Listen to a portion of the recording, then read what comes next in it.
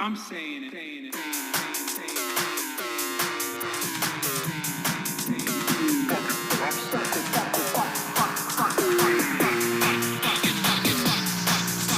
America deserved 9/11.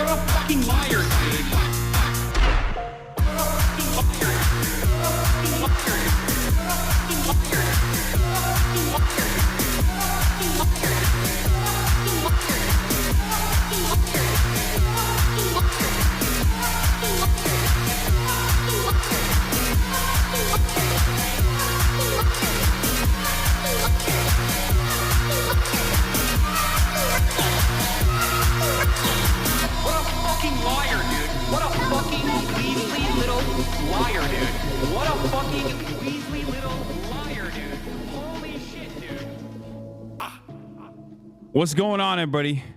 I hope everyone's having a fantastic evening, afternoon, pre-noon, no matter where you are in the world. I'm Hasan Piker, and this is the HasanAbi broadcast coming to you live from sunny Chicago, Illinois. Folks, ladies and gentlemen, boys, girls, and MBs, I'm live. I'm alive. And boy, do I have some stories to tell you. Holy moly. All right, let me tell you, folks, this is a part of the broadcast where I tell you about my personal news. Shouts out to Chi City. Shouts out to Chirac. We got our shooters out here. Okay, that was T Grizzly. Shouts out to Detroit. I'm in the Windy City, and they're watching. Oh, the feds are watching. They're always watching. Feds are always like this. Okay, now we know for real. I have a lot of interesting stories to tell you, but the reality of the matter is we have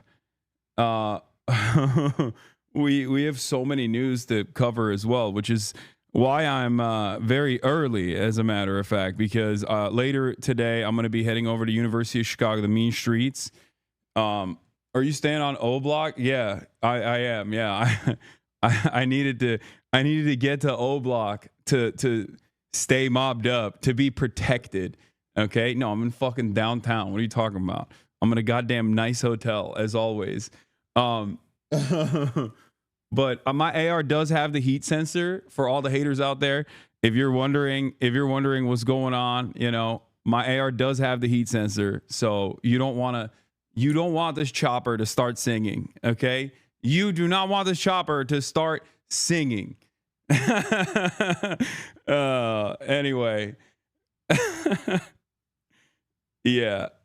So, man, where do I begin? God damn. This is the part of the broadcast where I tell you about my personal news about what's going on in the world of HasanAbi Piker in between the time period where I press the stop streaming button and press the start streaming button. Someone said, bro, Melanchon reposted my Aura edit of him. Good. Yeah, his social media team is great. His social media team is excellent. Bro, don't give CBP more ammo. What are you talking about, brother? There's not. I'm going to tell you all about it. The chopper is going to be well fed. Some boys come around trying to do something funny. Exactly. Ladies and gentlemen, it's 9:31 in Los Angeles, but it's actually 11:31 here in Chi City, in Chirac. That's where I'm at. I have a lot to tell you. Yesterday, I did not actually broadcast for some interesting news.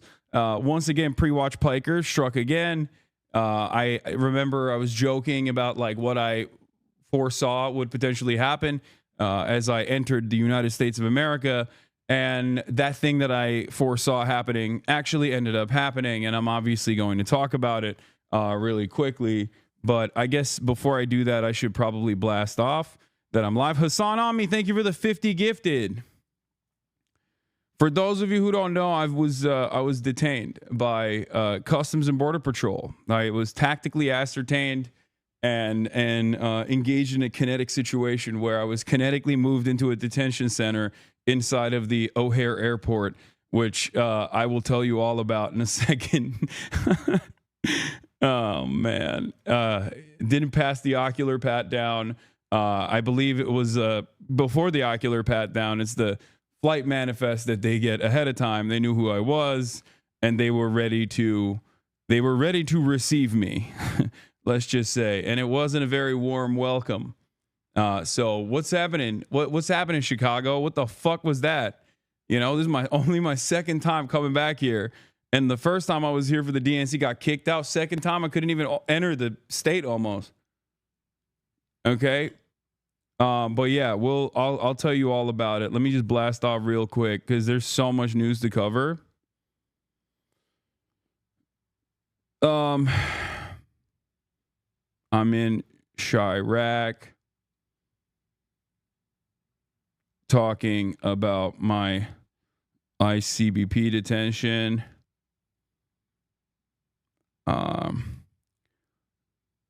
Trump, China trade deals, Trump sidestepping Israel on releasing U.S.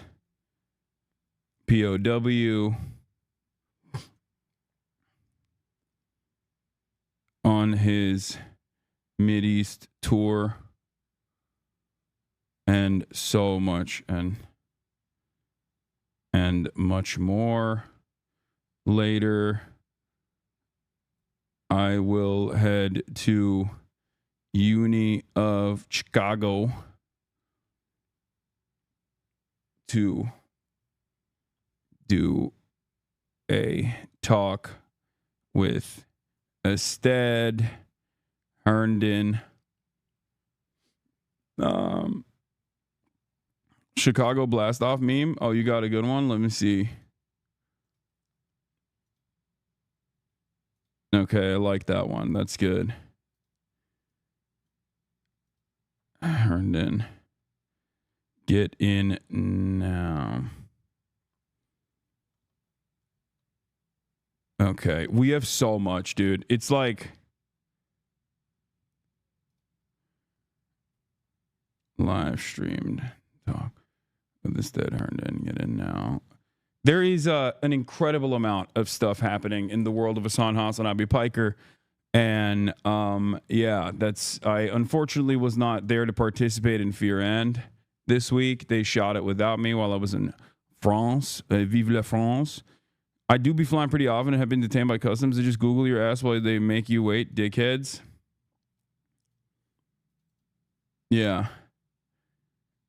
Yeah, pretty much. You're not wrong, chatter.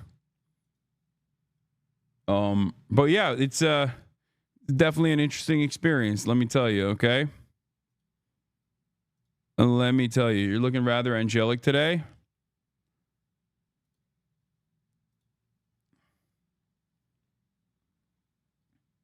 What is this guy saying? Hasan, my favorite terrorist supporter. He tried to bring a bomb. Deserved. Actual terrorist. Deserved. Actual terrorist. Tried to bring a bomb. Deserved. Actual terrorist.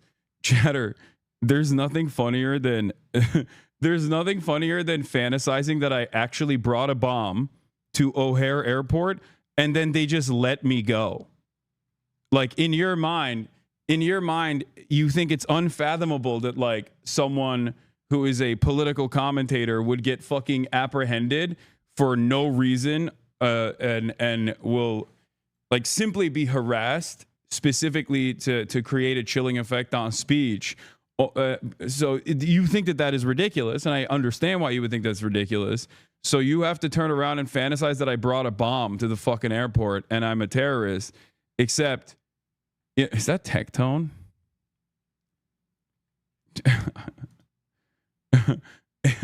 Yeah. Except also in that same fantasy, woke ass Customs and Border Patrol actually let me go after I brought a bomb in your assessment.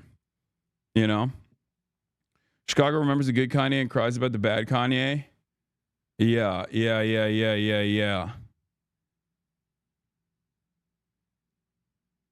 So, lot going on in the world. Okay. We'll get to it right now.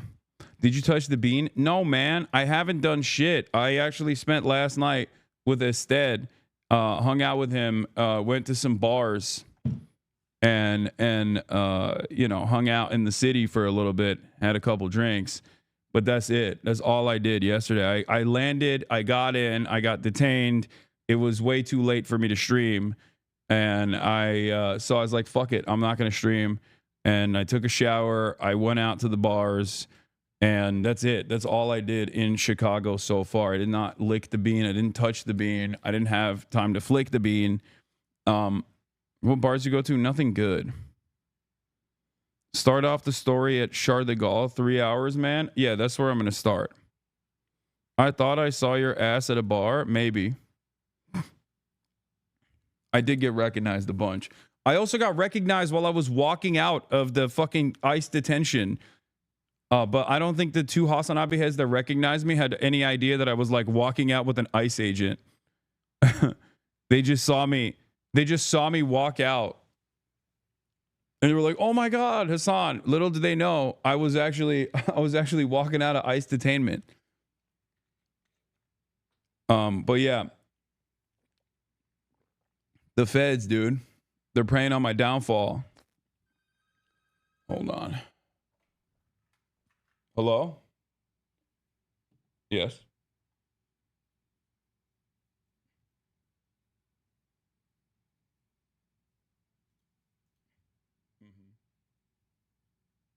No, it's fine. You can cancel that then. Yeah.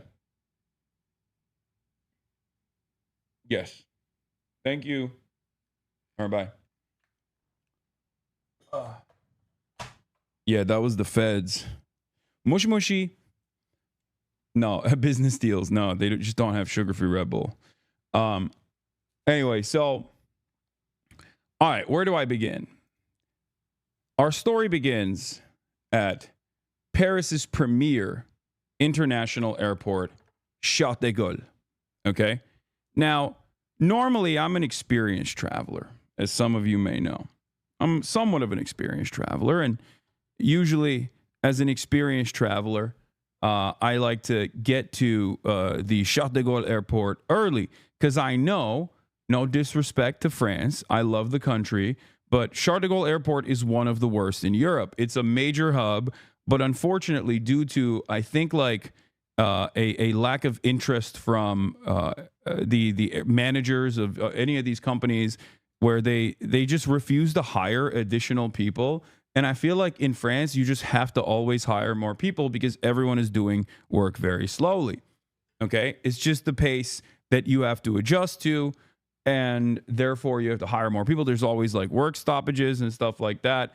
And these guys, the unions are relatively powerful, but the corporate overlords will literally punish travelers instead of meeting the actual demands of labor unions there. So I've been in a situation where I've been like stuck in France and stuff. Like I had to do crazy maneuvering to get out. So I knew that. And because I knew that, I was like, I'll go 3 hours early. It's something that I never do. Usually I'm actually very slow. But this time I was like, I'll go 3 hours early and everything will be fine. I was already worried that I was going to have issues coming into the country. I had joked about it already. So I was like, at least on the one side, like leaving the country of France will not be that big of a problem. And boy, was I wrong. Okay. Boy, was I wrong. So I hit the triple Monty. I had like a generational run. There was massive traffic going in. When you actually drive into the airport, the person that's dropping you off has to get a gate ticket at the gate. The ticket actually didn't work. Like, so we were stuck in traffic with like other cars behind us. Like my driver had to get out and be like, and wave people away from the gate so that we could actually get to a gate that worked, all this stuff. Right. And I'm like, oh brother, here we go. Walk in. I'm flying business. So like I have sky priority. So I'm thinking like, oh, at least I'll be able to get my luggage in on time. Barely made it to the check-in. Okay. There was already issues with the check-in. Once I got through the check-in, I got hit at every single step. There's an automatic passport processor where you just kind of step into this room and then boop, doors open, you walk in, right? I wait in line. There's only one. None of the machines are working. Finally, I get to the machine that is working, and the machine stops working. It just won't take my passport. It won't take my fucking passport. I was like, oh, here we go. So I had to go to an actual officer to allow me to, to let me through so I could get in. Then I got stuck behind classic old lady, okay? Old lady with a lot of bags, with a lot of fluids. So then like she's taking her fluids out and like doing all this stuff at the security gate. I'm stuck behind this person. I already took out all my electronics and stuff. But of course, lo and behold, boom, I get stopped at security after this old lady as well. The old lady with the bags of fluids, classic. She obviously was stopped. Okay. She had to get GSR swabbed, all this shit. And then of course, I also got stopped, had to get GSR swabbed, all of this shit, because I have electronics on me. And, I stopped there. Generational 3-hour run at Charles de Gaulle. And then afterwards, I get into the flight and I'm like, all right, finally. The flight was actually fantastic. I slept the entire time. I slept like a goddamn baby, slept the entire time, didn't even eat on the flight, which is crazy. There's never been a moment where I've, it was like an 8-hour to 9-hour flight and I didn't even eat. I slept the entire time on the flight. Finally get into the United States of America. And at which point I'm like, all right, let's do it. I got global entry. This is going to be my first ever global entry entrance. Hopefully this will go smoothly. Okay. Oops. Hold on. My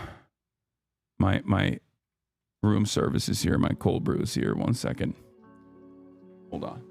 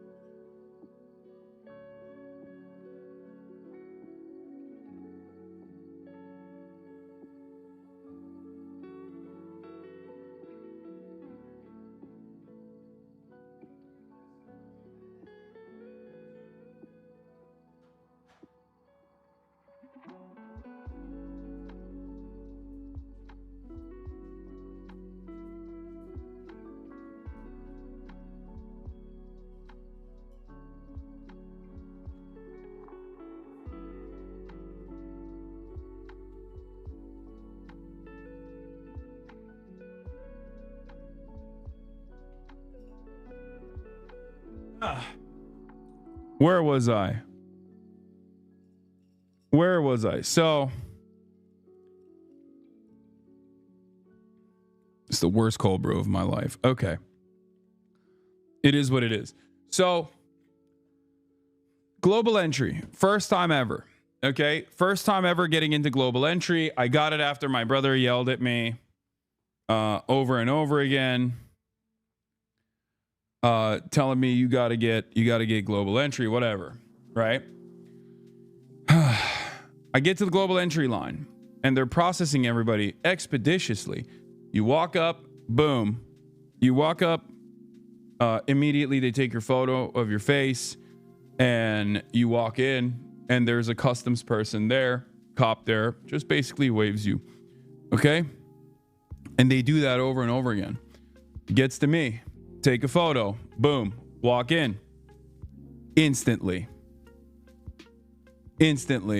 The Customs and Border Patrol agent goes, "Step aside, sir." I was like, here we fucking go. All right. She goes, "Step aside, sir. An agent will come in and take you to another location." I was like, is that proper protocol? It's like, sometimes it happens. I was like, okay. And I knew at that point, I was like, okay, I'm texting like family. I'm like, this is happening. I'm texting my manager. I was basically I got Lolo on. I was like, listen, I'm going in. All right. I'm freaking going in. It's who knows how long this will take? Who knows what will happen? And I had already I had already heard like horror stories from people. There was like that one girl on TikTok that had talked about this. And I thought to myself, all right, it's done. It's happening to me as well. It is what it is. You know, am is real high. I'm about to say am is real high multiple times to get these guys off my back. So I'm waiting in the corner. This Latina ICE agent comes up, picks me up, takes me to this detention center. I sit down, fluorescent light bulbs, the whole nine. Okay. They have benches in the back of O'Hare Airport where there's like a detention area. Okay. There's a detention area. I'm sitting there. There's like a bunch of terrified families. Okay. There's an old lady in a wheelchair. There's like a mom and daughter behind me. There's some like random dude in front of me. And the way it works is there's a back door, right?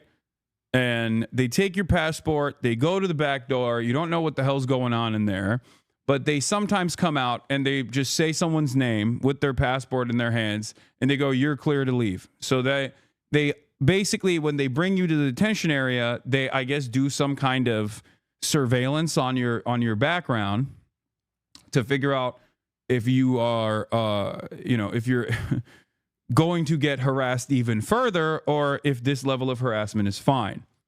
Okay. And I asked and I looked around at all the passports that people had to see if there were other American citizens.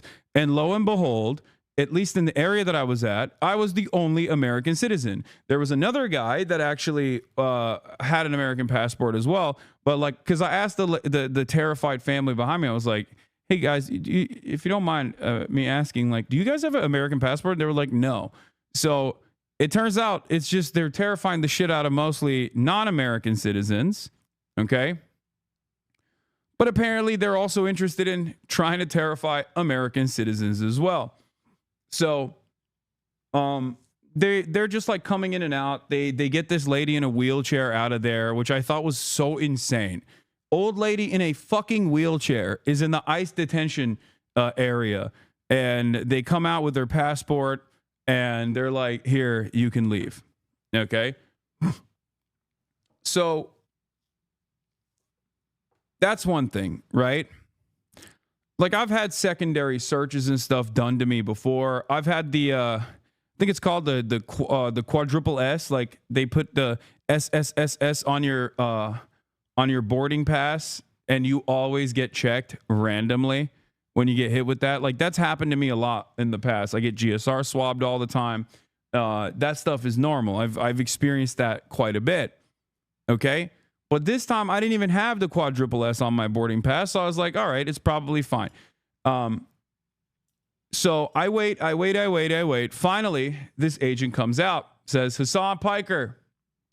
I'm like, "That's me. Coming with me." I'm like, "Oh, brother, here we go." They take me to this back room. Okay. And the back room is not great. Everything...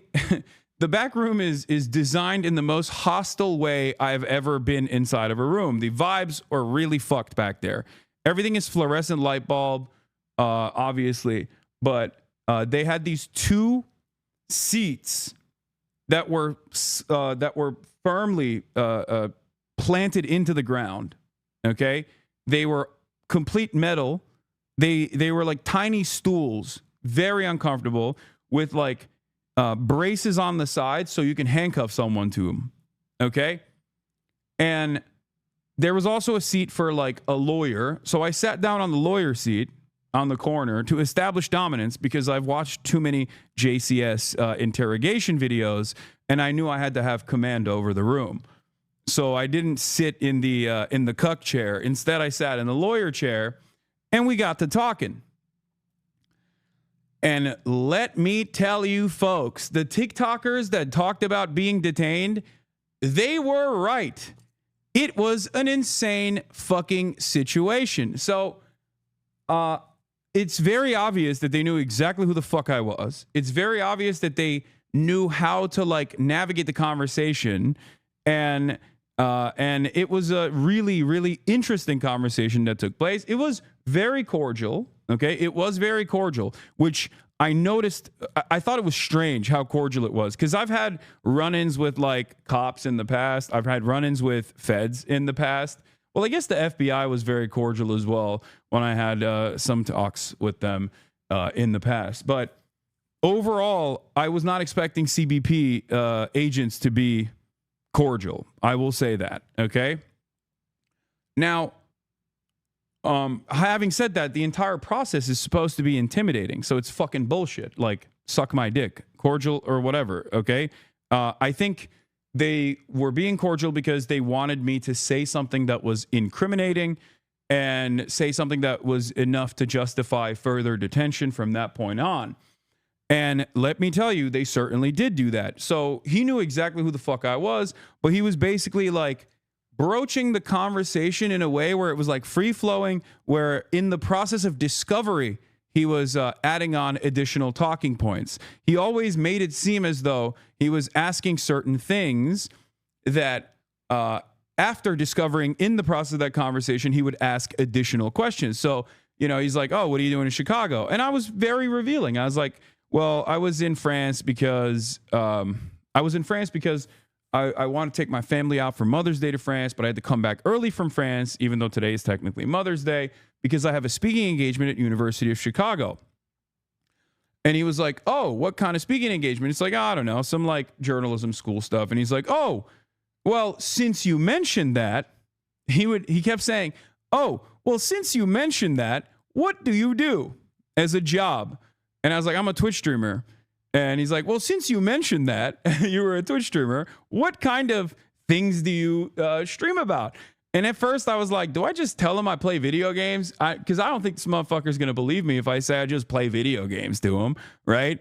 So I was just like, yeah, I play video games, but I also do current events sometimes, drama, internet. And he's like, oh, do you talk about, since you mentioned that, you talk about the things that you talk about, do you talk about the news? And I was like, yeah, I talk about the news. And he kept saying, okay, so when you talk about the news, do you talk about the war? And I was like, what do you mean by that? He's like, do you talk about Trump? And that was the first time where I was like, what the fuck is this question? Like, I literally straight up told him, I was like, why are you asking me this? Like, I was like, what does this have to do with anything?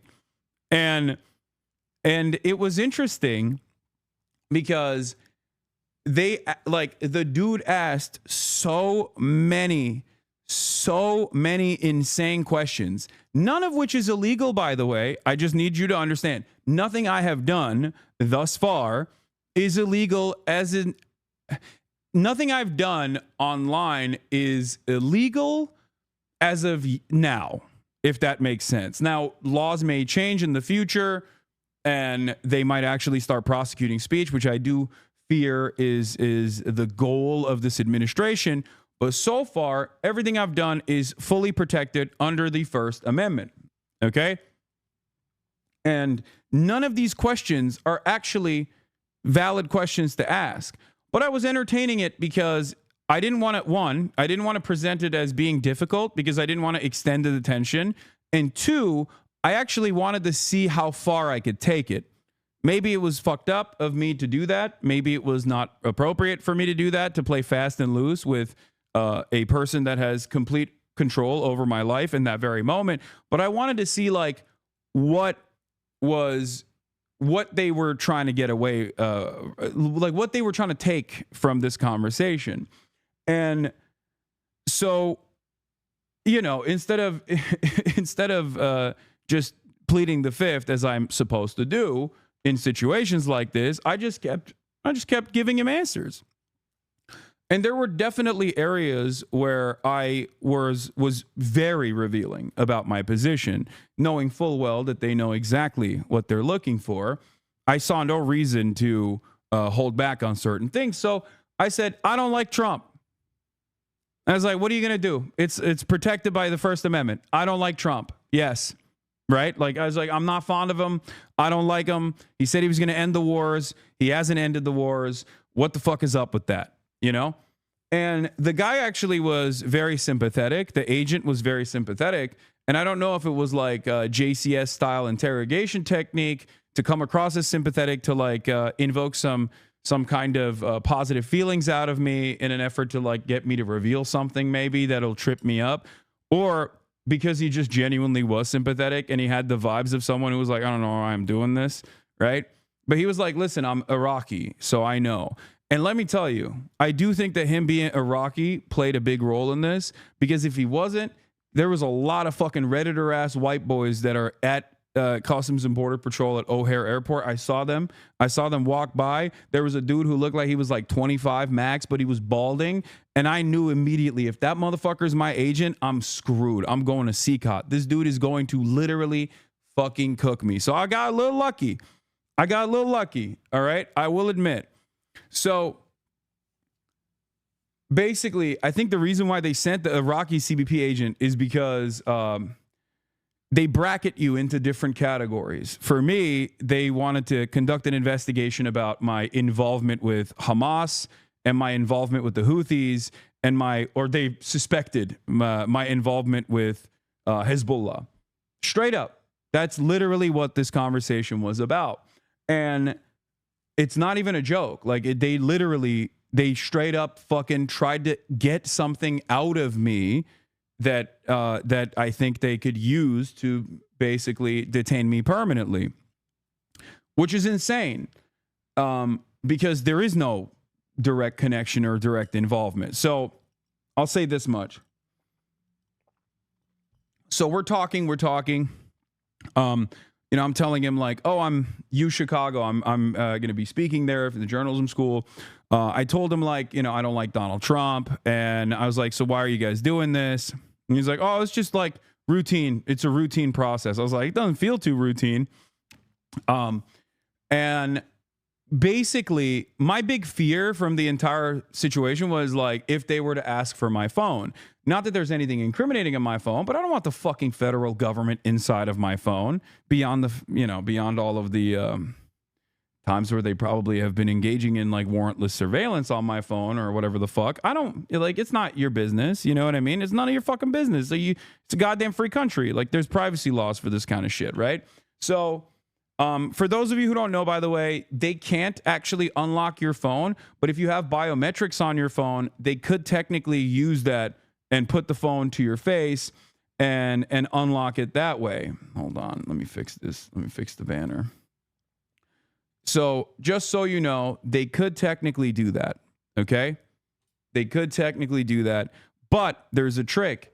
Either you get a burner phone when you're traveling internationally, or if you have your regular phone, you can just do a passcode by either canceling biometrics, or if you forgot to do so, if you forgot to cancel biometrics like your Face ID, what you can do is click it 5 times. If you hold 5 times in a row, it will actually disable Face ID.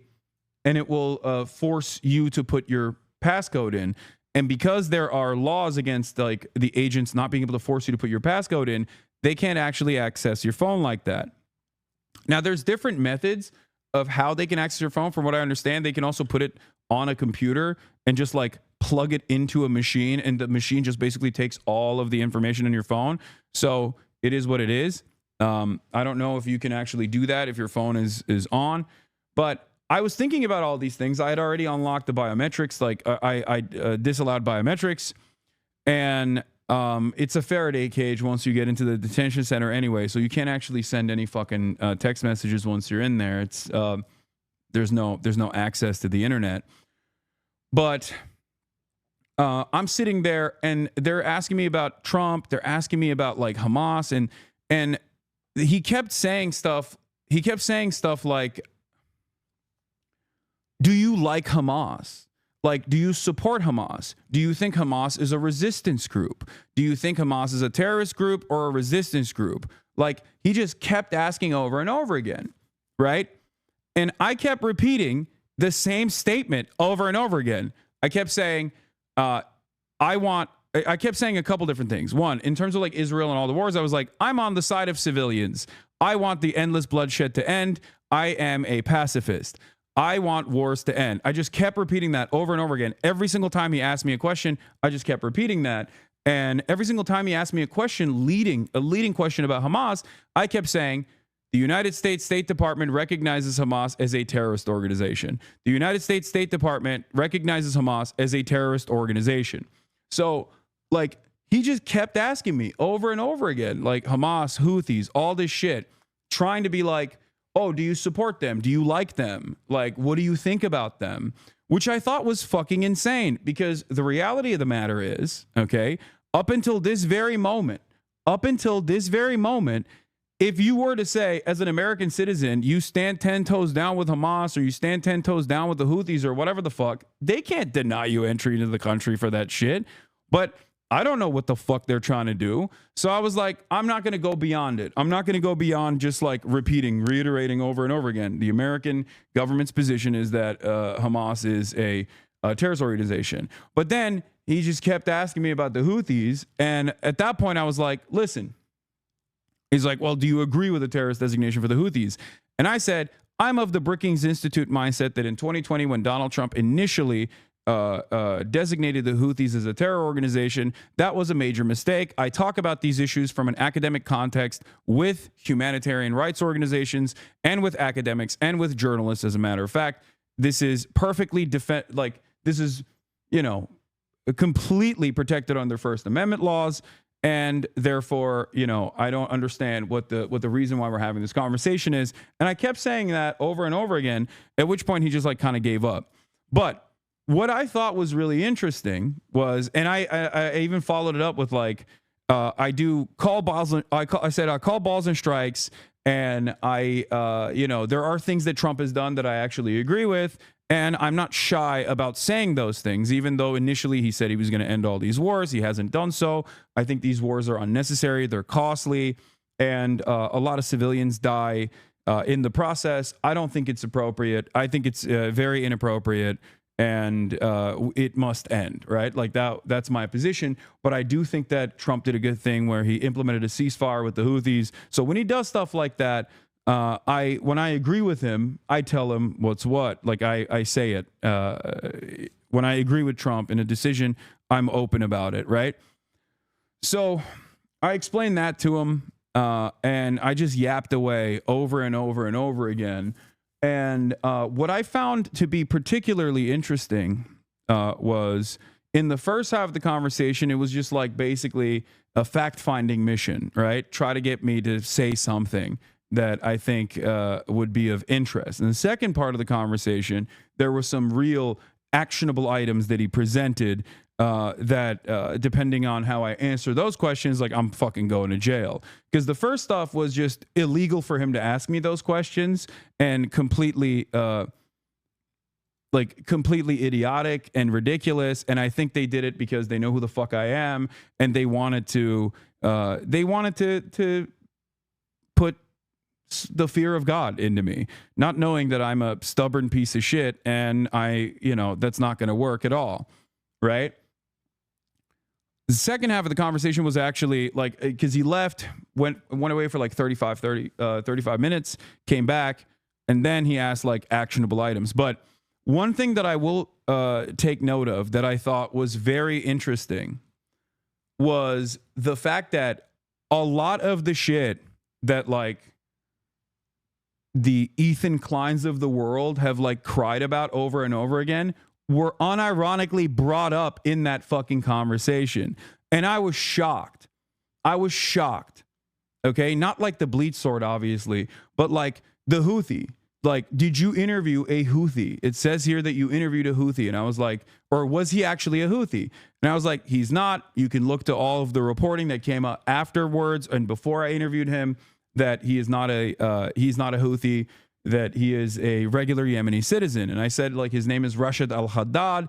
He is not even a Shia. And the dude, luckily, again, Iraqi, went, oh, yeah, that's right. That's a Sunni last name. Al-Haddad is a Sunni last name. So he must not have been a Houthi. And the very fact that that was like a point of contention that could have fucking gotten me arrested is insane. And I genuinely, in that moment, was thinking like, these fucking dumbass slop tubers are actually playing with fucking fire. And I even thought about not even mentioning this because I was like, I don't want to give him any sort of like power over the situation. But like, the reality of the matter is 100% the Trump administration is inadvertently working with a lot of these fucking dipshits. These dipshits are playing a formative role in getting people in trouble with the law. Okay? That is literally the case. It was shocking that that was the case, but it is the case. And it's actually very frustrating that it is the case, that this administration doesn't care. That's why they work with Beitar. That's why they work with all these other fucking insane groups. The Barry Weisses of the world actually have motion in this goddamn admin. Okay? So, they're cheering this on over at eSub. Yeah, I know. They can suck my dick. Liberals, by the way, cheering on one of the largest progressive voices in the country getting detained by the fucking Trump Gestapo. Like, what a wonderful progressive audience they have over there. Anyway, they're fucking straight up fascist at this point. So my point is, it's crazy that like these were actual questions. Like, they asked me about my Twitch bans, okay?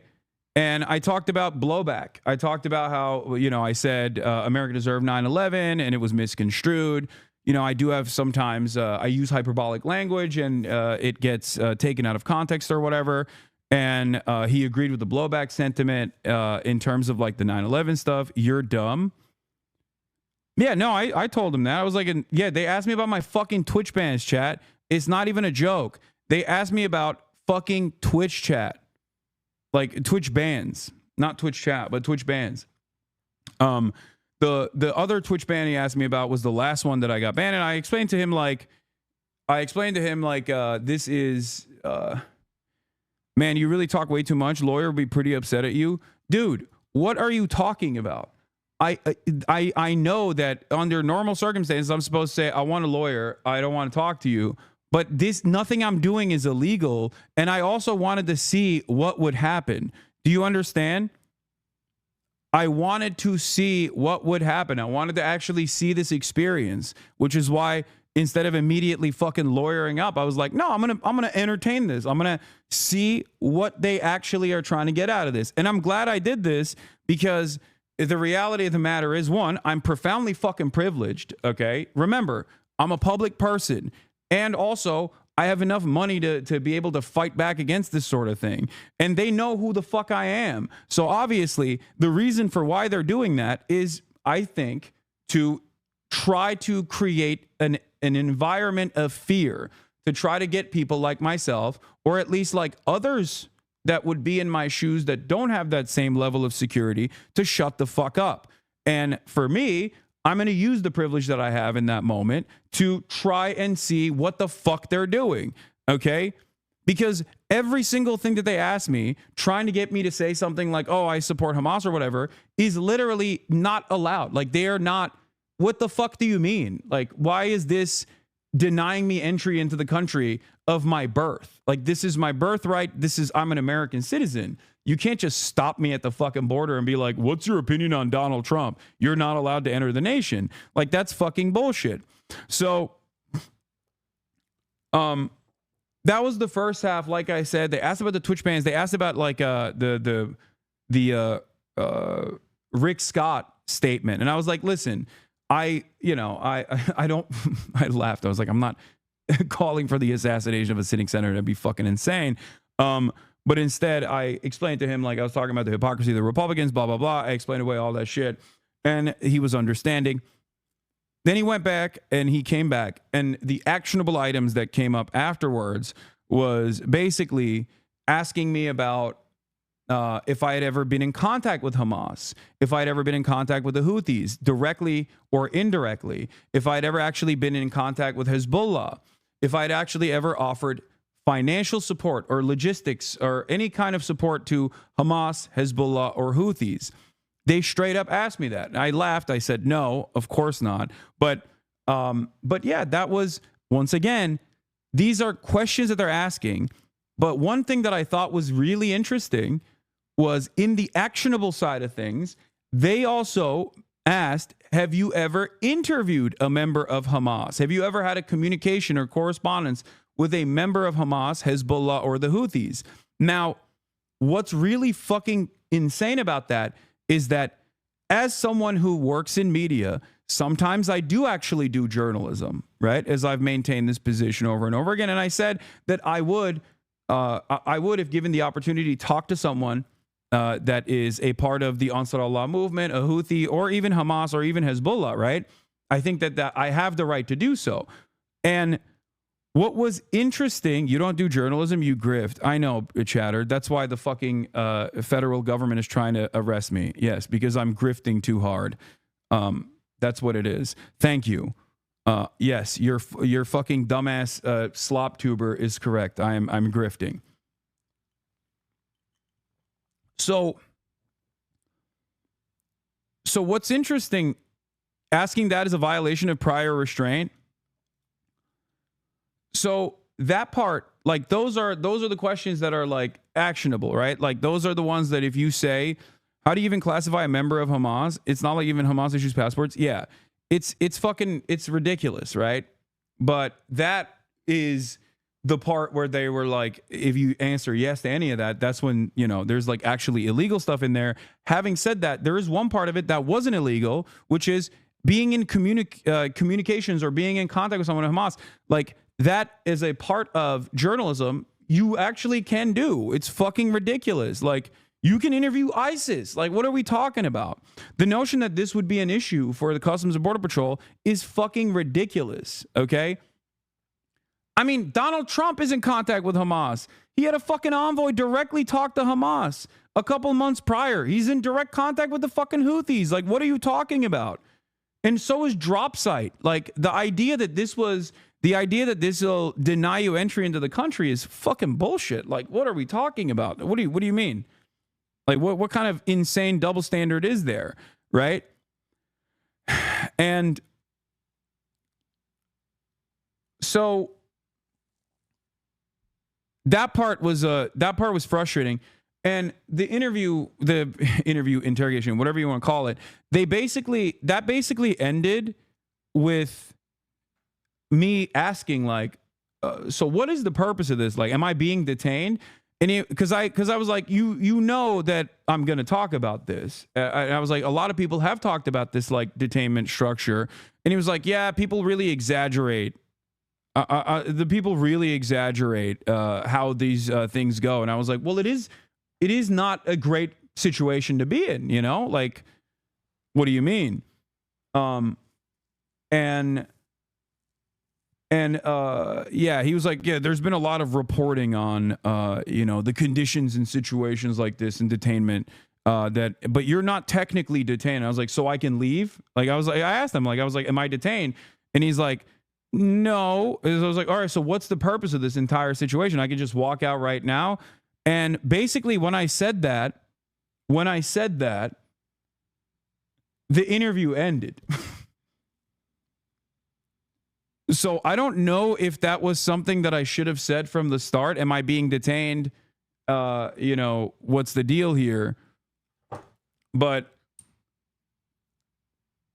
basically, yeah, it was a illegal pretense. Like, well, that's your Fourth Amendment right? No, you don't have. Okay, chatters, I need you to understand something.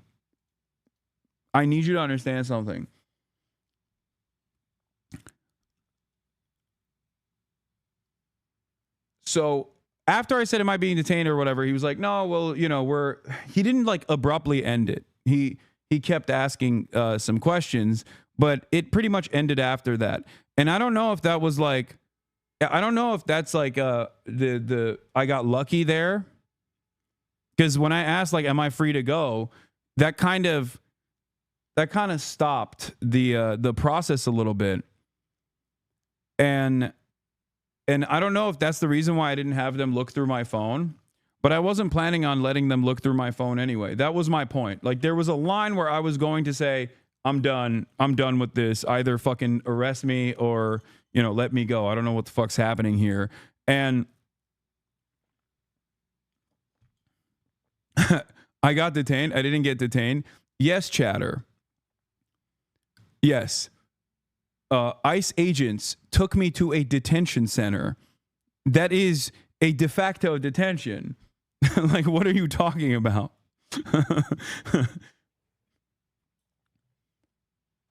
The total runtime of it was like 2 hours, which was definitely faster than I thought it was going to be, I will admit. And I probably should have asked, am I being detained from the start? And I wonder what would have happened. But I basically asked him, like, do you think this is going to happen again? Right? I was like, is this going to happen again? Hold on. I asked, like, you know, am I going to be detained in the future? And he said, maybe. And he gave me this piece of paper, this sheet from Homeland Security. What is DHS trip? Okay. And you can, I guess, submit an inquiry at dhs.gov/trip and ask why I was stopped. You will be prompted to describe your particular concerns and experience, provide contact information to which a response will be directed, and be assigned a case number to help you monitor the progress of your inquiry, which I will do. Okay, I will do this. And he basically said, you know, you can figure out what not to do so that this doesn't happen again. And I suspect the what not to do is just don't be a fucking political commentator that speaks about American foreign policy, which is not something I'm planning on stopping. Now, why did I tell you guys about this experience? Okay.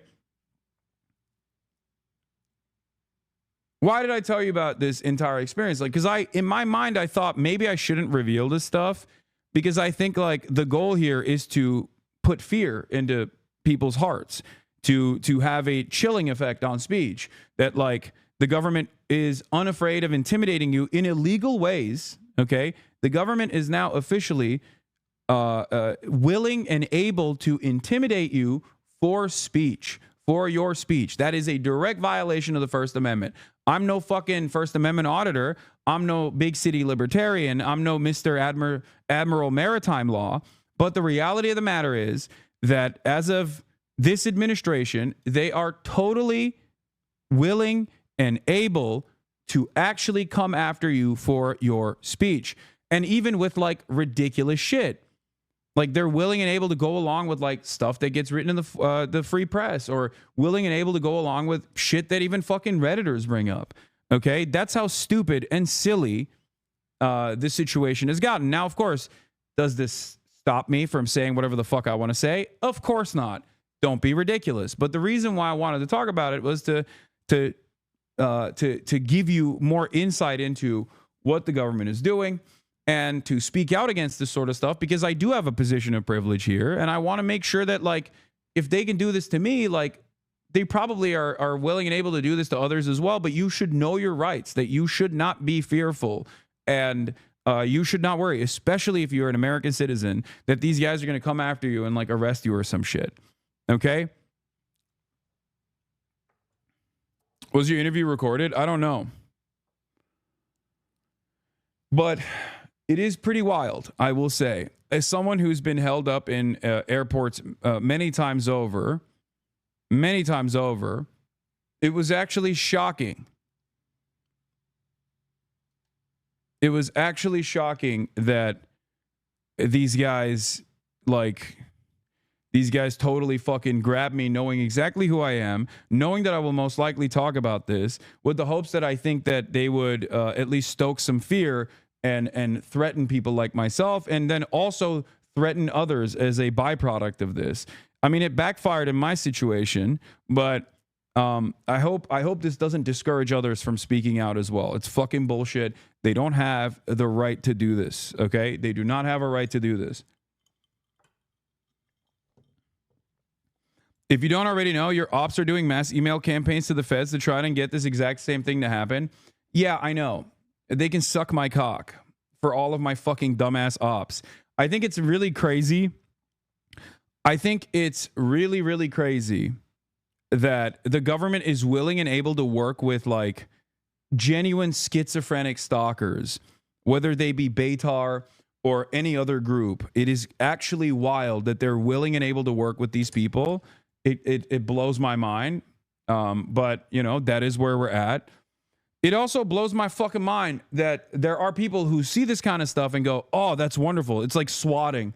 But this time, it's a it's a federal swatting that we can do. We can get the federal agents to like jail people that my favorite content creator doesn't like. But the problem is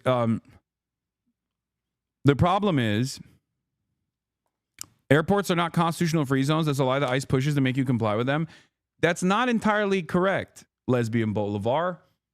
There is precedent after years and years of there's years and years of precedent in post 9/11 war on terror world where they have actually created a structure where they can get away with violating your Fourth Amendment rights in airports. Like it's in a legal gray area. But yeah, here was Lolo. Overrules take DHS flagging and detaining one of U.S.'s largest left-wing voices for their political opinions, while the Trump admin suggests they might suspend habeas corpus, does not portend well for the future. Yeah. That's where we're at.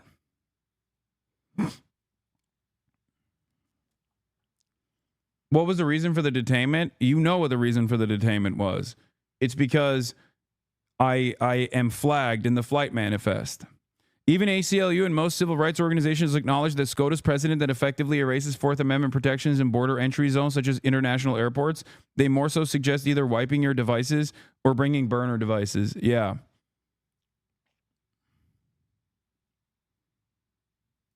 Saw you at O'Hare and tried to get a selfie with you, but your private security took you into a VIP room to avoid normies like me. Didn't realize you were too good for your fans. Some socialist you turned out to be. Good one. There was actually 2 HasanAbi heads at as I was walking out of ICE detention. There were 2 HasanAbi heads. They probably had no idea that I was walking out of ICE detention with a fucking agent in front of me, but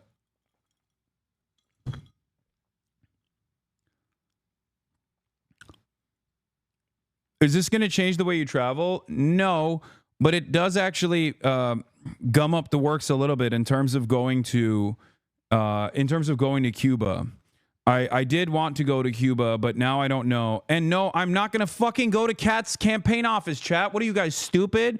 I'm sorry. I know she's excited, but you guys don't have to literally fucking be like, hey, can you, instead of covering the news, go to Kat's campaign office? I can't do that today, chat. There is a shit ton of news that I have to get to. And then at fucking 4 p.m., I have to leave to go to the University of Chicago to deliver a speech, okay? There's a lot going on today. I'm sorry.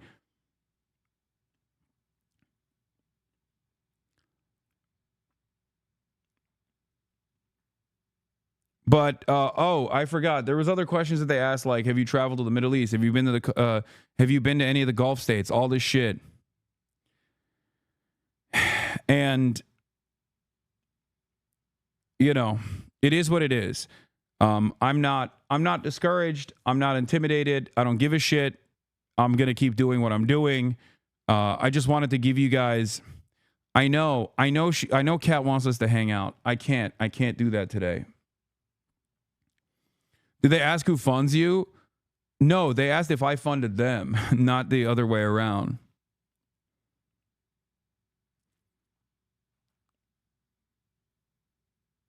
So that was my Customs and Border Patrol experience. And yeah, it's just like pure intimidation tactics. And it was very similar to the experience that one TikToker talked about. But luckily, I never got to the point of having them go through my phone.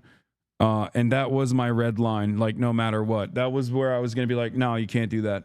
And, you know, arrest me then if you want to. Is this speech open to the public? We are going to be live streaming it. We're live streaming the speech. Okay. Did they ask why you say you're a gaming streamer despite not playing games? Yes.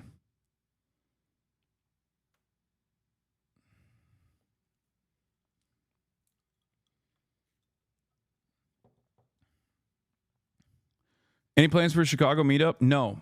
I'm going to be flying out after my speech. I'm going to University of Chicago. I'm going to University of Chicago to talk to I'm going to University of Chicago to talk with ASTEAD, and we're just going to do like a back and forth. I think there's like questions. They had the most signups ever for any fucking speaking engagement on the campus, and they're very excited. And I'm very excited as well. Where was it? There was, this is the experience that it closely resembled, by the way.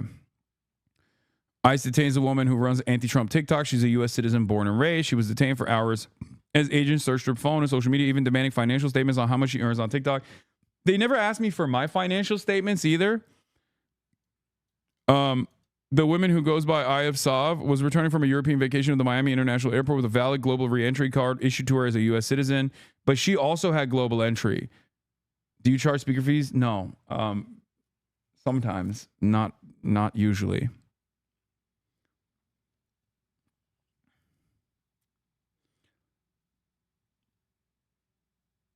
How worried were you about actually being arrested? I did not know. I had no idea. I had no idea if I was going to be fucking arrested or not. I didn't know if this was like...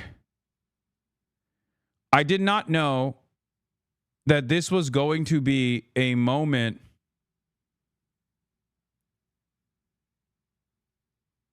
where I get... I didn't know if this was going to be a moment where I was going to be the precedent-setting court case. You know what I mean? Like, that is definitely a worry that I have, for sure. It's something that I think about because eventually, somewhere along the line, somewhere down the line, someone is going to be the precedent-setting court case of whether or not someone gets prosecuted for speech and speech alone. Because the line right now is material support. And that line is being blurred by this current administration with Mahmoud Khalil, with Mohsen Mahdawi, with Rumeysa Öztürk, right? Like, they're... Wait, did I say her name? I keep saying her name wrong. Okay, no, I did say it right. Rumeysa Öztürk is the person. So, that some of those people have been released at this point, but Mahmoud Khalil is still very much in detention. And according to Marco Rubio, the argument that they are trying to use is that speech is material support, right? They are actively trying to blur the boundaries between what constitutes material support to try to make it seem as though things that would be protected under First Amendment would be considered material support. Expressing any sort of opinion is considered material support. And that's fucking bullshit.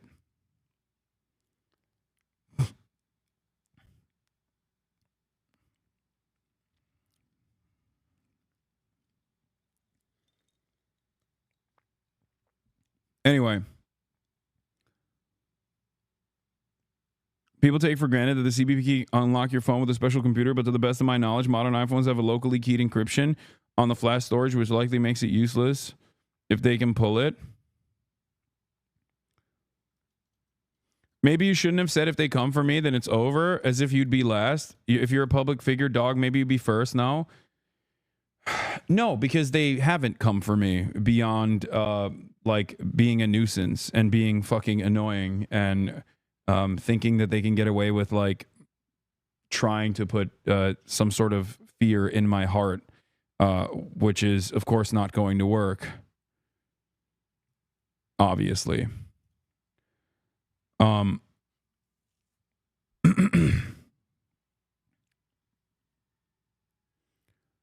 Can you detail what they asked you? I already did, Cliff. Wow, you forgot. Or you missed it. Do you think that's all they wanted? I don't know. Maybe they're setting up an investigation for the future. Who knows? We'll find out. We shall find out. But as it stands, I think like it's a normal process now. Yeah, Seamus said, been pulled into secondary screening many times at O'Hare. CBP had the most involved in specific questions about Gaza for me by far. Glad to see you got out of there without having to give up your devices. Yeah.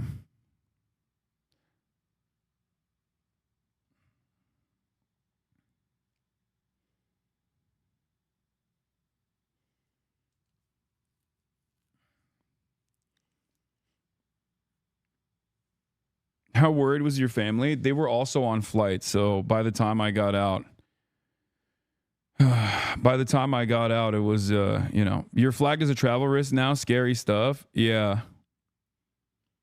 Are you concerned about landing in LA? No, because that's domestic travel. There's no customs and border patrol experience during domestic travel. That'd be fucking insane.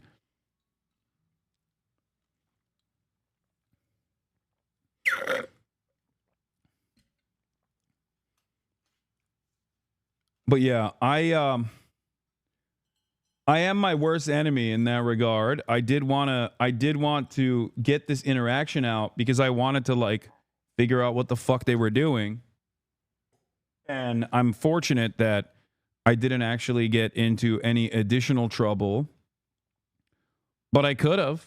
You know what I mean? That could have certainly happened. Right?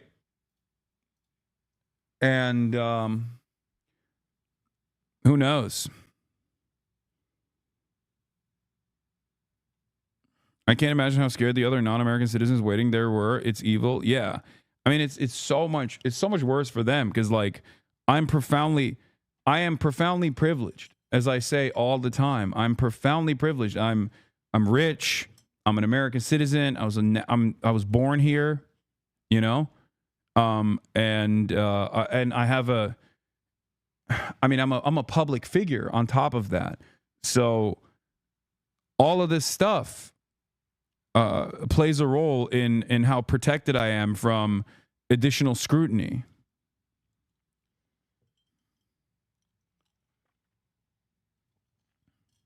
How familiar were they with your channels? No, they were very familiar. Well, to be fair, you said Americans are disgusting. Yeah, no shit. Doesn't this fucking prove that for you? What do you mean? Like, my Palestinian spouse got their American passport flagged during the Biden presidency. They now can't get a boarding pass online, and they separate us and our stuff as security. They took their laptop and phone too. Yeah, it's really fucking gross. Are you scared to go out of the country again? No.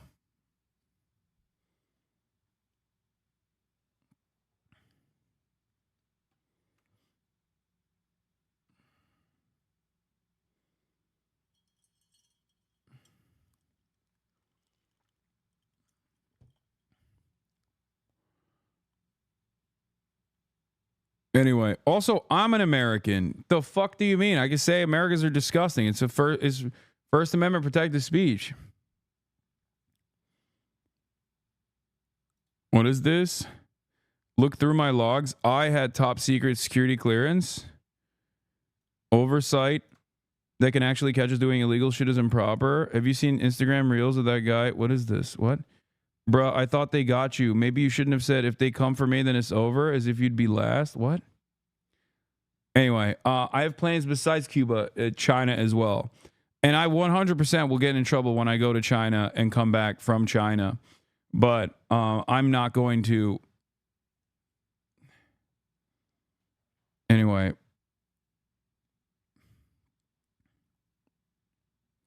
They're trying to tie up and make state-to-state air travel more intense. I know.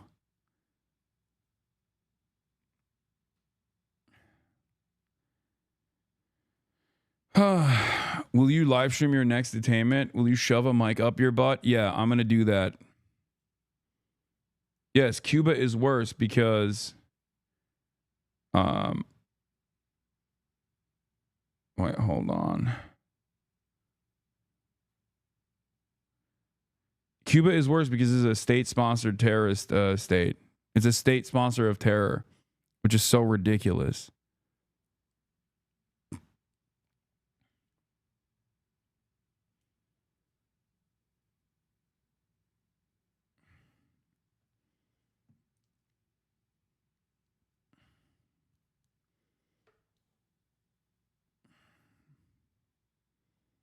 Are you not curious how they have a list of specific questions about you locked in the chamber? Like there's a team responsible for monitoring you?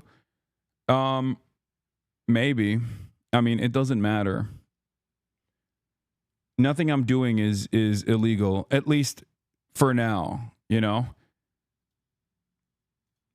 Until I'm the person that they use to set a new precedent, nothing I'm doing is illegal.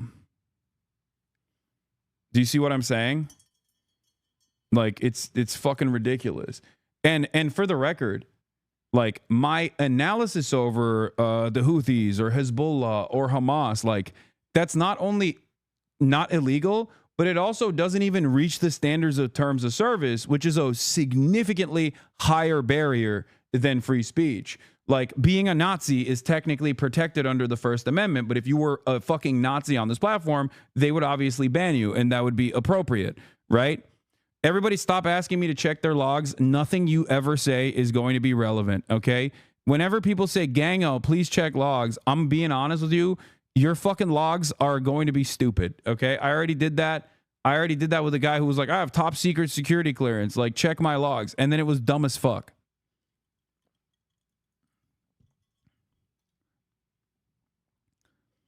You hold yourself to a much higher standard. Yeah, it's just... because of Twitch especially, like I'm not doing anything that is illegal to begin with, but I'm not even doing anything that like reaches the territory of edge.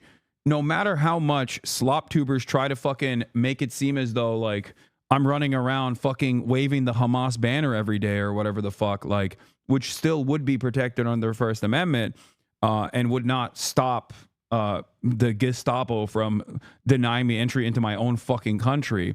But I'm not doing that regardless. Like all the stuff that they did ask me about Rick Scott. Yes. All the stuff that I have talked about on this broadcast are still completely fucking not only First Amendment protected, but also on top of that, like not even reaching the standard of like truly questionable speech, regardless of what like Mudahar or Asmongold claims it is, right? It doesn't reach that standard.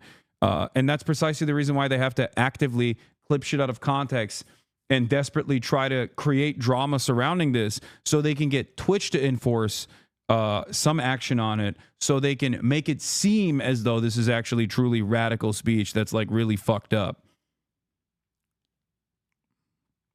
Does that make sense?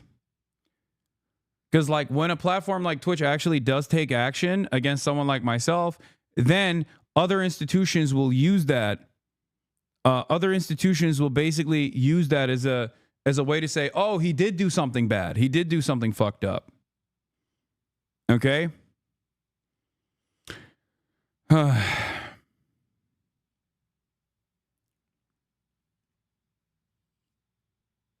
So, it is what it is.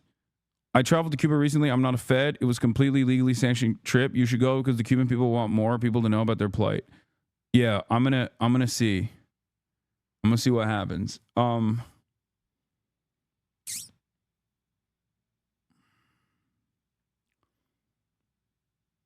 So, media and other content YouTubers are currently, no, it's not even media. It's like free press. It's like Hasbara papers that no one takes seriously, and then slop tubers that even less people take seriously and don't give a shit about. They are trying to fucking label me as a terrorist. It doesn't fucking matter what they label me as. They can suck my dick. It's still crazy that like ICE will entertain this shit though, because it goes along with their interests. All right.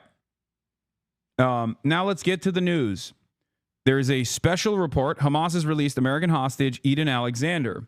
Donald Trump actually did something unique here. And after cutting talks with Israel and going directly to Hamas in the past, they did it again. Donald Trump and his team actually said, Israel, you are a major setback in these ceasefire negotiations. So fuck you. We're going directly to Hamas. And they did that, just like they directly went to the Ansar Allah movement to cut a side deal and a ceasefire with the Ansar Allah movement. If you recall, if you are fans of Drop Site News, as I am, and there is a lot of importance in being able to talk to Houthis directly and being able to talk to Hamas directly, being able to talk to Hezbollah and Palestinian Islamic Jihad directly. So shouts out to the Drop Site boys for constantly doing incredible coverage on that front. If you remember their reporting on the matter, the Ansar Allah movement told Drop Site News in an interview that they would stop blowing up American ships and attacking American naval vessels if America stopped bombing Yemen. Okay?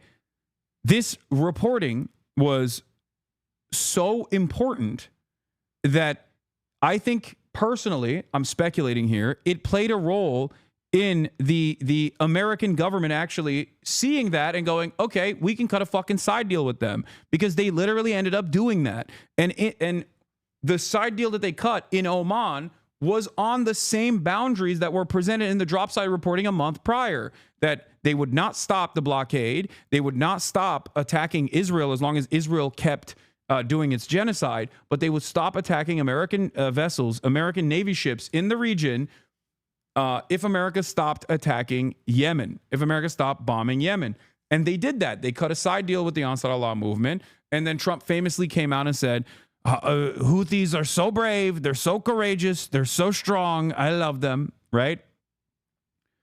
And then after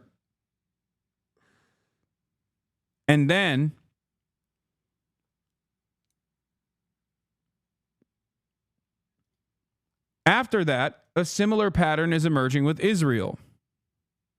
Okay? A similar pattern is now emerging with Israel, where the Trump administration, if you recall, had actually sidestepped Israel a couple months prior. They had another guy, I forget his name. What was the guy that talked directly to Hamas and Israel got him cut out?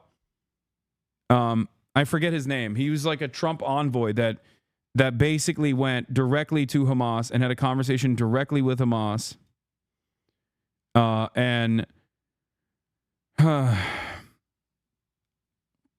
No, it wasn't Witkoff, chatters. Come on, it was the different guy.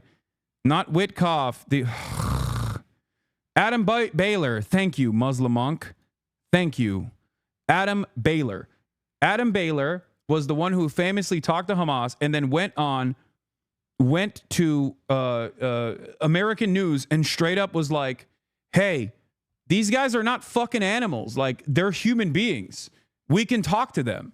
And Israel lost their fucking minds because the Trump administration a couple months ago, if you remember, was using this one guy, Adam Baylor, to directly talk to Hamas to release Elon Alexander, who is a New Jersey resident with a dual citizenship. He's an Israeli American who was captured on October 7th.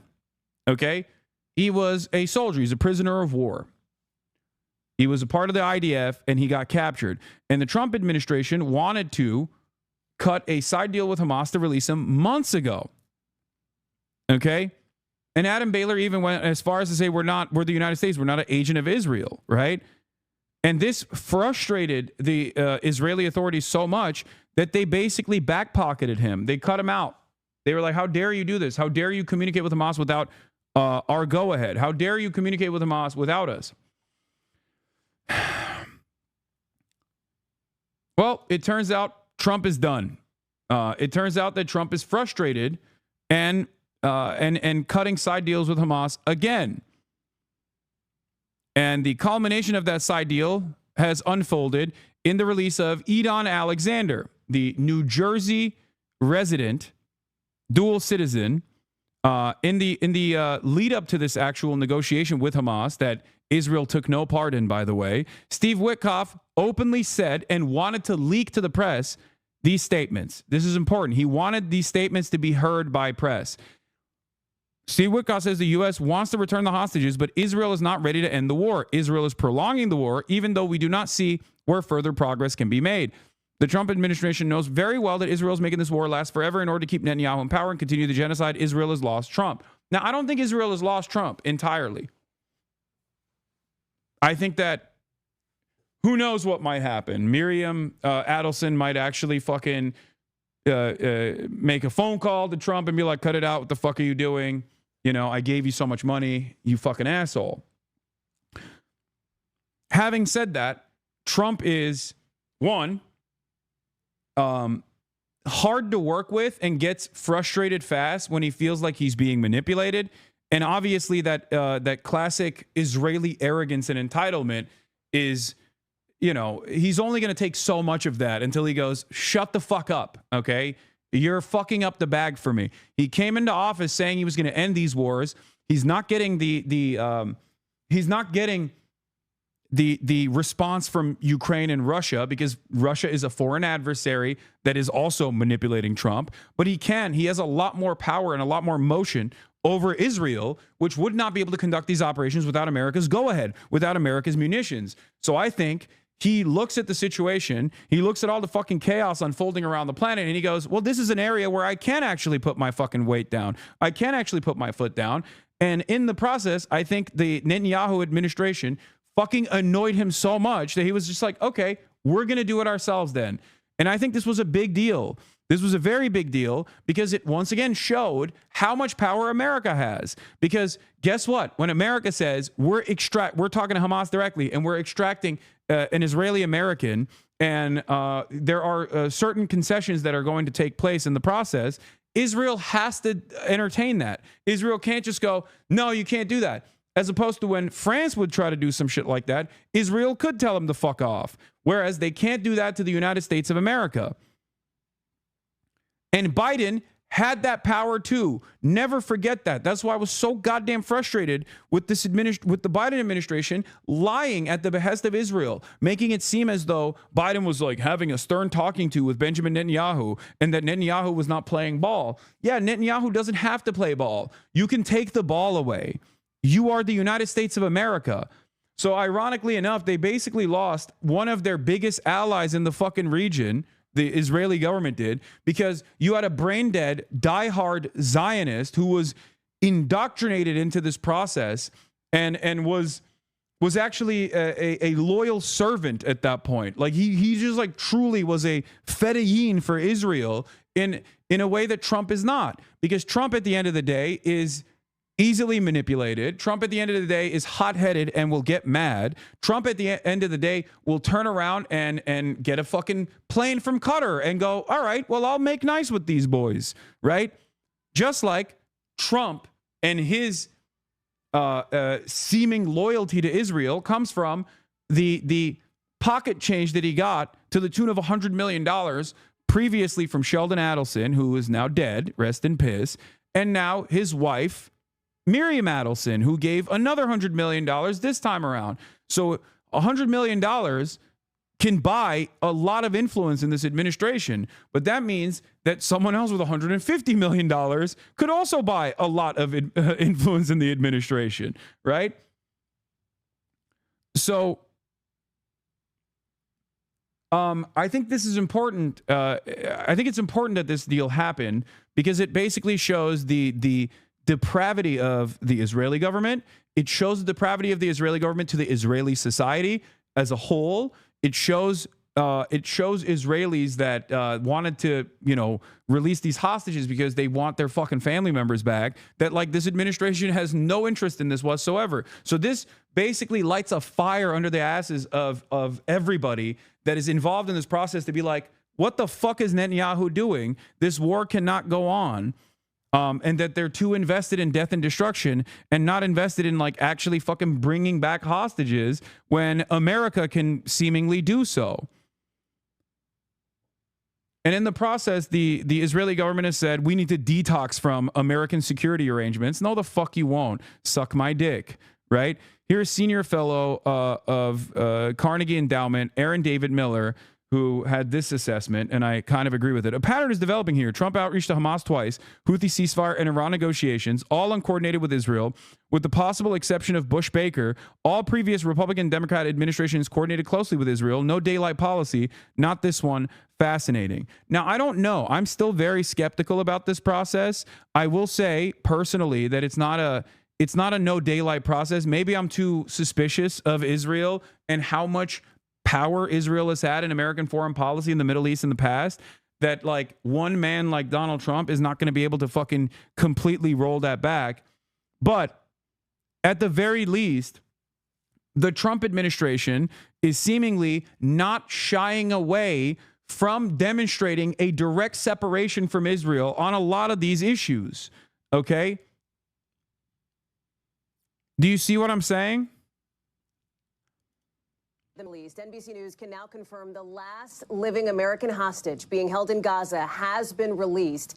Idan Alexander now in Red Cross custody after nearly 600 days in captivity and heading home. He's 21 years old. He was born and raised in... How does this administration's collaboration with Hamas converge with the administration's contempt for pro-Palestine protesters? Brother, they're not like pro-Hamas, but I do think that Israel is such a fucking arrogant and such an entitled ally that, yes, Hamas, that it even gets these people to see Hamas as the more reasonable, more restrained party because of Israel's behavior. Do you not understand? They're not pro-Hamas, but even they understand, like, yeah, we're going to probably get a better deal from Hamas than we will from Israel because they just want to fucking ethnically cleanse the entire strip. And we want to bring out like the American citizen. We want to put an end to this conflict because it looks bad, because it looks horrible. I mean, this is a meme, but like it's kind of real. This meme right here is like, honestly, I think something like this happened to Trump, which is why he's now negotiating with Hamas. It's like, yeah, if you deal with Israel long enough, if you recognize the way Israel operates, if you see it, if you see that pattern emerging, eventually you're going to be like, all right, I'll go with the guys that are more reasonable here, which is Hamas. It's a good game. I thought in the beginning Israel was better, but now Mali is is destroying them, I think.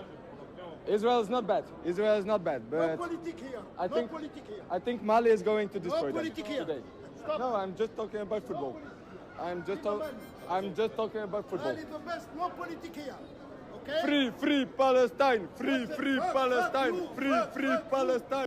This is literally just like this is a common pattern that has emerged throughout this past year and a half, where Israel does some insane, heinous shit, okay? And then its supporters loudly declare it as the best possible thing to do. Everybody goes, what the fuck are you saying? This is incredible violence. Like, how are you saying this? Like, I don't think we should be killing children like this. And they go, you're anti-Semitic. Fuck you. You are terrorist. You are terrorist. Police, arrest this man. No politic here.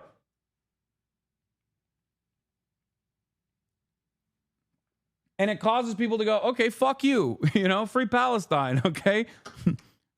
They've basically pushed people into the hands of Hamas as the reasonable party.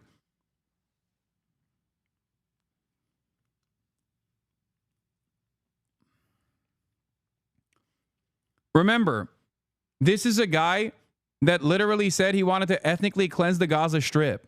Like, that was his idea. Okay? That was his brilliant idea, was like, yeah, let's just fucking cleanse it all. And a couple months later, now he's like, I'm done. You know, glory to the fucking Al-Qassam martyrs. Like, that's what he went from.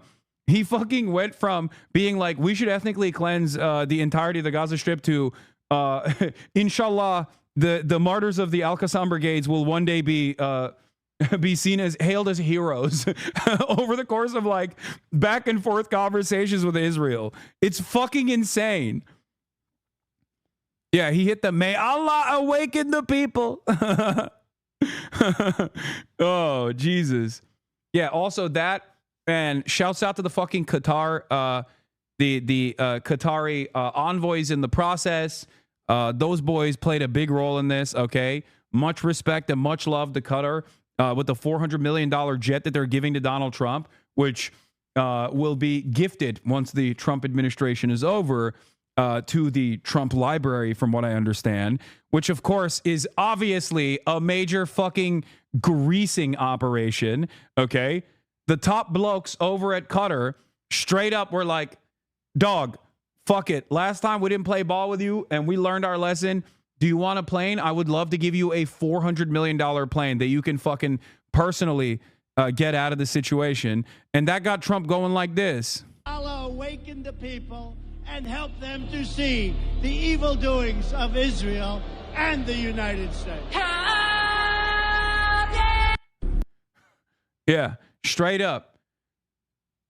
What made Donald Trump such a loyal ally to Israel, which was how endlessly bribable he is, has also made him somewhat of a foe at times, okay? But once again, don't forget, I do believe personally that Trump is unstable, he's dangerous, he does not give a shit about anything, really. So I'm not holding out my breath on this. And I agree with Felix once again. He says, you know what? If this makes him force Israel to eat a shit sandwich and smile, it's an incredible idea and I fully support it. Qatar does it again. Yeah. Like, shouts out to my fucking beautiful Qatari spenders out there. The Oilers. I love you. Shouts out to the fucking Sheiks. Mwah. I love you. Thank you so much. Good job. Keep it up. Keep fucking greasing those goddamn wheels, okay? Keep it up, baby. Respect to all of my fucking Qatar funders. As you guys know, anytime someone subscribes, it's actually a Qatari emissary. You already know all my biggest Oilers, all my biggest greasers are the fucking, yeah, Barry Balls all the way from Qatar. Shouts out to Al Jazeera. Shouts out to Qatar. Respect. You know, Qatari Cat with 100 gifted subs. You already know, baby. We got the family in here. Oh. Yeah. Fuck it, dude. What are you going to do? What are you going to do? You know what I mean? This guy is like incredibly easy to fucking manipulate. They're going to bring this up next time you get detained. Yeah, I'm going to be like, yeah, Trump is the great peacemaker, and I love him. Does this news change your views on who would have been better on this issue, Kamala versus Trump? Again, I'm not holding my breath on this, okay? Zylax with another 100 gifted. Hasan's Art of the Deal with a 5 gifted. God damn, 100 bones. Let's go, baby. As I was saying, does this change so far? Both yes and no. Once again, we don't know where this will go. I do not know what Trump will do. Okay, I do not know what Trump will do, and I'm very, very skeptical about like Trump caring about the well-being of. He is getting hard in the corner with all the possible out of context clips he can get. Yeah, whatever. Who cares?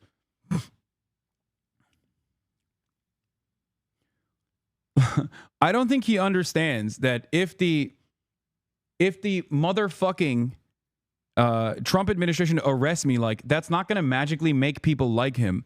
That's going to make people despise him even further. Okay? Like, that's cat's out of the bag on that one, you know? There's no recovery there. But yeah, I don't give a fuck who does it. Just end the genocide. Exactly. That's how I feel about it. That's where I'm at on this. The Hamas statement shows how different Witkoff is being compared to the Israelis. Yeah, we'll talk about that in a second. While Biden earned, Matthew Petty says, Biden was incredibly effective at his actual goal, buying Netanyahu infinite time for the war, but that required Biden to pretend to be hapless. Matt Duss, by the way, is executive vice president at CI Policy, and he is Bernie's former foreign policy advisor for Bernie Sanders, and Center for International Politics is policy is like a anti-war hawk think tank, basically, and they do pretty good work. So Matt Duss says it's really something to watch Trump handle Netanyahu more effectively than the alleged foreign policy expert Joe Biden did, and this is true. So far, he's been able to implement a ceasefire, and also on top of that, Also, on top of that, he's been able to he's been able to basically cut a side deal and piss off the Israeli administrators in the process, and is not afraid of stepping on toes in that regard. And I think that's ultimately a good thing. Okay. Jeremy Scahill talked about how Trump's actions are being interpreted inside of Israel. We'll talk about that in a second.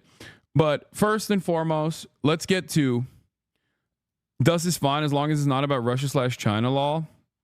Yeah, I don't know his takes on China. But in any case, this is from the Izzad Din al-Qassam Brigades, released a captured Israeli soldier, Idan Alexander, a U.S. citizen, a short while ago, following contacts with the U.S. administration.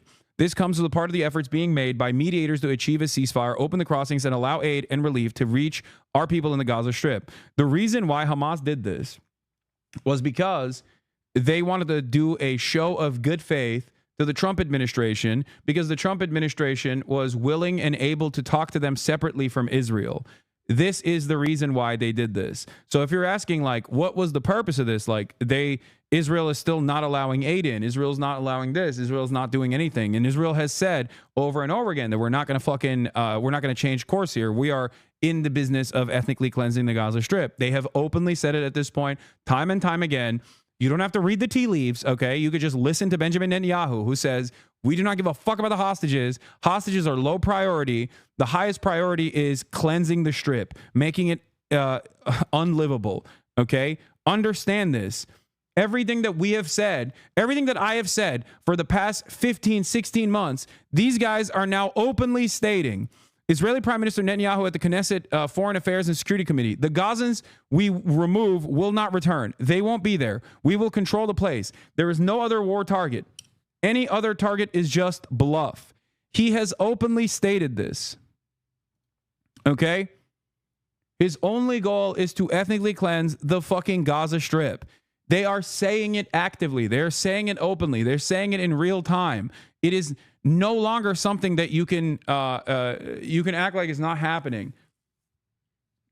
Of course, there's very little coverage in the Western world on this stuff, but you know, they have moved on to at least this kind of thing. New York Times doing 6 deadly minutes, how Israeli soldiers killed 15 rescue workers in Gaza. Like, there is a tide shift in mainstream media as well. There's a tide shift in the State Department, the way that they're examining their relationship with Israel, and there's certainly a tide shift that's accompanying that with mainstream press, because the New York Times is the #1 Hasbara operation that has legitimacy, right? And the reason their visual investigations team has always been fantastic. Shouts out to Eric Toller. Shouts out to all the people that work in visual investigations in the forensic department in both Washington Post and also New York Times. As I've told you time and time again, these guys actually do incredible work, real journalism. But their regular news reporting team on the Israel side has always been incredibly limited and always engaged in defending Israel, burying the lead, omitting key details, never really covering incredibly important things that are happening in Israel, like the rape riots, or any number of different things. Like the other day, there was new CCTV footage that came out of concentration camp guards literally raping a Palestinian in front of cameras. That didn't get any sort of fucking coverage from the Western press. But this kind of stuff is new. Okay. And it's happening because I think there is a sea change. There is an attitude shift in the State Department. They're re-examining the relationship that they have with Israel. Okay.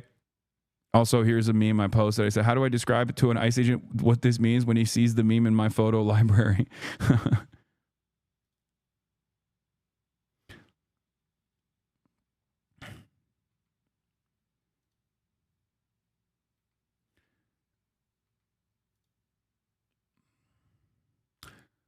All right, let's get to the news reporting on American hostage Eden Alexander being released. In Jersey. He also holds Israeli citizenship and was serving in the Israeli army when he was taken by Hamas during the October 7th attacks. Yeah, by the way, they talk about him like they talk about this guy like, listen, I'm sorry.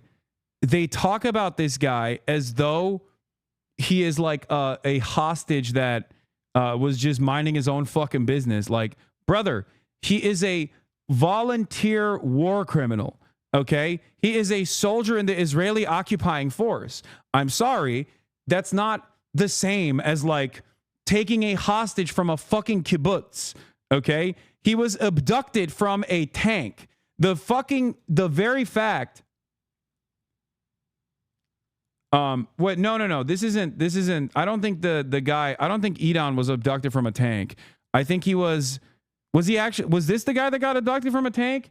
I thought that there was another guy that they said was abducted from a tank. By the way, kidnapped from a tank is an insane statement. Okay, but no, I thought he was like at the. I thought he was as a gate guard or something.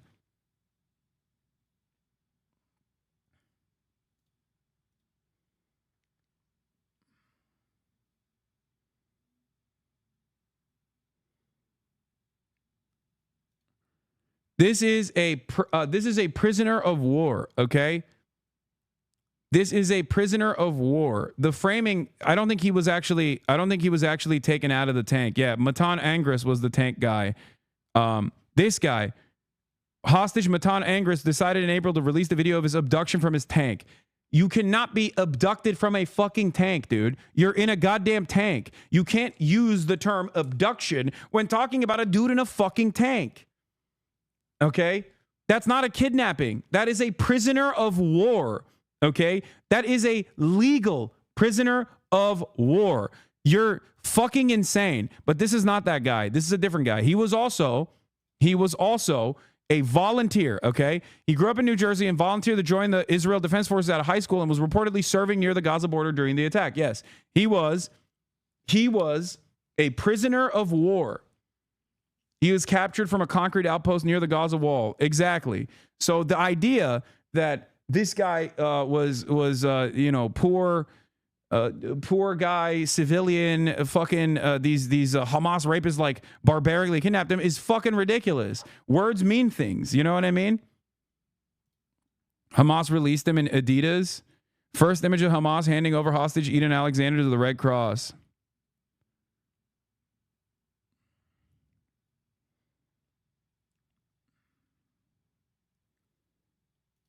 This relates to how language is used to describe hostages versus prisoners. Yeah. Co-host of MSNBC's The Weekend, primetime Catherine Rampel, asked Pulitzer Prize-winning Palestinian author Mossab Abu Toha if he would like to clarify a Facebook post he wrote months ago about the Israeli soldier Emily Damari, who was captured by Palestinian resistance fighters during the October 7 attacks. Damari, recently freed, had expressed outrage at Abu Toha's Pulitzer. In a letter to the Pulitzer board, she wrote, "He posted about me on Facebook and asked, how on earth is this girl being called a hostage?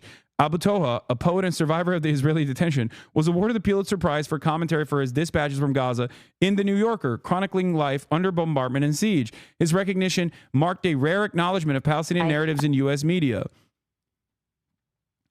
Yeah, I'm sorry. You are a fucking soldier. You are an illegal enemy combatant participating in an exterminationist government's genocidal policies. When you getting kidnapped is out of the question. You're not kidnapped. You are a prisoner of war in that process. If we can't consider Israeli occupying force soldiers to be enemy combatants, that when they get actually detained, we don't think about them as fucking prisoners of war, what the fuck are we doing? Anyway, also, this guy's awesome. And Martin Scorsese posted with him, which made me really happy. But that's totally separate. Let's take a look. Congratulations, first of all, on your win. I'm very sorry for everything you and your family continue to go through. Your win is not without controversy, obviously, and in particular, some comments you've made in the past about the Israeli hostages have been very controversial, where you have said that most of the hostages... Like, can you... Dude, imagine having a Holocaust survivor on a media broadcast to be like, hey, you said something really mean about SS troopers. You said, and the mean thing is basically that it is totally valid to fucking apprehend them and to stop them from doing murder, right? Like, can you imagine? What the fuck? After this person wins a Pulitzer for their dispatch as being a survivor of a live stream genocide. It's fucking insane. Held by Hamas are not actually hostages. I believe you specifically singled out Emily Damari. Yes, Amy Cesar is correct. What Europe couldn't forgive Hitler wasn't what he did. It was what he did to the white man is unironically so prescient in this moment to think about. A 28-year-old who was kidnapped from her home and held for 471 days and lost 2 fingers. I'm just wondering, is there anything you want to clarify about those comments? First of all, I did not question her status as a hostage, because she's a hostage, but because what other Palestinians who were kidnapped. I mean, I don't want to name people, but I have people in my family who were kidnapped from checkpoints, from schools, from shelters, and they are named prisoners. So my question was, why should Emily and other hostages be named hostages while my loved ones should be named prisoners? So that was the question. I've never denied anyone suffering. I know that everyone is suffering, Israelis and Palestinians. But why are our sufferings not acknowledged? Why are we called terrorists? Why are we called prisoners of war? While the Israelis who were kidnapped from Israel are named hostage. Does this give them more humanity because they are Israelis, while my loved ones are being named prisoners and they are tortured? I mean, I myself, by the way, I was kept hostage for 53 hours. I was blindfolded and handcuffed and was beaten in my face and asked for the Israeli soldiers to see a doctor, and they denied me any medical treatment. So no one is talking about this. Why? They are not acknowledging my suffering. So I questioned, why are they given this privilege of being called a hostage? While I am called in all the social, in all news platforms, I was detained. I was a prisoner. Why? Am I less human? Misinformation that Trump, Allah awaken the people, was an edit is misinformation. Yeah, no shit, chatter. Do you think that the Dune song started playing in the fucking auditorium after he said that? No, it's clipped because he's restating what Ilhan Omar had said. But we like to meme around a little bit around these parts. Like, that's crazy that you thought that was like something that he genuinely said. Like, sincerely said. That's hilarious. It's real to me, damn it. Okay? I will not have this questioned. Donald Trump genuinely said that. He said that, and he was actually being real when he said that. Anyone else? So that was the question. It was not the question that she was not kidnapped, that she was not tortured. I did not talk about any of this. Well, you did criticize some Western outlets for humanizing the hostages. Because we are not humanized. Well, I guess my question to you is, wouldn't the better approach to be to humanize everyone, to treat all humans? Do you know what I'm going through every day? I cannot. Do you know how many members of my family were killed? Oh, I can't deal with this. I can't, like, these people are fucking barbaric in the way that they shamelessly dehumanize people, dehumanize Palestinians to their faces. It's like, wow, why don't you have more grace for people who have participated in a military campaign against you? Like, all lives matter. All lives matter directly to the face of someone who is victim. Anyway, once again, Common Scorsese W. This made me really happy. To celebrate Mosa Bobotoa's new Pulitzer, the stars came out left and right. Himself and his wife, Maram, Judith Thurman, unnamed filmmaker, and me. Many hoots were had. Unnamed filmmaker. Unnamed filmmaker. I mean, that's a joke. Obviously, she's saying that as a joke, but that made me really fucking stoked. That is cool as hell, dude. That is cool as fuck. Seeing Martin Scorsese show support like this, whoo, that is amazing.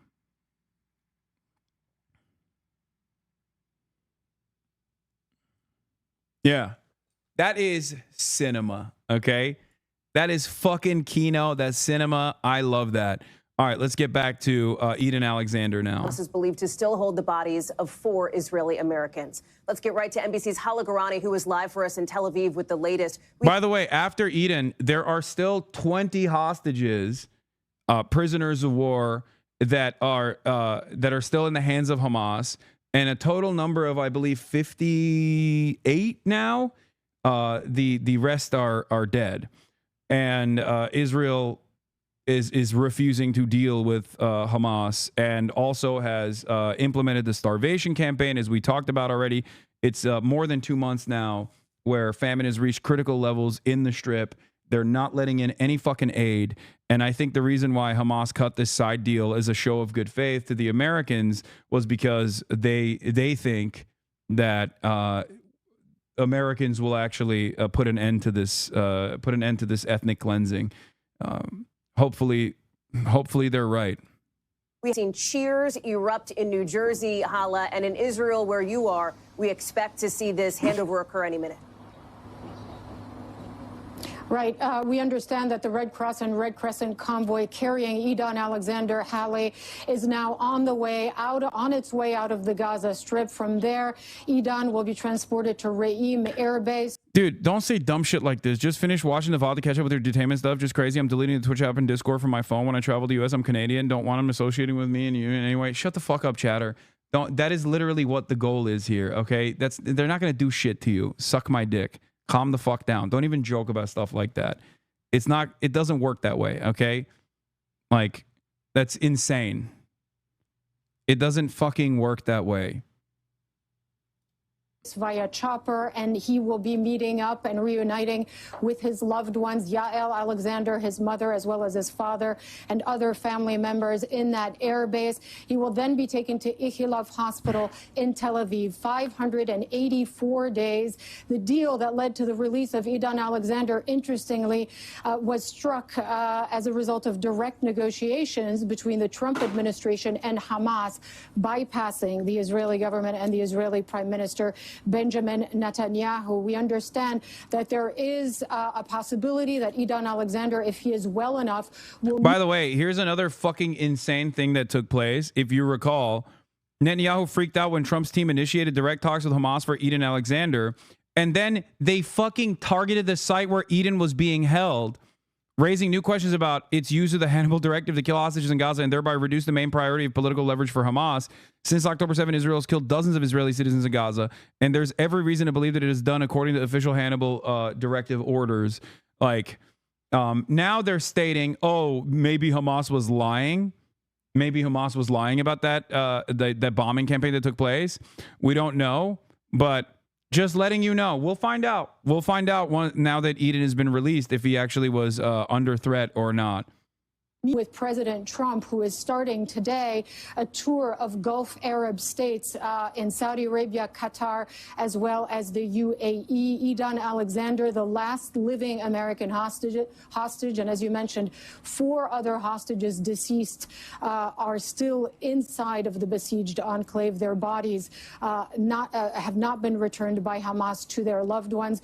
We believe that potentially there had been a possibility that these bodies would also be sent back along with Idan Alexander, but it doesn't appear to be the case. So Idan right now in ICRC custody, soon to be handed over to Israeli special forces and then reunited with his family, Hallie.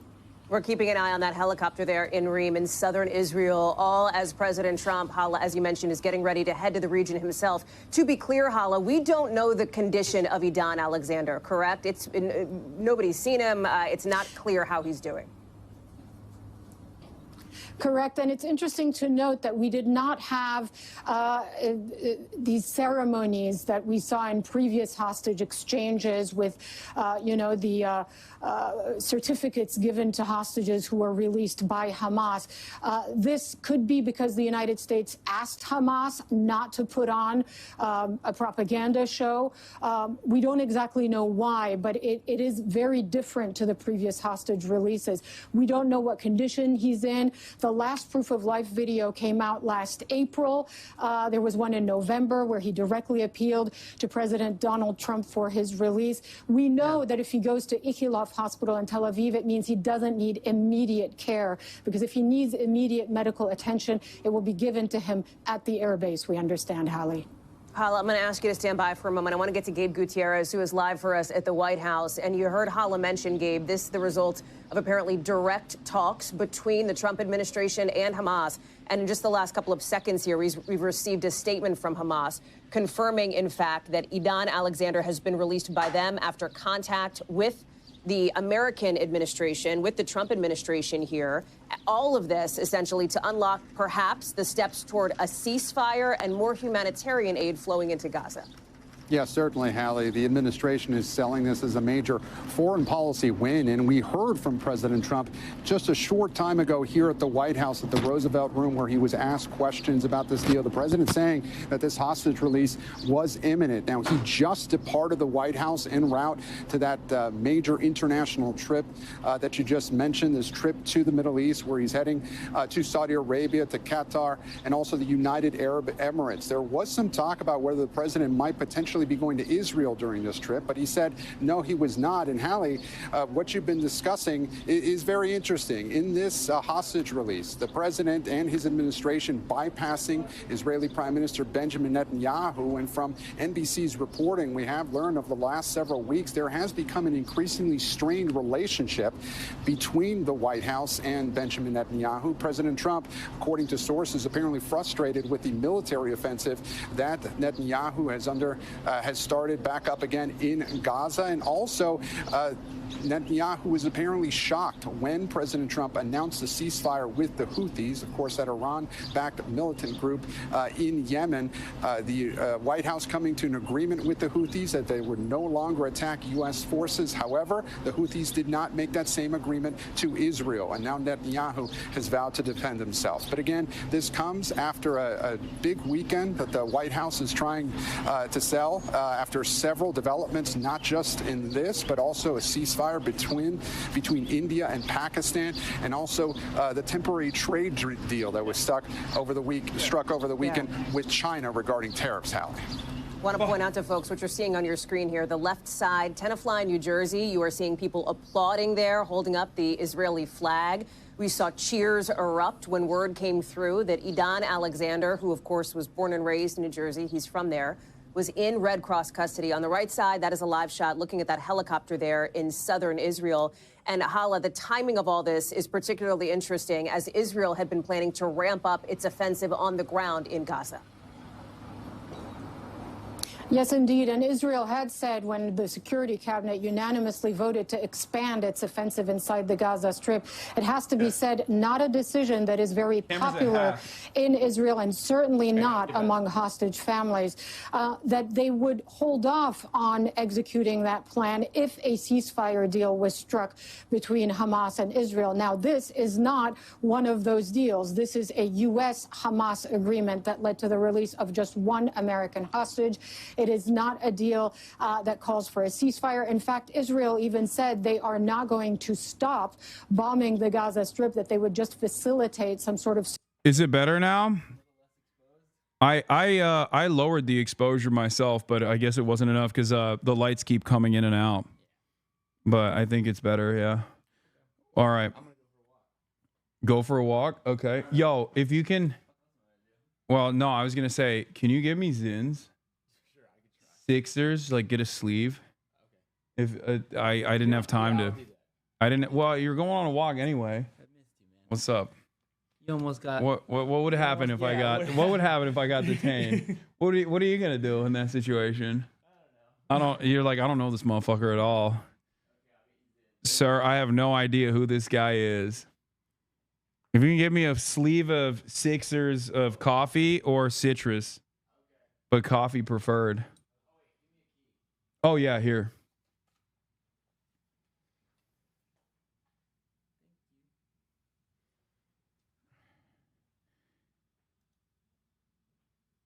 Turn the angelic background back on. No, it's fine. This is good. Proper term for a sleeve is a log. I work with Cat's campaign. I can't go to Cat's campaign offices. I'm sorry. I can't do that today. I'm literally... in a couple hours, I'm going to be heading over to University of Chicago to do a speech. Okay, I love Kat. I think she's wonderful. She's fantastic, but I can't do that today. I'm barely getting through a couple news stories before corridor to get Idan Alexander out. So we are not there yet. We don't know really. Certainly the hostage families and Palestinians, of course, as well, really hope that this is the case, that this will lead to some sort of hostage prisoner exchange and a long-lasting truce, Hallie. And there had been some pressure on the Israeli government, Hala, for months now with these demonstrations in what's called Hostage Square there in Tel Aviv. I've seen them in my time in Israel. The Israeli Air Force resumes airstrikes on the Gaza Strip. Palestinian media reports after a pause of several hours during the release of hostage soldier Idan Alexander.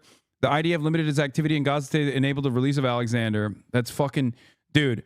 The other side of the story is that this lights a fire under the asses of all of the Israelis that have been protesting against Benjamin Netanyahu. The number of protesters that are against the genocide is growing as well, which is crazy. That obviously is super, super marginal. Let's be real. But the standing together style liberal Zionists have even started demonstrating for Palestinians, which is new. It's unique. It's certainly growing. It's still again, minuscule percentage of the Israeli Jewish population. But nonetheless, every day that number is growing, and it's important. Here, every damn day at Jerusalem, anti-war protests featuring images of Gazan children, even as the IDF is striking hard in Gaza again tonight following the release of Idan Alexander. And not only that, but the number of release the hostages people that hate Netanyahu is exploding. Okay? So there is a lot of anger and a lot of resentment as Benjamin Netanyahu actively states his overall goals for the quote unquote war, which is just genocide and permanent occupation of the Gaza Strip.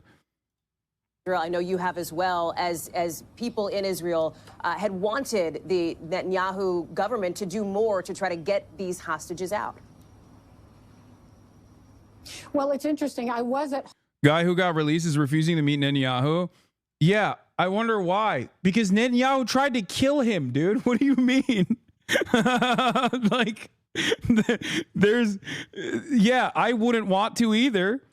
Report, Idan Alexander suffered severe torture in captivity, was kept handcuffed in a cage, is what Times of Israel is saying. Like, and Al Jazeera is stating that he doesn't want to meet Benjamin Netanyahu. Who knows? Maybe he will. Okay? Maybe he will. We'll see.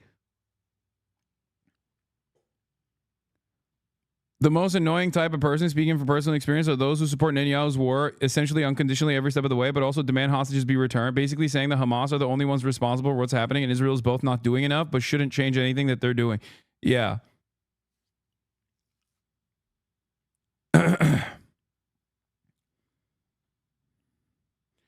Can you show us what U.S. Customs saw on your phone? I didn't give them my phone.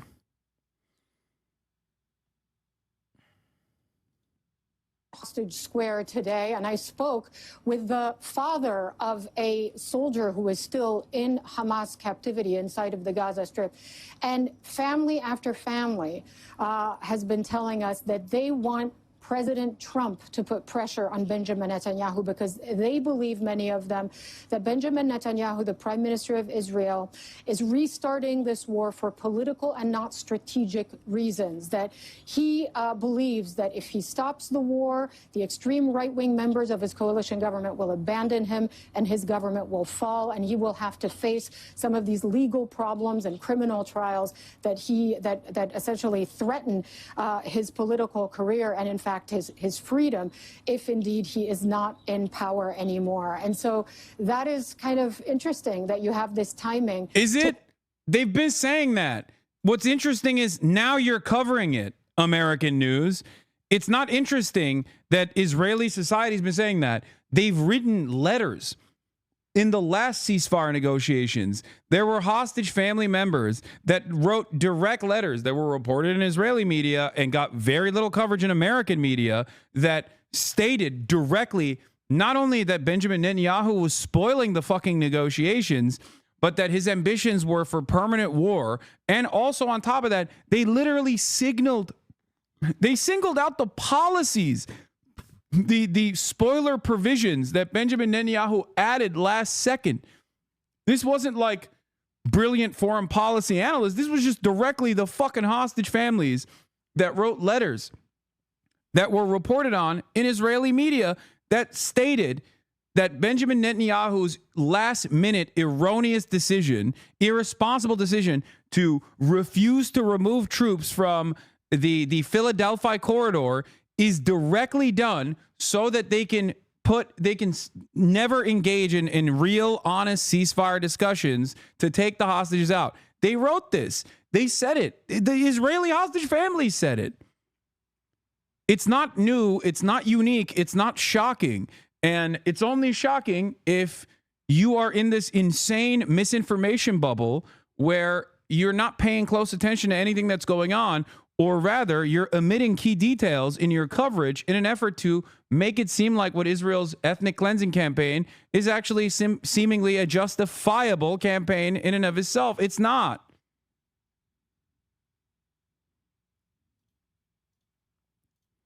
This timing happen when it is, when you have this release of a hostage taking place without the prime minister having been involved in the negotiations and only, we understand, informed of the result of the negotiations after the fact.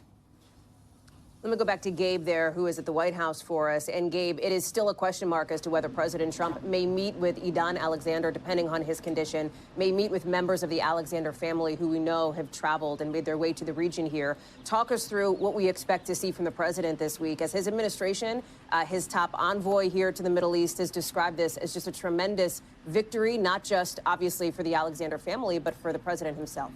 Yeah, certainly. Steve Witkoff, that envoy to the Middle East, been extremely busy over the last several weeks and months, not just with the war in Gaza, but also the war in Ukraine as well. But as you said, Idan Alexander's family potentially could meet President Trump later on this week in Qatar. Unclear if that will happen or not. We understand that that will be up to Alexander's family, as well as the condition of Idan now that he's been released. But this is a major foreign trip, Hallie, for President Trump, the first of his second term. This international trip will include Saudi Arabia, Qatar, and also the United Arab Emirates. And as I was mentioning earlier, trade will be a big part of this trip. Also, we understand from White House officials that the president going there to seek deals with those countries in the Middle East, and we expect that to come up again through over the next couple of days. But there's a lot of controversy as well that we've been hearing over the last day or so. President Trump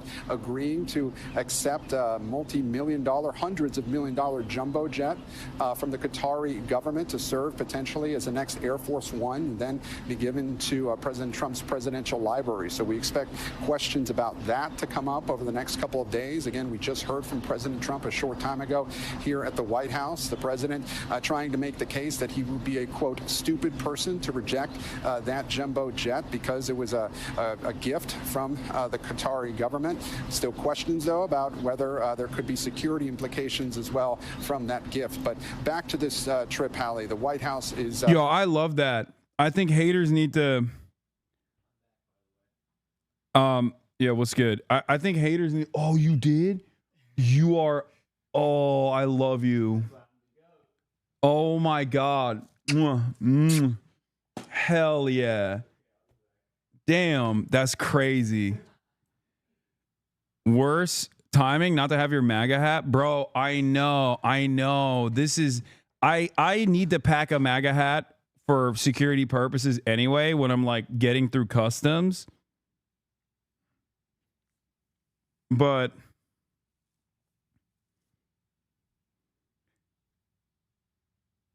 I need it right now. I need it for this fucking moment. Like, I need it for this moment. Let me tell you something, okay? I do not give a fuck. I can't believe I'm saying this. I do not give a fuck about Donald Trump getting bribed by the Qatar government, okay? Straight up. Bribe away, my friend. Bribe the fuck away, okay? If it's going to play a formative role in Donald Trump seeing Arabs as human beings and maybe even playing a role in him like managing this situation a little bit better, I'm nutting, okay? Oh, it's so good. Oh, it's so amazing. Fuck yes. Please bribe away. I have never been more pro bribery than at this fucking moment. This bribe was just made public. That's the only difference in this issue. Oh, it's so good. It's so fucking good. How come Israel gets to fucking grease the wheels on a daily fucking basis, but Qatar is not allowed to? Suck my dick, okay? Thrilled to see this hostage release. This is something that they have been working for quite some time, the last remaining American hostage, and they point to what they see as not just they point to what they see as a successful negotiation on the part of the administration, and certainly we expect to hear more from the president about these developments as they unfold throughout the day. The president, again, currently on his way to Saudi Arabia as we speak, Callie. Gabe, thank you. You are looking live now at a small gathering of people along the side of the road there in southern Israel in Reem. That is where the helicopter is awaiting the Red Cross, which is bringing Idan Alexander back from the Gaza Strip into Israel. He will then be taken to that hospital in Tel Aviv, which is where we find our Hala Garani. And Hala, what does this mean now for the potential for the chances of a ceasefire moving forward? Well, it's difficult to say because this was more of a one-off, it seems, than the result of any kind of long-term strategic discussion between the two sides. After all, Prime Minister Netanyahu was not involved in this. His negotiators were not involved in this. The U.S. administration and the Trump envoys were talking directly to Hamas. Will this put pressure on the Prime Minister of Israel to potentially back off and cancel or postpone the offensive that his security cabinet voted unanimously to carry out? Or will he believe that for his political survival, this is something that he needs to do? Those are all open questions, Hallie. Many questions still remaining as we continue to follow this breaking news from out of the Middle East. Hala Garani, live for us in Tel Aviv. Thank you. Our thanks to Gabe Gutierrez, live at the White House as well. We will continue to monitor, of course, as the last living American hostage believed to be held in Gaza is now on his way to freedom.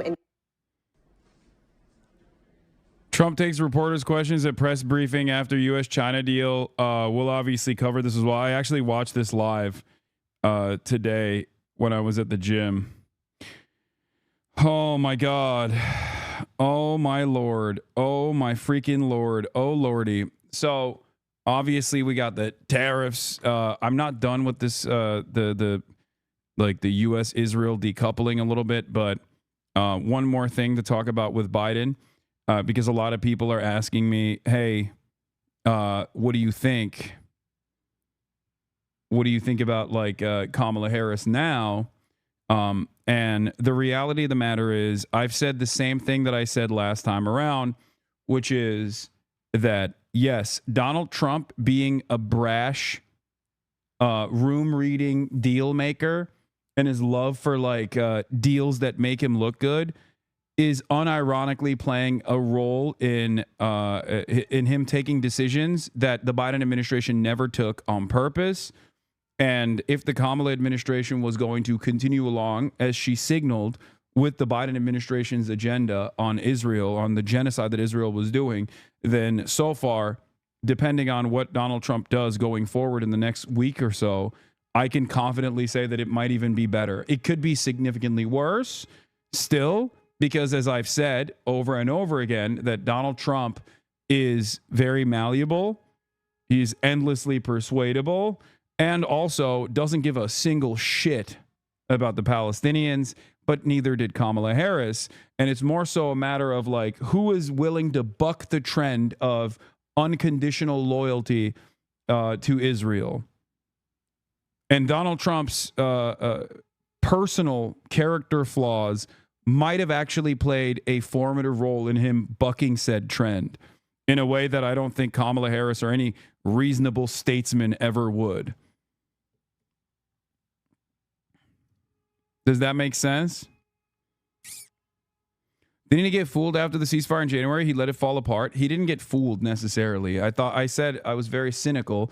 While I was, of course, complimentary and excited at the prospect of a ceasefire, regardless of how it was being conducted, I still maintained the position that, it was most likely for a sinister purpose of re-upping, rearming, and then potentially moving into the West Bank in a more significant fashion.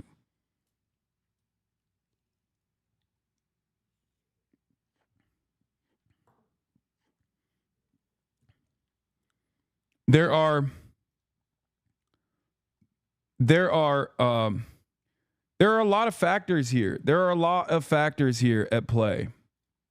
Okay, there are a lot of factors here at play that that I think change the calculation for Donald Trump and cause Donald Trump to, what the fuck? Anyway, cause Donald Trump to do something that I don't think Kamala Harris or Joe Biden ever did. Joe Biden never did this, and Kamala Harris never signaled that she would do anything different than Joe Biden. Moin Rabbani, let's hear what his analysis is, says, it has been a day of dramatic developments in the Middle East, although their significance remains to be determined. Most importantly, we learned that Washington and Hamas are once again negotiating. The available reports suggest that these talks were conducted indirectly via Qatar and Egypt, and according to some reports, Turkey as well. We're at the table, shouts out, rather than consisting of renewed face-to-face meetings.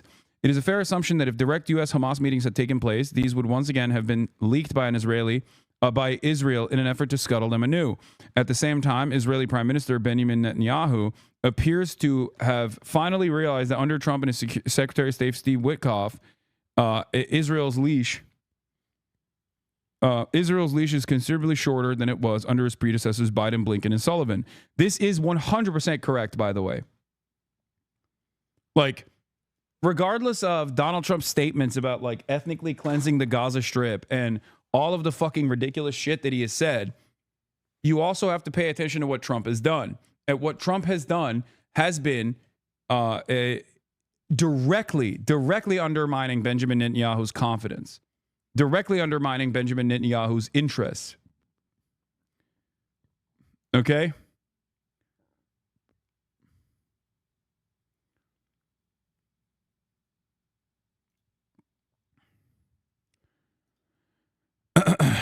The latter, it will be recalled, left their favorite proxy free to rampage through the neighborhood without either a leash or indeed any other restraint. Witkoff's Assistant Deputy for DEI Affairs, Marco Rubio, holds views virtually identical to Biden on Israel, but has been kept preoccupied saving the U.S. from imminent destruction by locking up college students in the swamps of Louisiana. According to both U.S. and Israeli reports, Washington, wary of Israel's determination to sabotage U.S. diplomatic initiatives that prioritize U.S. over Israeli interests, didn't inform the Israeli government about these talks until after an agreement was concluded with Hamas. It seems likely that Israel's loyalists in the Trump administration were also kept out of the loop as a precautionary measure. Recent revelations that National Security Advisor Mike Waltz was scheming with Netanyahu to unleash a war against Iran that would serve Israel's national security at the expense of that of the U.S. appears to have landed particularly badly in the White House. The specifics of the U.S.-Hamas agreement remain somewhat unclear. This is important to note as well, because like, Israel keeps saying, "Oh, we're not giving anything in this. These morons, they like gave away a hostage for no reason. We're not actually going to change anything."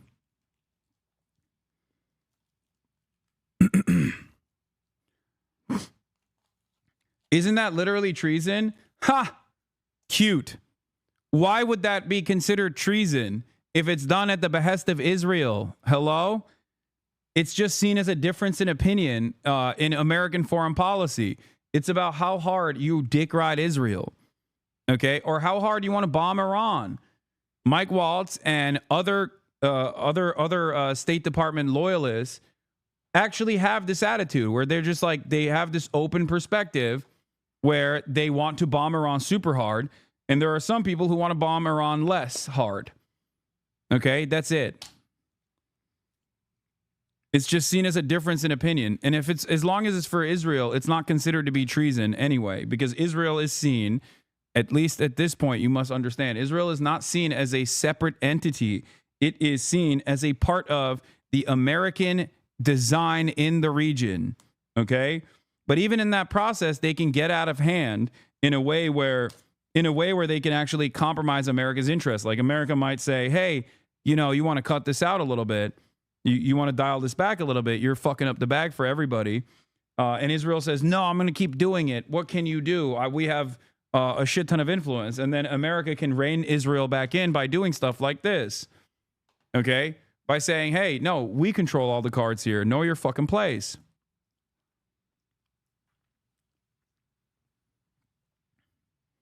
How do you look at Jared Kushner's entire work in Trump 1 and think he's on your side? I never said that. I don't think that.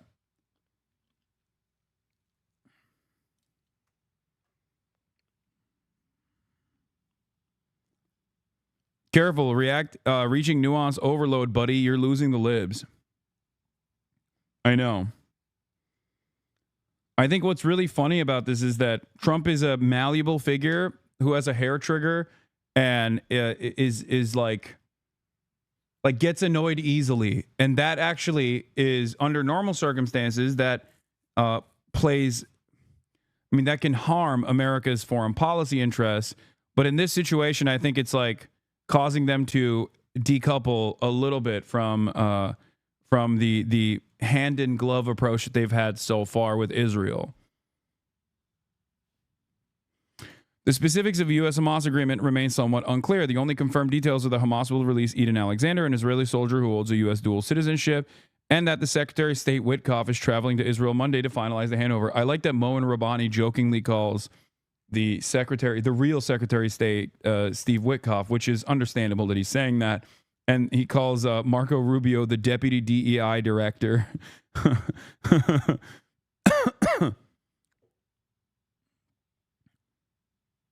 They're basically basically keeping him. They're giving him busy work to just like try and fucking detain U.S. college students for writing articles and stuff, so that he stays busy with busy work like that. If matters proceed as planned, this will once again confirm that for Israel, the release of captives from Gaza Strip is a pretext for genocide rather than genuine political or military priority. It also visibly demonstrates that foreign governments are considerably more and more seriously invested in the efforts to repatriate their citizens than is Israel. This explains the subdued mood, to put it mildly, of the yellow ribbon crowd upon learning of the agreement to release a captive. Witkoff's statement, we want to bring hostages home, but Israel's not willing to end the war. In this regard, rightfully adds insult to injury. Steve Witkoff having that honest moment and stating that we are genuinely interested in bringing the hostages home, Israel is not, is significant. Is significant. Especially when he says that American media has to fucking report on it for once. Jesus Christ.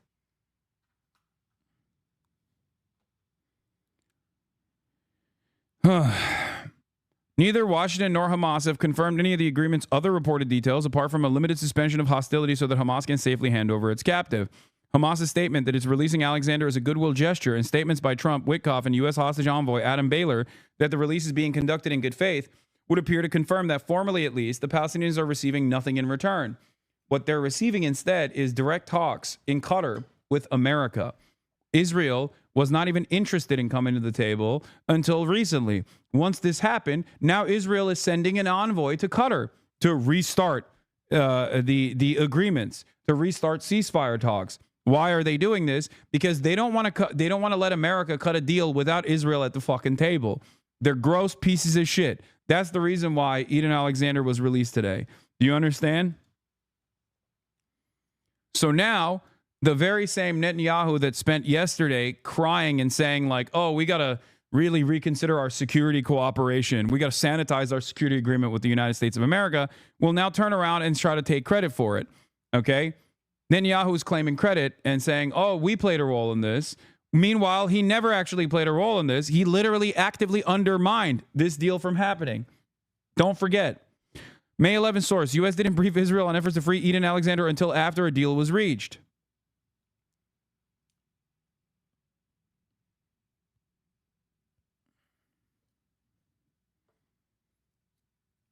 Oh my God. While Hamas's insistence that captives will only be released in the context of an agreement has once again been validated, receiving nothing in return would seem to make this a rather hollow achievement. From its perspective, it is presumably hoping to use this agreement with Washington to increase Israeli domestic political pressure on the Israeli government to reach a new deal, and hoping to generate renewed U.S. pressure on Netanyahu to the same end. It presumably also came under massive pressure from regional capitals to conclude this deal at any cost before Trump touches down in Saudi capital of Riyadh this week. There may be, however, also more to the story. Since the 2nd of March, Israel has imposed an unprecedented siege on the population of the Gaza Strip with zero objection from Washington. Since the 18th of March, Israel has additionally conducted one of its fiercest military assaults on the territory since October 2023, to which the Trump administration has responded with a mixture of support and silence. This was all made possible because Witkoff, who forced Israel to accept the ceasefire agreement in January, during February-March double-crossed Hamas by changing the terms of the agreement after the parties had accepted its terms, and giving Israel license to renounce it when Hamas rejected his machinations. It seems reasonable to assume that Israel convinced Witkoff and Trump it could make a short shrift of Hamas if given one more opportunity, but this time without the purported restraints previously imposed by Biden that prevented Israel from achieving a decisive victory. The problem for Israel is that its military once again proved to be an effective and efficient killing machine, but only a mediocre fighting force, particularly in ground combat. It's one thing to raze cities to the ground, murder scores of civilians, starve an entire population, and dress up in women's lingerie, and quite another to eradicate a well-entrenched guerrilla force, even one as poorly resourced as Hamas. Israel once again repeatedly proclaimed victory while failing to achieve it. From Washington's perspective, Israel has failed to deliver and failed to uphold its end of the bargain. I think this is probably one of the more restrained and reasonable assessments of the situation, because it recognizes that the Trump administration, time and time again, allowed Israel to do its death and destruction campaign. Moin Rabbani is brilliant.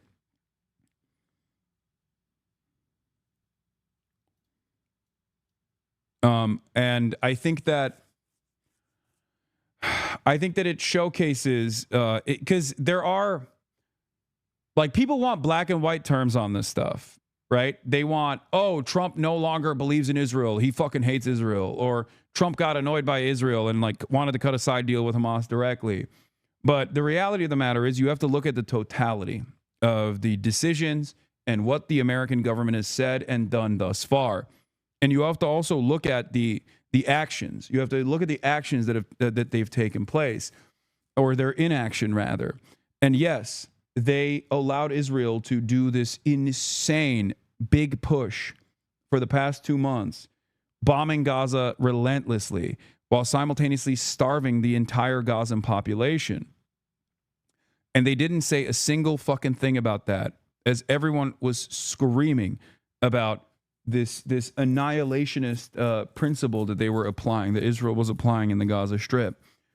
So that's important to take note of.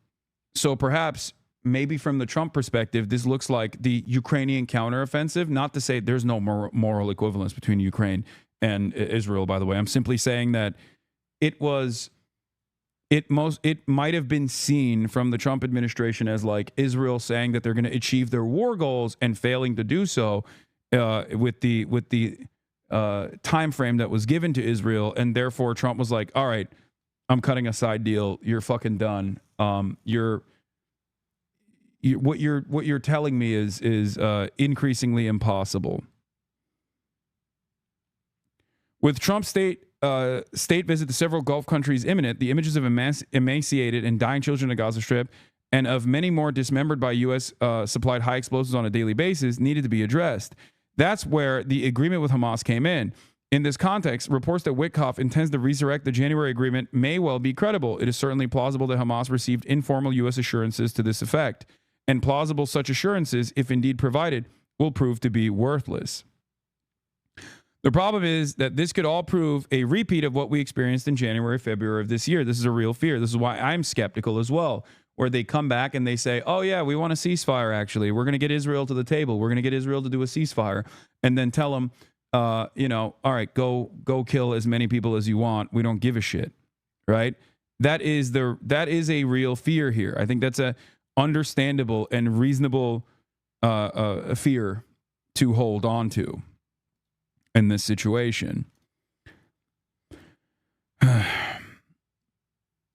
Back then, Trump forced the ceasefire down Netanyahu's throat, not as a part of a diplomatic strategy to end Israel's war, but as a temporary fix to ensure smooth inauguration, highlighted by a political achievement Biden had been too timid to secure.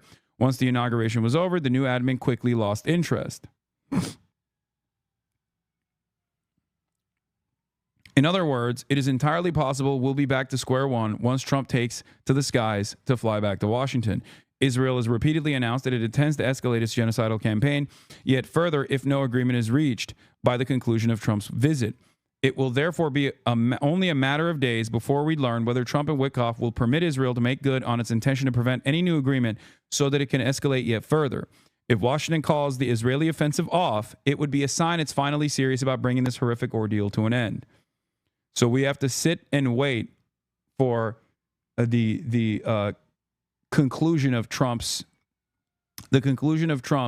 Middle Eastern trip to see if Israel will go full-scale bloody murder, final solution, and ramp up its final solution, which has been doing, or whether or not they will dial it back, and then and that will mean that Donald Trump is actually serious. The Trump administration is actually serious about scaling back Israel's atrocities. Trump's tea leaves are particularly difficult to read given the erratic and impulsive nature of the man. But in contrary to January, his relations with Netanyahu have clearly deteriorated, and Arab states are, since Trump's unveiled his harebrained Gaza Riviera proposal, more engaged than at any point since October 2023. Not much more, but enough to place it on Trump's radar. Israel's challenge is that Trump's Arab host can offer Washington a panoply of benefits, while Israel can do little more than to offer to pay for the many billions of freebies it receives from U.S. on an annual. Not an ideal position to be in with a proudly transactional administration. The glass is both half full and half empty, while overflowing with Palestinian blood. Call me a cynic. I think he's going to get his plane, get his one hostage to try and help his ailing approval ratings, and then he's going to let Israel do whatever he wants and pick at what's left of the bones, i.e. the Riviera of the Middle East. Potentially. There's also the depravity of Gulf states here as well that you need to calculate, that you need to remember. The Gulf states and their leadership do not care about the Palestinians. They care about deal making. The only reason why they ostensibly care about the Palestinians is because the Gulf state populations, the Arabs living in the Gulf states, do care about the Palestinians. So you're actively getting clip-chimped? What? What? On what? And also, who cares? Dude, I'm getting clip-chimped every day, and my clip-chimps are actually unironically putting me at odds with federal agencies at this point. I don't care, okay?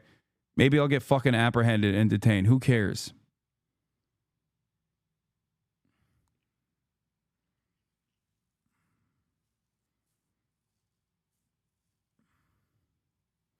Jean-Luc Mélenchon just released your interview titled The Most Interesting American I've Ever Met. Oh my God, what an honor. Yeah, breaking news, dude. Breaking news. People are fucking lying and people are trying to actively dilute my perspective by misrepresenting my positions on a complex subject matter that requires nuanced thinking. Oh, well, what will I do? Once again, as always, you need to, here's what you need to do. Okay. When you encounter someone in the wild, when you encounter someone in the fucking wild that is like, that's been deluded by this kind of thing, just tell them to watch the stream or tell them to watch a fucking full YouTube video. They will be able to understand that they've been duped pretty easily, okay? No amount of clip chimping is going to cause people to, like, no amount of clip chimping and bad faith smears is going to cause people to go, oh, if they watch the full video, to go, oh, yeah, okay, this guy I was duped about, I was lied to about this guy.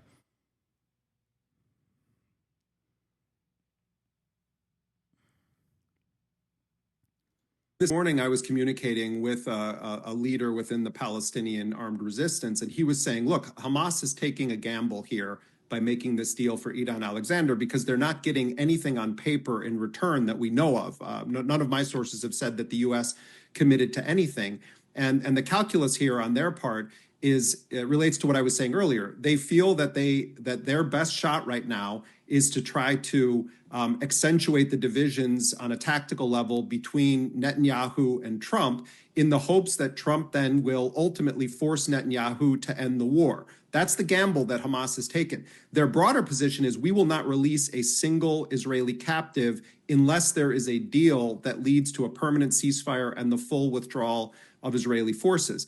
I spoke to a senior Hamas official last week about these aid plans that you're talking about, and he said, no one has consulted with us about this. We're not involved with this. And the dime's worth of difference between the Israeli position and Trump's position on how aid should be administered ultimately plays to Israel's agenda.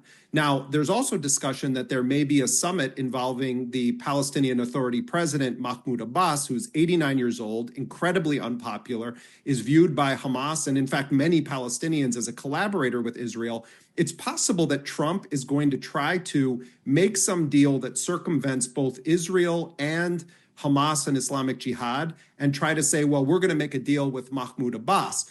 There's a lot of complicated politics behind that. So I would say, Crystal, that what Trump is trying to do with his proposal for having a so-called NGO, which really isn't an NGO, it seems, as you indicated, it's more like a Paul Bremer Coalition Provisional Authority type Iraq 2.0. What Trump is sort of trying to do is get enough aid to say, I'm doing something into the country, but not really linking it to an end to the war. Are we finishing the Context Puke fundraiser? Chatter, do you think I have time to do that today? No, not today. Maybe tomorrow if there is less news, okay? Sometime this week, potentially. Which ultimately is what Netanyahu wants. So, let's see. I mean, and yes, I will have Jeremy Scale on again. I talked to him this morning. Hamas, I think, has shown an ability to really hold out despite the massive human consequences. And I don't see them just folding because Donald Trump wants photo ops in the Middle East. I think we're still in for quite a battle, both diplomatically and potentially militarily on the ground. Now, look, what Netanyahu has responded to all of this in public, all of these reports about Trump and Hamas, Trump and Ansar Allah in Yemen, as I wound up talking about you when I got back in touch with the old friend people who literally just repeat points from drama slop tubers, but will walk them back once a reasonable person argues against them. Yes. Also, the greatest antidote to those vicious smears is just showing the full context. Okay. That's it. You remember that. Okay. Hasan in detainment. Okay. Chill. That's not what it looked like. As sort of saying, well, we're going to go in and conquer all of Gaza. We're going to take all of Gaza. We're going to force the Palestinians into the south, and then we're going to have to try to figure out what third countries are going to take them. So he's really telegraphing, I want to continue this genocide. The question is Trump willing to actually rein him in a serious way, or is Trump going to try to have it both ways, let it be a little bit calmer for some months, and then it all blows up again, which is basically what happened with the January ceasefire deal. HasanAbi is a coward. Okay, chatter.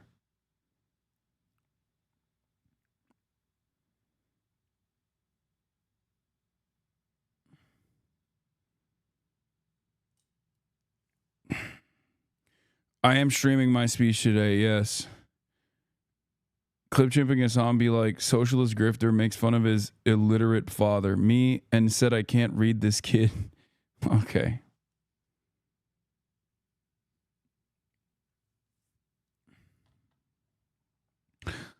All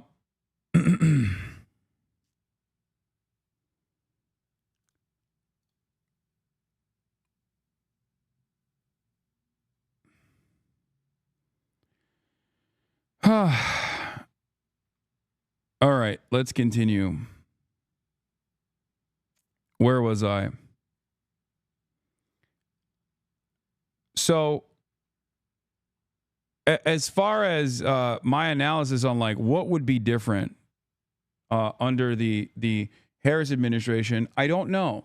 I mean, in terms of like a lot of the domestic affairs, yes, the Harris administration would not be as fucking belligerent as the Trump administration is. I don't think the Harris administration would be utilizing ICE in the way that like I don't think I'd be detained. Actually, I don't know. I don't know if I'd be detained under the Harris administration, but then again, I don't know, right?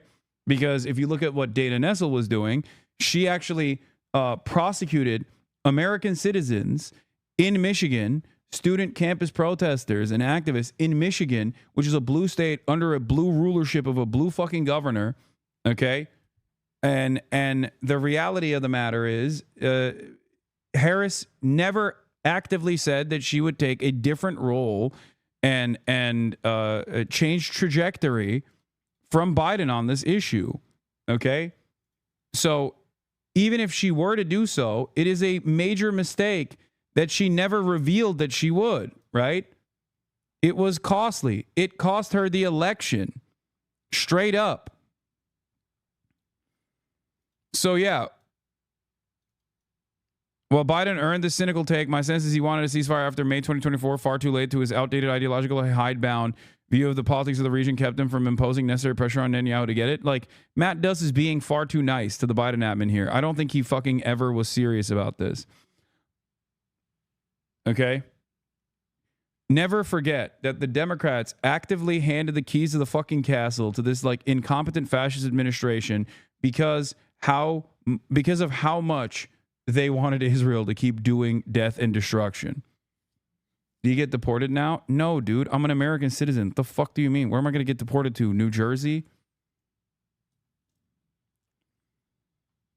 Yeah, they actively lied to the American population to make it seem like they were working tirelessly around the clock for a fucking ceasefire, when in fact new reporting on the matter from the Israeli side shows that that wasn't the case. Okay?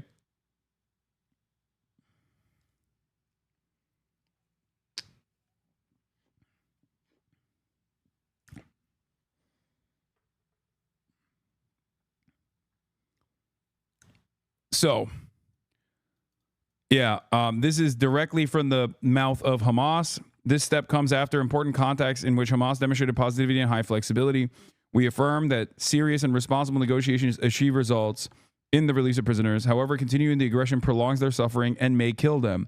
We affirm the movement's readiness to immediately begin negotiations to reach a comprehensive and sustainable ceasefire agreement, including the withdrawal of the occupation army and the end of the siege, a prisoner exchange, and the reconstruction of the Gaza Strip. We urge the Trump administration to continue its efforts to end this brutal war waged by the war criminal Netanyahu against children, women, and the defenseless civilians in the Gaza Strip, Islamic resistance movement, Hamas. So their statement was basically that we did this in good faith. We did a good faith hostage release because America kickstarted the negotiations.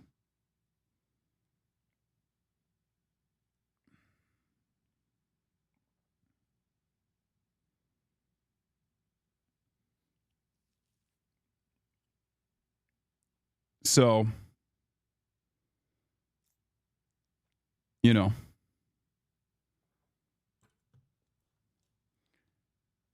who knows?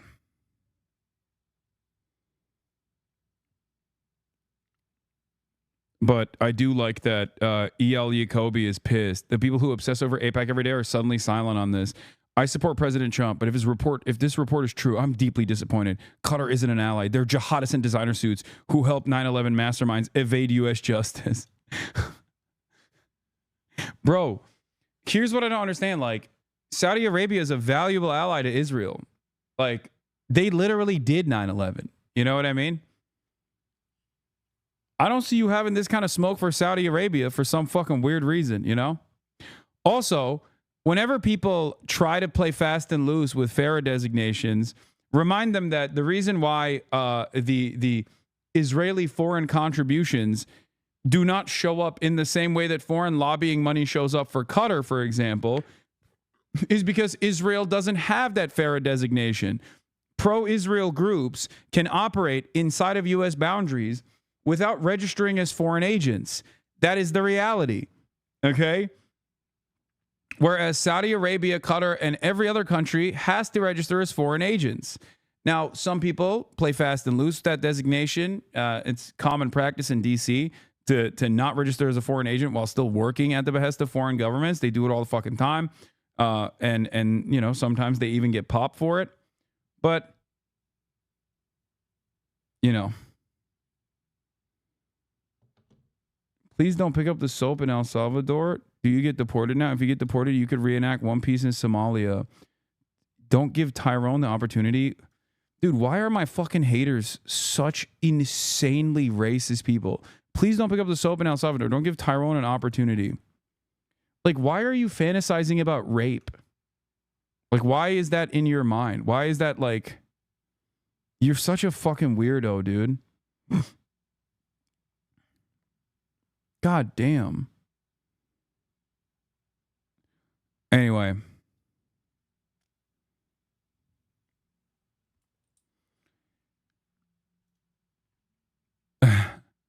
The first for a U.S. In recent memory. One Trump advisor described Trump's treatment of Netanyahu as one notch above his White House meeting with Zelensky and said influential MAGA voices have worked throughout the spring to resist efforts by pro-Israel lobbying groups and neoconservative Republicans to install Iran hawks and others seen as overly sympathetic to Netanyahu in key national security posts. From the Washington Post. Trump repeatedly bypasses Netanyahu's stoking display among Israelis.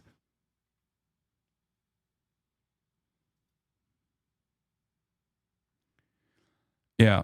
Anyone who speaks about Qatar this way should also simultaneously be calling for the United States to immediately begin the process of shutting down its military base in Qatar, the largest U.S. military base in the Middle East.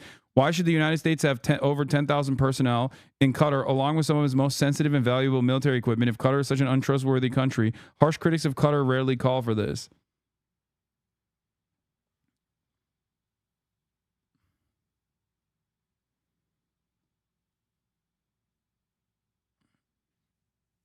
Anyway. All right, let's move on to our big, beautiful deal maker. Once again, making big, beautiful deals. Let's talk about China. Donald Trump, as I told you he would, has come to the table with China. And I told you China would also extend, as I told you, an olive branch to make it seem as though they could go back to business as usual. And that is where we're at now with Donald Trump and China. The tariffs conversation is finally reaching a manageable landing point, and the markets are screaming for it. Okay, let's take a look. Forever, but over the last 10 years, they've been very difficult for other countries. Nobody was able to do what we did, but they stopped, and we take their word for it. Their surrogates and them directly said, we don't want to do this anymore. And so we were satisfied with that. In addition, yesterday we achieved a total reset with China after productive talks in Geneva. Both sides now agreed to reduce the tariffs imposed after April 2nd to 10% for 90 days as negotiators continue on the largest structural issues. And I want to tell you that a couple of things. First of all, that doesn't include the tariffs that are already. For the record, the reason why he's doing this is because, one, Trump loves fucking shit up and then trying to restore what he fucked up and then try to secure a victory that way. That's the art of the deal. That's a classic Trump. Okay? Like, you make a play, you destabilize, and then you fold. But in the process of folding, people go, okay, well, at least you didn't fuck up everything. Like, thank God he brought this back. And that's the real art of the deal. Okay? That is the real art of the deal. That's how he is. That's basically how he's conducted himself over and over again, right? Luckily, he's saving the Labubu market for Cutie Cinderella, so shouts out to that. So there's that. Art of the deal, art of the steal. Now, with China, the efforts here are numerous. He wants to decouple our other trading partners from China. He does not want China to be a manufacturing hub. But the real stress point here wasn't necessarily the counter tariffs that China actually implemented to the United States of America. The real pressure point was China's effective trade embargo on key minerals that are necessary for American defense. That made things very unstable. That actually became a matter of national security. Okay? When China said, well, we have refinement capabilities, we have a monopoly on refinement for rare earth minerals, that are necessary for all, I mean, a million different components that you need to build in the United States of America for your defense industry, all of a sudden, this became a real issue, okay? This became a matter of national security. So for Trump, he had to fix that problem, a problem that he created for no reason, that nobody asked for. So here we are. That are our tariffs, and it doesn't include tariffs on cars, steel, aluminum, things such as that, or tariffs that may be imposed on pharmaceuticals, because we want to bring the pharmaceutical businesses back to the United States, and they're already starting to come back now based on tariffs, because they don't want to pay 25, 50, or 100% tariffs, so they're moving them back to the United States. I spoke to Tim Cook this morning, and he's going to, I think, even up his numbers, $500 billion. He's going to be building a lot of plants in the United States for Apple, and we look forward to that. I really do look forward to that. But the talks in Geneva were very friendly. The relationship is very good. We're not looking to hurt China. China was being hurt very badly. They were closing up factories. They were having a lot of unrest. And they were very happy to be able to do something with us. And the relationship is very, very good. I'll speak to President Xi maybe at the end of the week. We have some other things we're doing. But one of the biggest things that we're doing, and I don't know if people realize this, but we made a great deal with China, great trade deal. But it was a much bigger deal originally, and then they canceled it right in the last day. Some of you faces I remember were there when that happened. I remember you. And we had a deal where they opened up their country to trade with the United States. And they took that away at the last moment. And then I canceled the whole thing. And then 6 months later, we ended up doing a smaller deal. But it was a big deal. It was $50 billion worth of product that they were going to. Yeah, here's Charles Gasparino from Fox Business, by the way, the man who has been incredibly critical of Trump's tariff regime throughout this entire process, says, breaking, in talking to sources who run small business, the pause with China came just as their companies were on the precipice of disaster, since they sourced so much of their material from China, and the containers coming from China were coming back empty. If you want to know why we were as desperate for a deal as the Chinese, it's because small business, a key MAGA constituency, was about to get crushed. This is the other side of the story as well.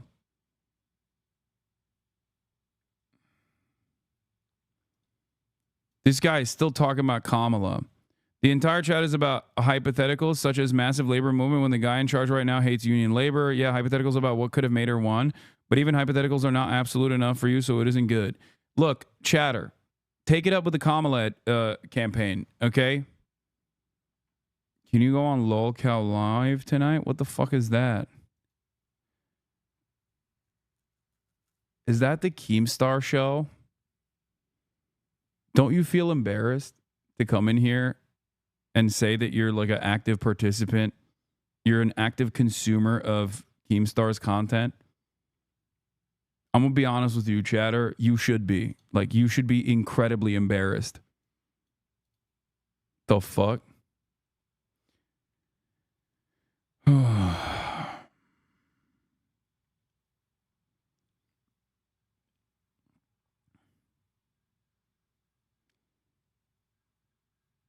God damn. So many fucking losers online. And what's worse is they feel emboldened. Where is the shame?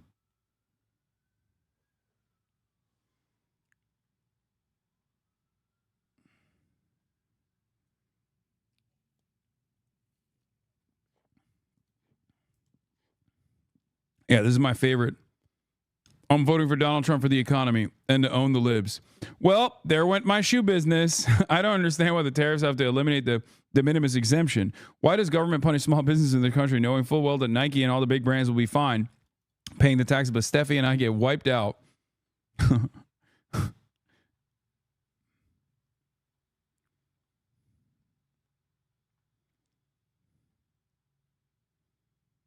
All the crazies really are coming out lately, and common sense seems lost a lot of them time. Yeah, common sense not so common.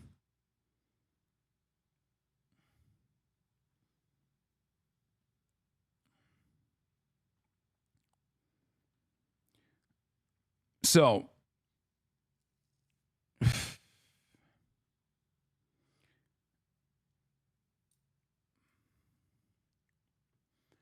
tariffs are still not gone, by the way. So these guys will still suffer, just not as much. It is no longer like a de facto trade embargo, but there's still issues. The rest of the world. Okay.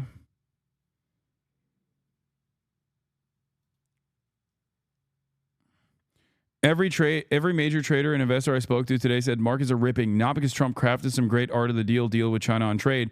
Rather, we are back to square one with the country and kicking the tariff war can down the road that averts stagflation in the short term and maybe longer if we get a deal in 90 days. Yes, markets love trade capitulation. Yeah, it's the Trump fuck up / subsequent cleanup. This is precisely what's taken place.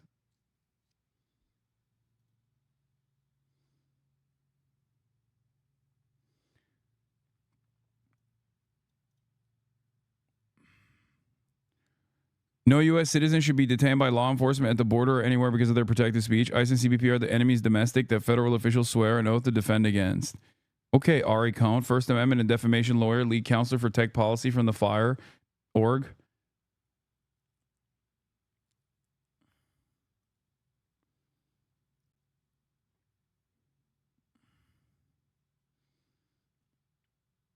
You were in the news in Puerto Rico for what?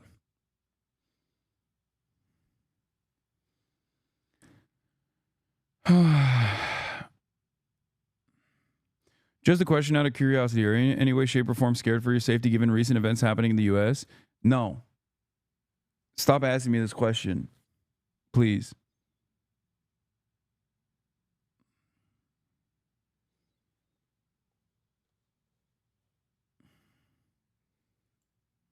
No, I'm not.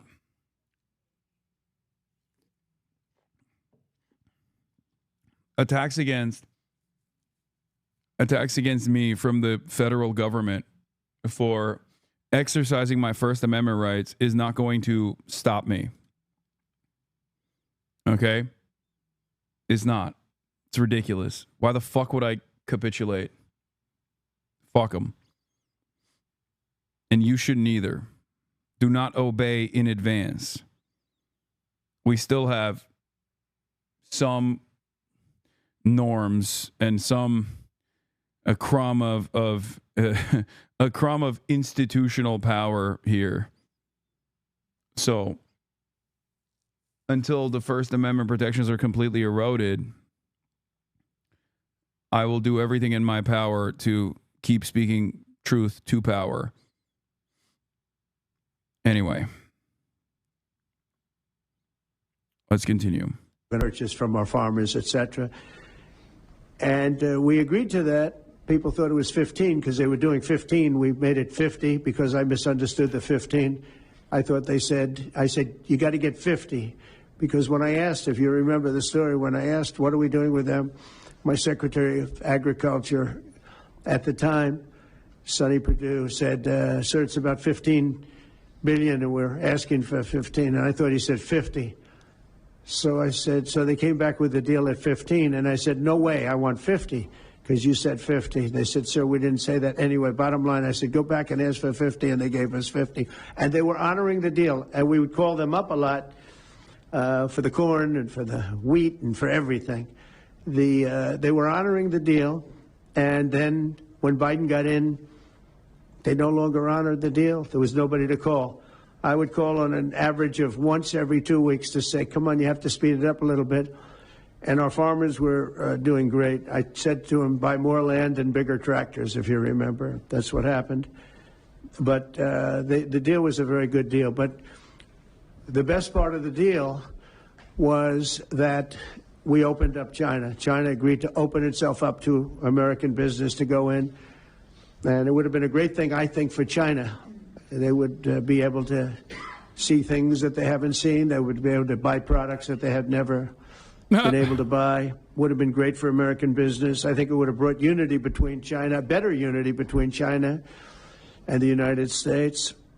And the bottom line is that they canceled it the last day. We were all set to sign it. And a little bit angry. I got a little angry. I said they canceled the deal. The deal was done. It was all ready to be signed. And people went over. They came back to me, sir. They don't want to sign the opening up China. Well, the biggest thing that we're discussing is the opening up China, and they've agreed to do that.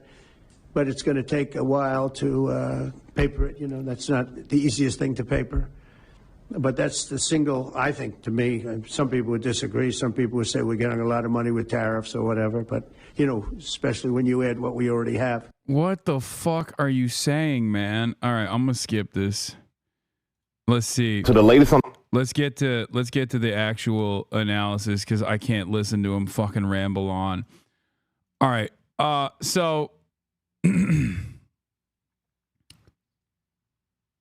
some of the major goals here some of the stated goals here are obviously very different than what the actual goals were. The actual goals were to try to apply pressure to China's other trade partners that we also trade with in an effort to decouple them from China. And he did not reach any success on that, as far as I understand, considering that everyone was like, well, okay, we'll buy your salmonella chicken, but like, we're not going to fucking stop trading with a major manufacturing hub. Okay. As far as capitulating and dialing back the tariffs regime, I mean, he didn't really get anything in return. So this was an incredibly, this was just an incredibly stupid thing that he did. That was an exercise in futility. And as I told you, China would come to the table to after a period of instability that every outlet is going to present as China caving to the brave and mighty American art of the deal guy, Donald Trump, as the New York Times did this morning, predictably.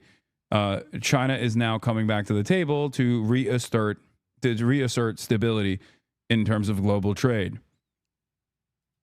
On the president's trade war, and news breaking overnight that China and the U.S. have reached a short-term agreement. Our senior political correspondent, Rachel Scott, is tracking the latest on this trade deal. Good morning, Rachel. Michael, good morning to you. And this is a breakthrough in talks between the world's two largest economies, but it's also a dramatic retreat from President Trump's 145% tariffs that he imposed on Chinese imports. After all of the tough talk and hard lines, both sides agreeing to dramatically roll back their tariffs, at least for now. This morning, the Trump administration emerging from a marathon weekend of negotiations, announcing the U.S. has reached a trade deal with China to significantly lower most tariffs for 90 days. We have reached an agreement on a 90-day pause and substantially moved down the tariff levels. The U.S. agreed to roll back its steep 145% tariff on Chinese imports to 30%.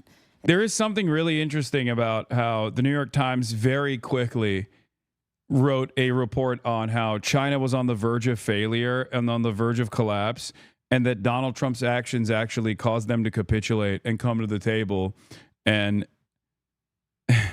backtrack on everything. And it's like, I don't know how you can see it as that.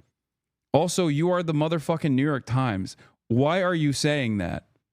Okay, here's Bloomberg Business with a very different and clear-cut approach, and saying Xi Jinping's decision to stand his ground against Donald Trump could hardly have gone any better for the Chinese leader.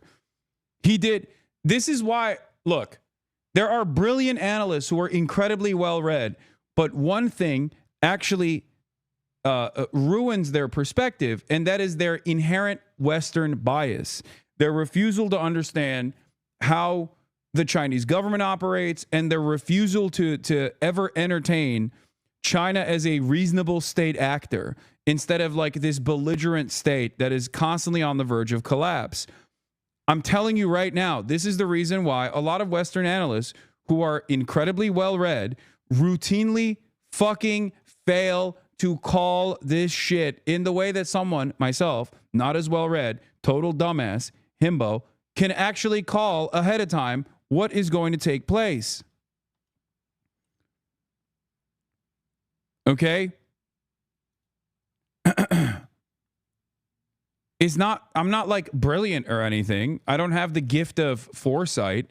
I simply am looking at the situation and not assuming that China is on the fucking verge of collapse as this like despotic dictatorship that's gonna crumble any day now. Okay? That's it. I'm not a fucking oracle. So why is the New York Times still doing this shit? Why is the New York Times still making it seem like this is a major W for Donald Trump? Because that's what they did. The Daily basically did that today. In at odds with the reality, at odds with everything that we have seen thus far, and also at odds with like other analysts that aren't playing this line. Yeah, this is the article title. This was the New York Times assessment. A vulnerable China comes to the table. So, have you? The negotiations between China and the U.S. have implications for a global economy rocked by President Trump's tariffs. What a stupid way to cover this. What a stupid and wrong way to just use the paper of record to do normalization for a abnormal president. It blows my mind, okay?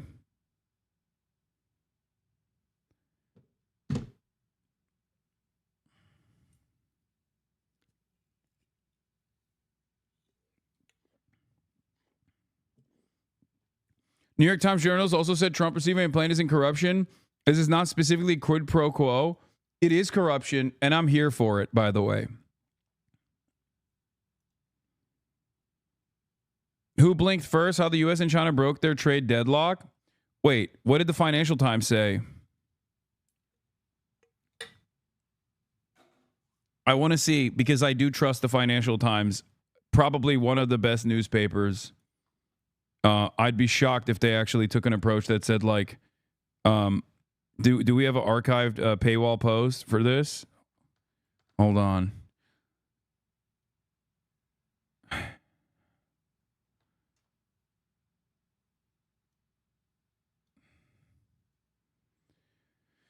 Paywall remover.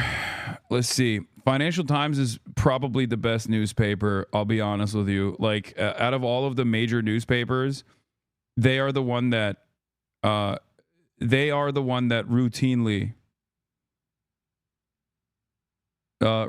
has done fantastic coverage both on Gaza. What is happening here? Okay. All right.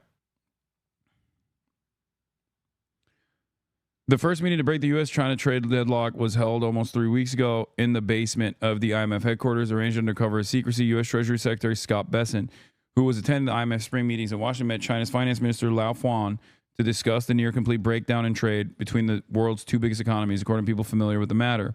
The previously unreported encounter was the first high-level meeting between U.S. and Chinese officials since Donald Trump's inauguration and the launch of his tariff war.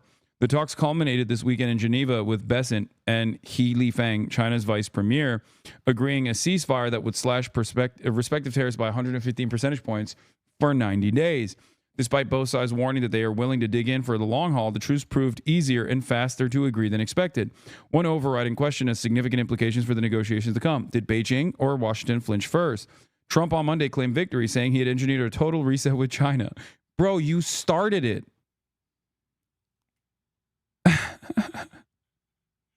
Dude, this is the same exact thing that Trump dick riders did initially, where Trump dick riders were like, oh, tariffs are going to be good actually. And then when he reversed all the universal tariffs that he had slapped on and like lowered them to 10%, he was like, art of the deal, sir.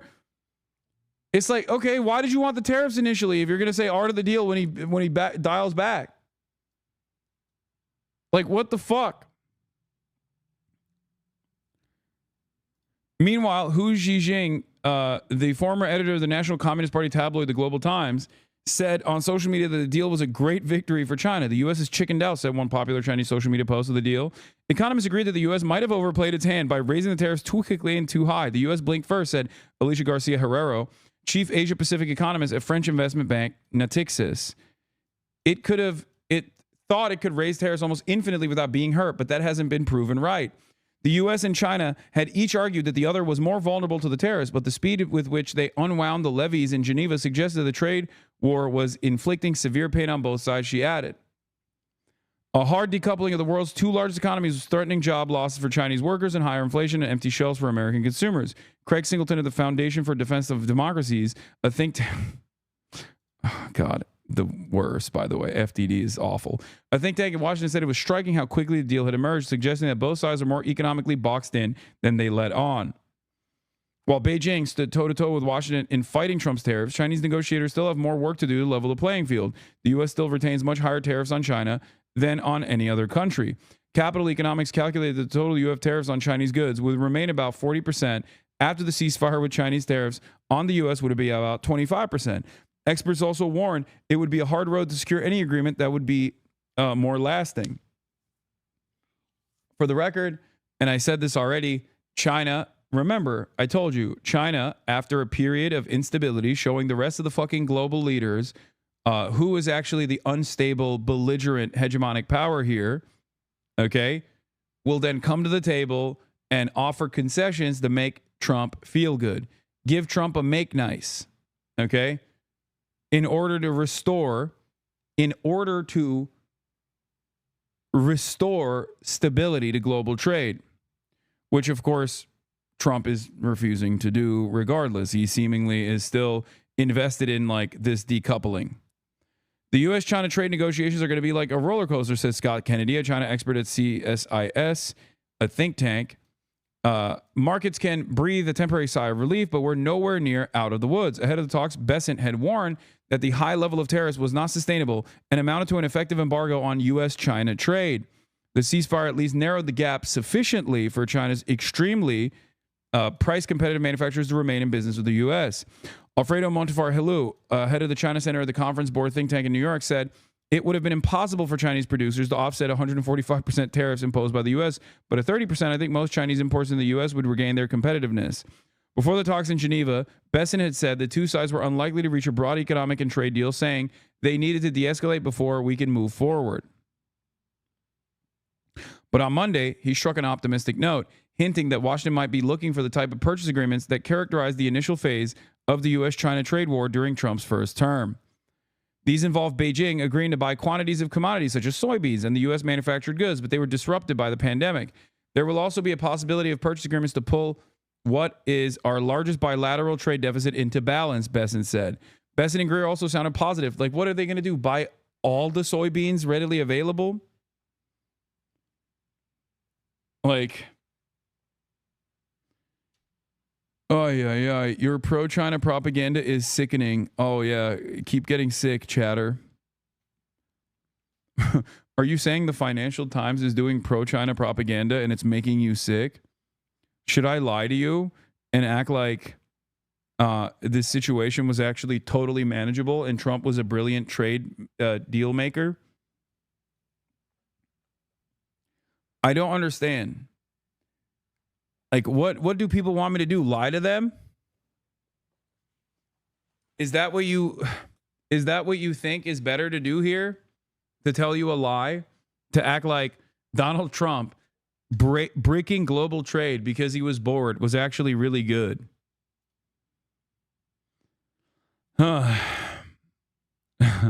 Listen up, President Xi. I'm sorry.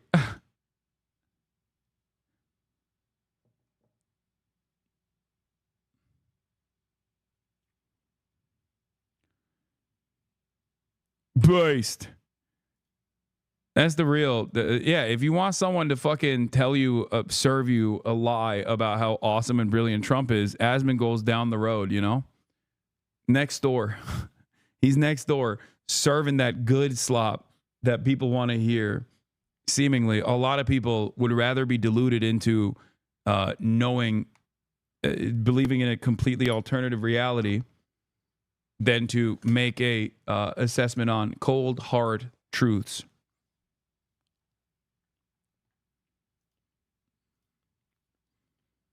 The upside surprise for me this weekend was the level of Chinese engagement on the fentanyl crisis. He said the Chinese delegation included an official who had very robust and highly detailed discussions with someone from the U.S. National Security Team. For Beijing, a fentanyl deal could erase 20 percentage points of remaining tariffs imposed by Trump, placing China roughly on a level playing field with other countries exporting to the U.S. China would still face the fentanyl stuff is the funniest.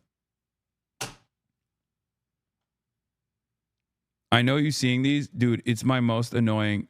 Okay, here, take a week off. I'm sorry. One of the things that annoys me the most is like when chatters go, I know you saw my post. I know you saw my post. Respond to me. There's 40,000 people in here, man. Jesus Christ. Asman briefly floated suing me. Wait, what? For what?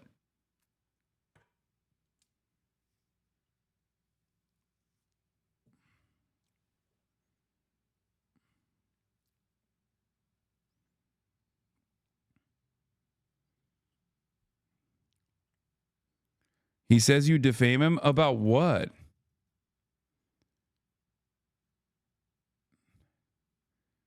I defame him for what? Saying that he doesn't take a shower? No judge is going to look at that situation and go, yeah, this is actually defamation. Judges are going to look at that and be like, dude, are you fucking serious? Are you fucking serious? Come on, dog. I don't think you take a shower either. What do you mean? Are you going to sue me next? I'm the judge here. Yeah, judge is going to take one look at that and be like, yeah, based.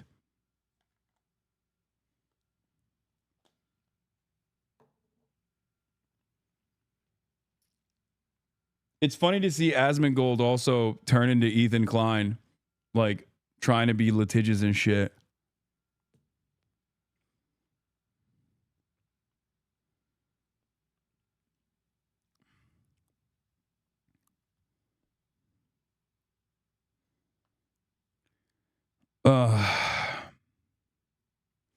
Has your detention made you more empathetic towards the imprisoned? What are you talking about, dude? My conditions were not the same as someone who's in prison. Also, I'm already maximum empathetic to people who are in prison, so.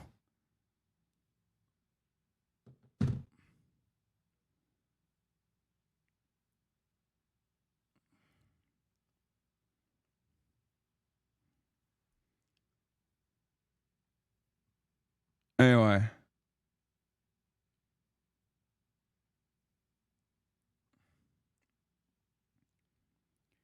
Where was I? Let's continue. Even with this the fentanyl stuff. The fentanyl stuff is extra funny. The fentanyl stuff is extra funny because like virtually everyone knows the fentanyl stuff is just bullshit. Like it's not bullshit that fentanyl is coming into the United States of America, but it is like a bullshit reason to try and start a trade war. You know what I mean? So everyone is basically trying to be like, listen, big dog.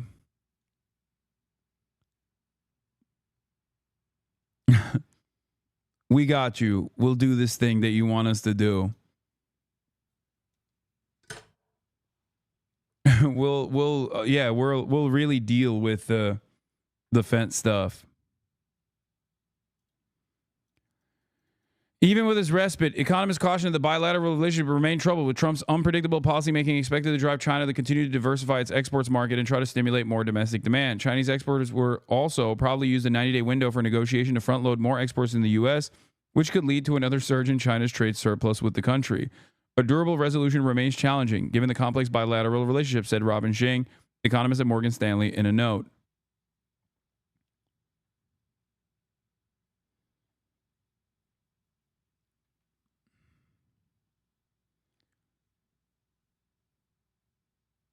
Anyway.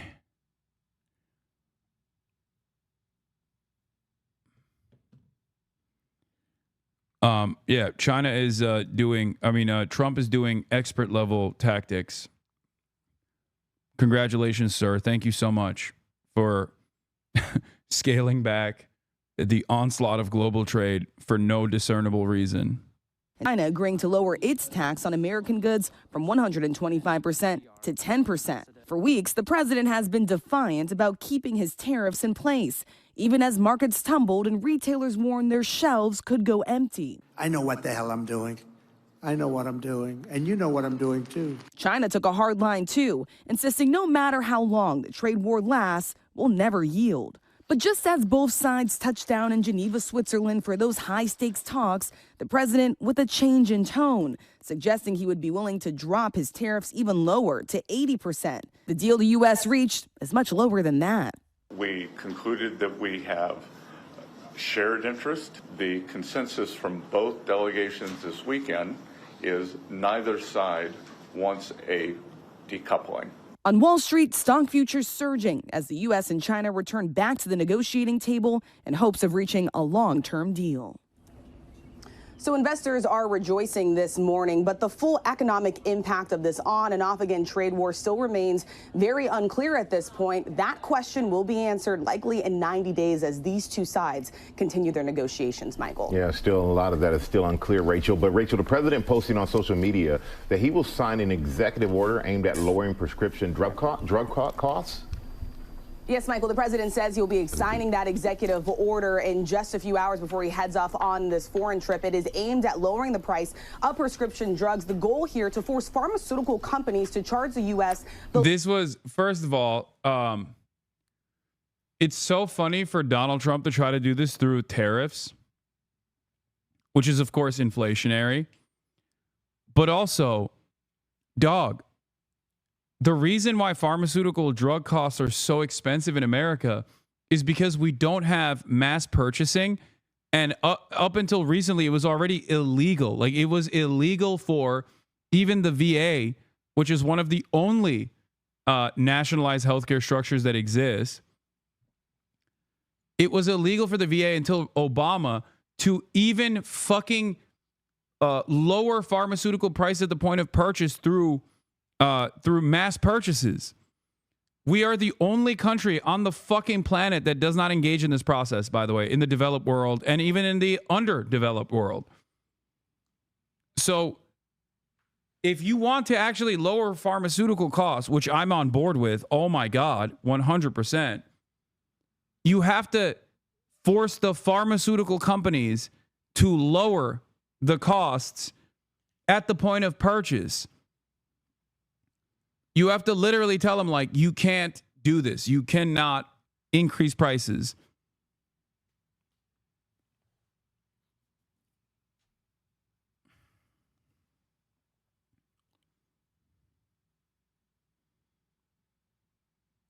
China does it. Everybody does it. It's not unique to China at all. He has to implement, look, medicine is an inelastic, medicine has inelastic demand, okay? Which means, inelastic demand means that the price can be erroneously increased and people still need it regardless, because if they don't get it, they fucking die. So people will pay whatever price you set for it, or they die. So the only thing you could do in this process is either restructure the way that the American government purchases all medicine and you know, create some semblance of socialized medicine structure so that there is bargaining agreements at the point of purchase when you're mass purchasing for the country, as is the case with every fucking country on the planet, by the way. Virtually every country on the planet does this.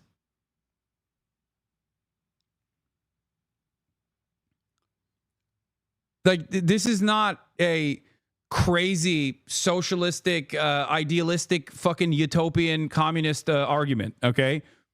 Every country does this, except for the United States of America. Or, if you can't do that because you don't want to do socialized medicine, you have to implement price controls.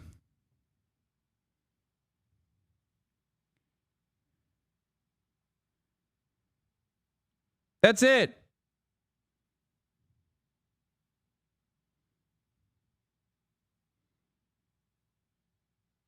Hold on.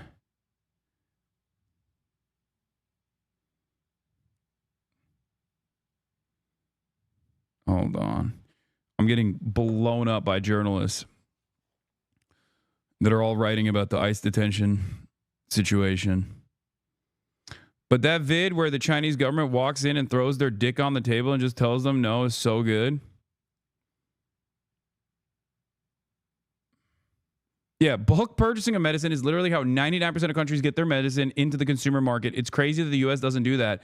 And the only area where they actually do engage in bulk purchasing is is Veterans Affairs, because that is the only thing that is like resembling a nationalized structure. And there are a lot of complications for the VA, obviously, because like their entire insured pool is deeply fucking sick because they're veterans, right? You get fucked up during basic training. So there is no way to leverage the healthy pool that is paying into this process with the unhealthy pool, because the entire pool that needs care is unhealthy, and it's an ever-growing pool of unhealthy people. So it's not even a perfect representation of like how nationalized medicine would work. Having said that, it was illegal until recently for even the VA to engage in bargaining at the point of bulk purchase. Please understand how fucking psychotic this country is. For Europeans that are tuning in, think about how fucking nutty that is, okay?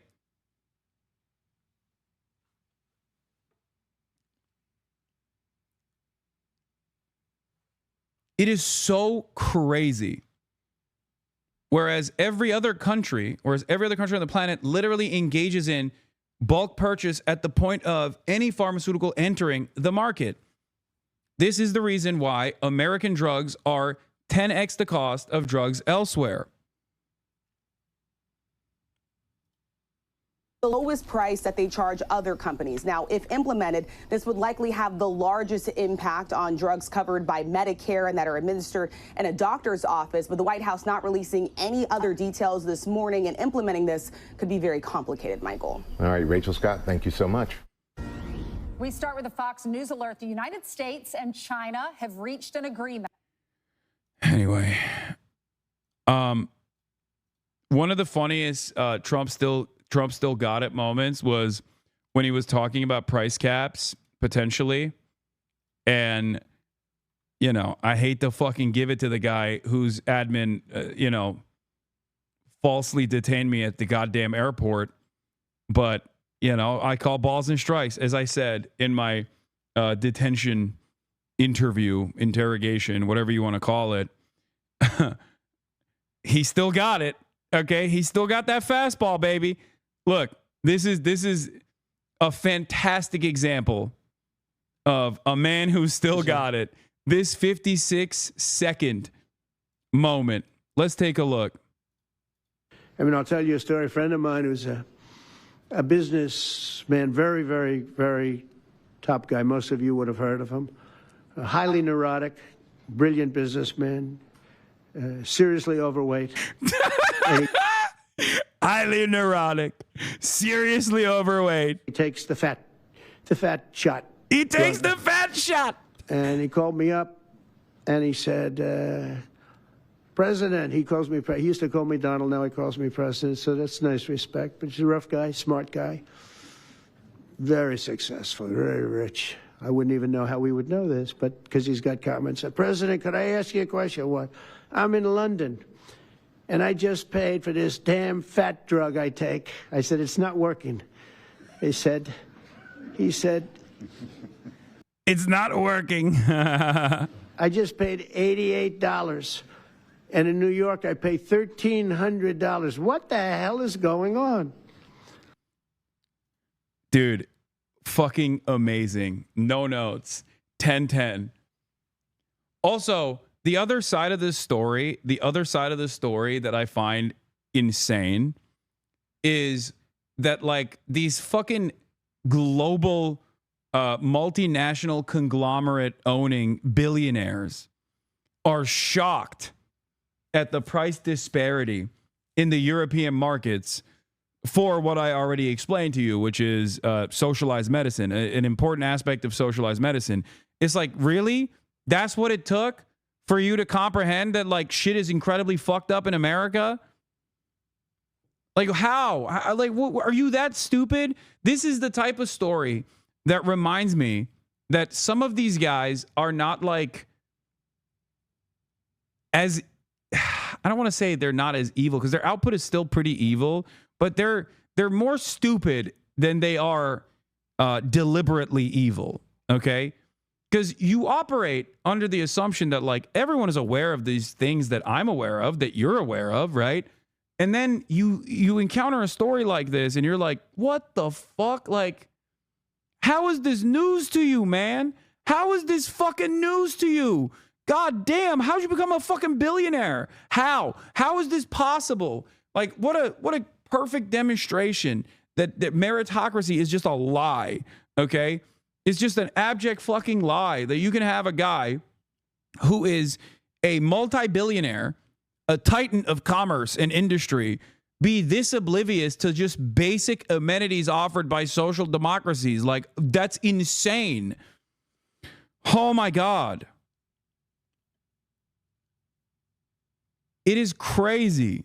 It is crazy.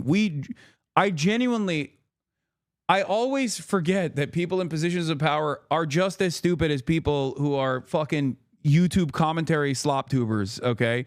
Like I sometimes fail for the position of authority fallacy because deep down inside, I also, I guess, have some kind of commitment to institutions and their infallibility.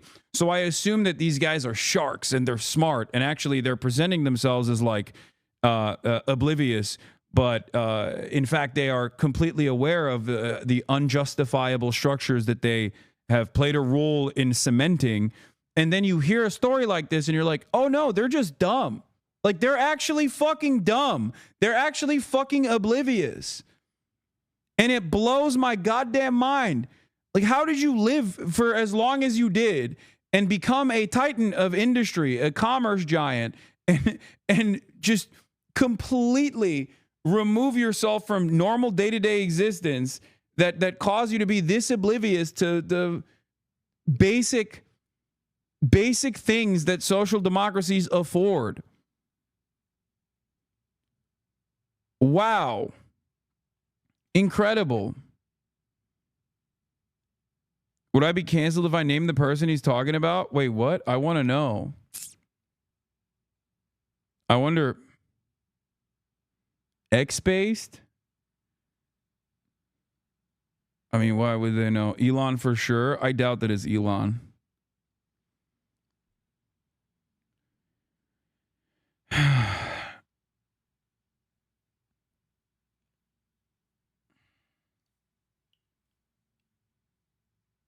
Trump is likely referring to Elon Musk. No, I don't think it's Elon. It's not Elon. It's funny to think it probably is, but I don't think it's Elon Musk.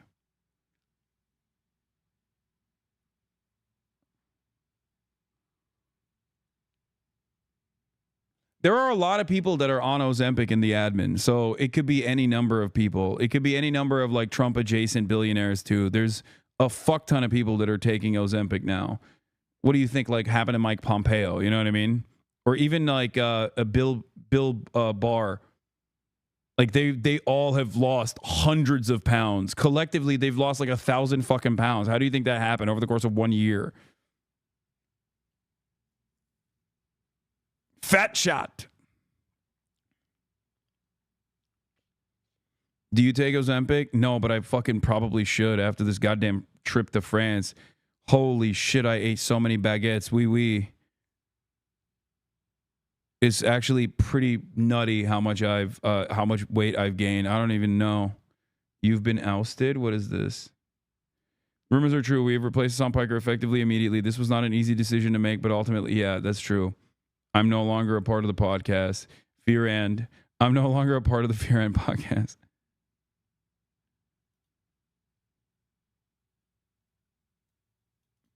Defending rights and dissent. Our policy director, Chip Gibbons, on the detention of streamer Hasan the Hun. We are deeply disturbed that CBP is stopping political commentators at the border to interrogate them about the First Amendment protected activities.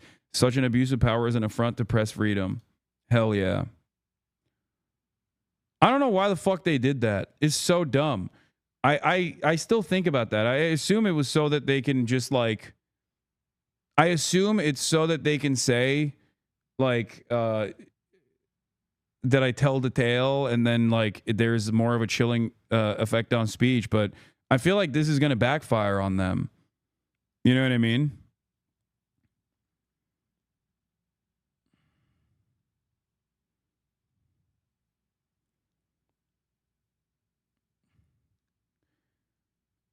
Like, why the fuck would I get intimidated by this? You know what I mean? I'm one of the worst people to do this to. Especially because I'm a high profile person. Like, people are going to fucking write about this. Do you weight gain quickly? Yes.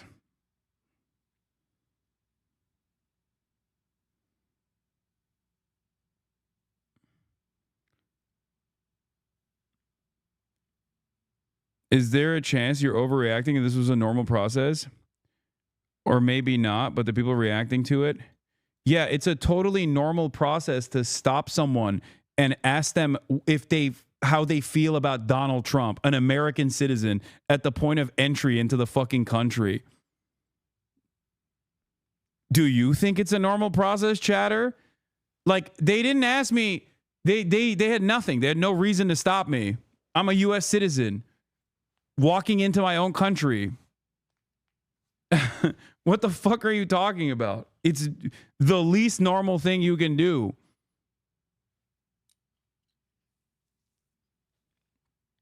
It wasn't normal when they were doing it to like random Afghan nationals with American citizenship, but it's certainly not normal to do it to an American citizen. You know what I mean? I traveled internationally and was asked a few questions. I was like 15 years old. What?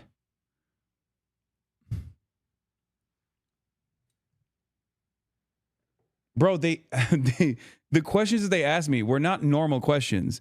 They were all directly related to protected First Amendment activities, okay? As a political commentator. It wasn't a random stop either. Asking me about fucking Twitch bans and shit.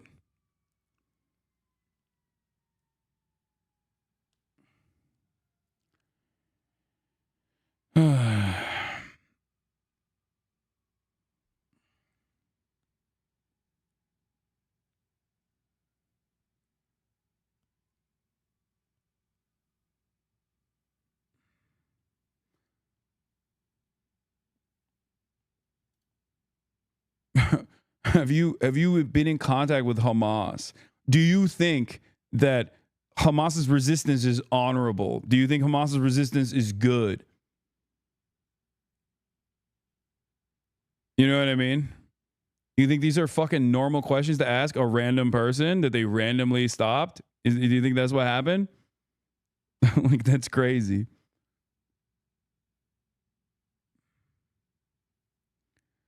Anyway.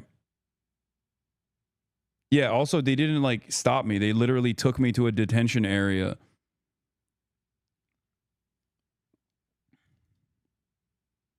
To slash tariffs on each other's goods, complete with a 90-day pause for future negotiations. Lucas Thomason is live in Saudi Arabia ahead of President Trump's visit there with the details. Good morning, Lucas. What can you tell us? Well, good afternoon from Riyadh, guys. Before President Trump arrives here in Saudi Arabia tomorrow morning, big news on the trade front. A trade deal has been announced with China, an agreement to slash tariffs. People are going to try and minimize it now to pretend these things aren't happening. I know. All of the media is going to write about it. Meanwhile, all the slop tubers are going to be like, oh, it's fake. It's normal part of the process. It's perfectly normal, perfectly valid. More of it should happen. He should go to CCOT. You know what I mean? He should go to fucking CCOT, actually. He's a terrorist.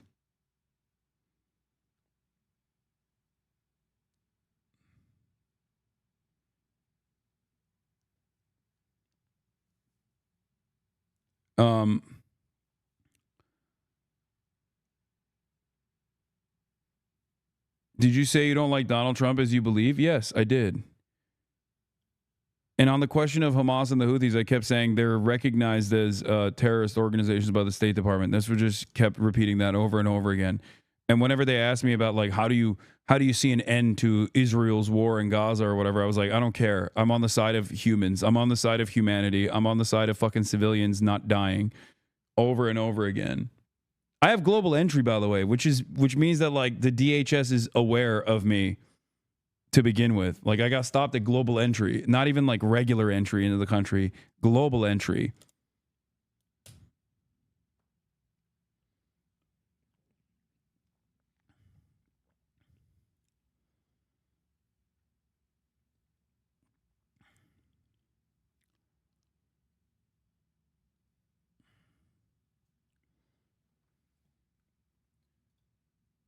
Here's President Trump's trade rep Jamieson Greer speaking in Geneva. We come to agreement that that our reciprocal tariff rate will go down to 10% on the United States side, so it goes down 115%. We enter into a 90-day pause period for negotiations, which both the Chinese and the United States are very committed to, and the Chinese on their side also go down 115% to 10%, and they remove the countermeasures that they have in place. So tariffs are being slashed, and here's President Trump's Treasury Secretary Scott Bessent speaking alongside Greer in Geneva. Neither side wants a decoupling. And what had occurred... That's weird. That's news to me because it felt like this entire process was so that we would do a decoupling. You should have live streamed it. Chatter, it's a fucking Faraday cage. When you go into the interrogation room, it's a Faraday cage. There's no service in there.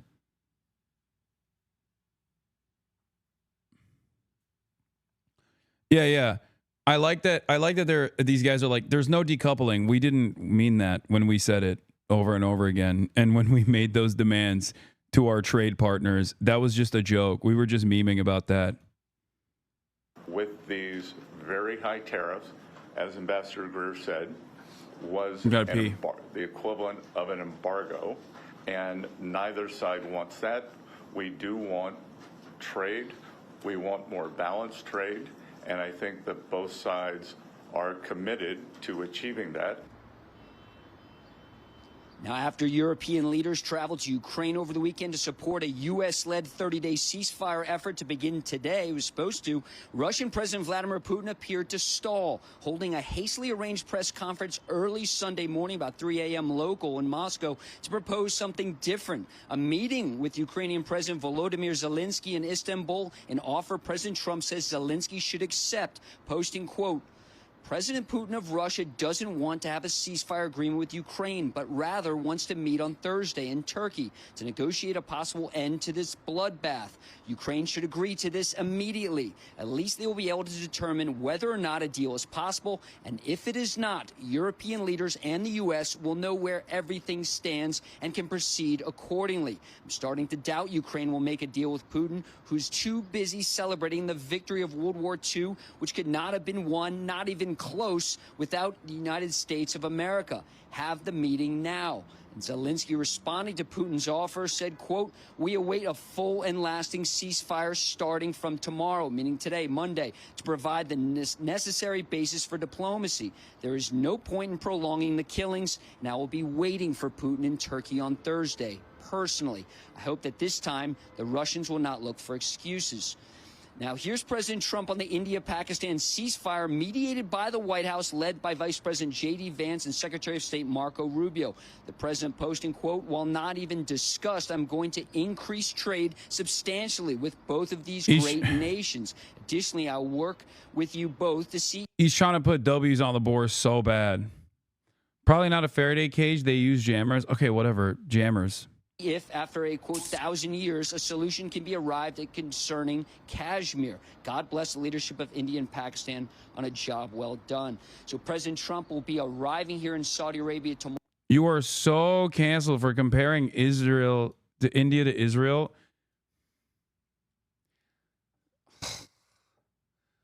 Suck my dick, dude. Canceled by what? I'm over here getting canceled by the fucking federal government, dude. What are you talking about? Oh my God, dude. Shut the fuck up, please. Tomorrow to begin the signing of billions of dollars worth of deals. And before he leaves the White House this morning, guys, the president will be sitting down to sign an executive order to lower the cost of prescription drugs. Guys? Lucas, it's almost impossible to think that we're looking at 5 major stories at one time, right from the region the president's about to go to, right? There's no question, Brian. Very busy day yesterday when these were all announced. And also something to look at on this trip is Syria. You know, the Trump administration wants to keep Iran out of Syria, doesn't want it to be a forward operating base like it was for 50 years under the Assad regime. That's one more thing. So maybe we're up to 6 now, Brian. But President Trump's going to arrive for tomorrow. They're expecting billions of dollars worth of deals to be announced, including artificial intelligence and, of course, arms sales as well. Yeah, I'd rather not be a Russian hub either. That would certainly help. Appreciate it, Lucas. It's incredible what President Trump has done over the weekend. He brokered that India-Pakistani ceasefire. He got Zelensky and Putin to go to the table. Putin said, I want to... Why didn't you stand on your principles more firmly when questioned at the border instead of opting to dodge the questions? I missed the beginning of the stream. Can you explain detail your detention? Do you stand on your principles and just say the cause of Hamas are honorable? Did you say you don't like Donald Trump as you believe? Why didn't you stand on your principles more firmly instead of trying to dodge the question? This actually reminds me of Russia now. You can no longer say what you believe in. Even if it's a great cause, you will be imprisoned. Why didn't you stand on your principles? I love Redditors so much, dude. Yeah, I should have debated him further, which I did. Unironically, I did. Is this your interrogator? I think dealing with dumbasses in my chat and drama baiters in my chat have actually trained me for this very moment. Like having to constantly engage with debate lords makes it easy work to deal with like a fucking ICE or CBP guy.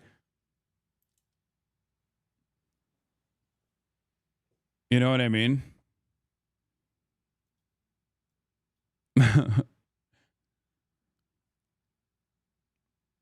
They're having a rough time because they wanted to punch the air and celebrate that you got held, but realized, no, wait, that's fucking terrible optics, so they're coping so hard. Yeah.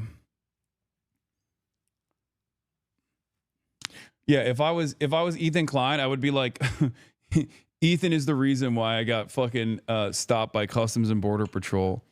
Like, I'd make a YouTube video complaining about how Ethan Klein directly called Customs and Border Patrol on me. No evidence whatsoever necessary. You know, my way or the highway. If you don't actually agree with me, then you love that I got detained.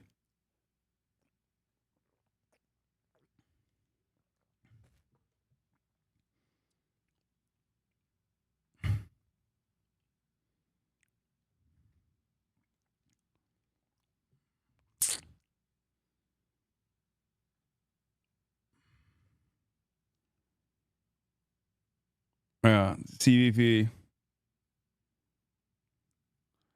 I literally think he is. Why do you think they had specific questions about your bans and shit? What are you, fucking crazy?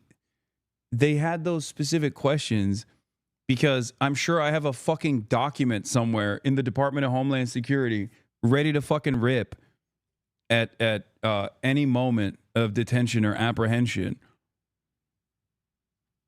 Yeah, they have a bunch of they have a bunch of notes to hit.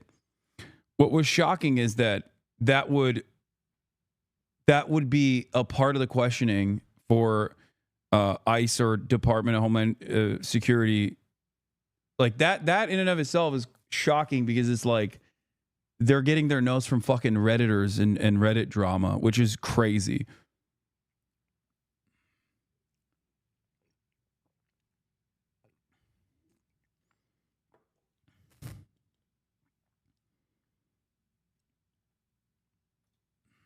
Meet with you, Zelensky, on Thursday, and President Trump encouraged Zelensky to do that on Truth Social, and then they both agreed. And then also the U.S. and China trade deal. Lucas didn't mention that the 20% duties on Chinese imports relating to fentanyl will remain in place, meaning the total tariff on China stands at 30%. And then, of course, you got the last living American hostage as well. That has finally been negotiated, that he's going to be released. So, I mean, he's firing on all cylinders. Maybe we finally get the market. Yeah, same way they used Twitter to bomb that quarry in Yemen. Exactly. It actually is shocking that they would, like, CENTCOM using fucking random Twitter OSINT people to find like priority targets is also shocking. Just like this shit. Markets are responding positively to this trade deal being done. It's a framework. There's still more negotiation to go, but it's a step in the right direction. So, you know, a lot of times when they come out of meetings, they have different interpretations of the meetings. And I was just seeing, I listened to the presser live at 3 in the morning. And then it was hard hearing all the audio, so I was just jotting down hand notes. And then I'm listening to the Chinese delegation. They had one soundbite, and he sounded just as positive. You know what it shows? All the manufacturing, the trouble they have, making their payments, getting people unemployment. The fact is, a lot of these cargo ships are leaving with nothing on them because the U.S. is canceling their orders. They came to deal. And you know what I also like? Not like, they caved first, they caved second. They said that. It is just, hey, we're at 145, 125. Now we're at 30 and 10. And these are some of the details. And one of the things that Scott Bessent said in particular, China brought up to them, we have not had talks about trade in 4 years.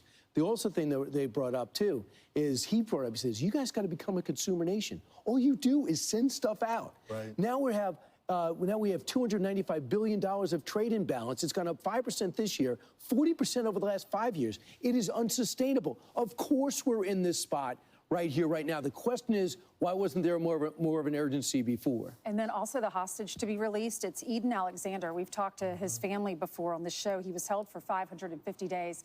And this is thought to be a gesture because our president is going to the Middle East for the week. And this was a gesture from Hamas to say, we're going to send home an American. So you got the president firing on all cylinders with all these major international and domestic stories, but the Democrats are still. Are you coming back to France in the future? Yes. I will be back in France for GP Explorer that my friend Squeezy Lucas is putting together. I'm going to be the American host of this international event that is going to be televised on French television, and it's going to be a massive event. So yeah, I will be in France for that. Unless I'm in jail at that point. If I'm not in jail, I will be there, okay?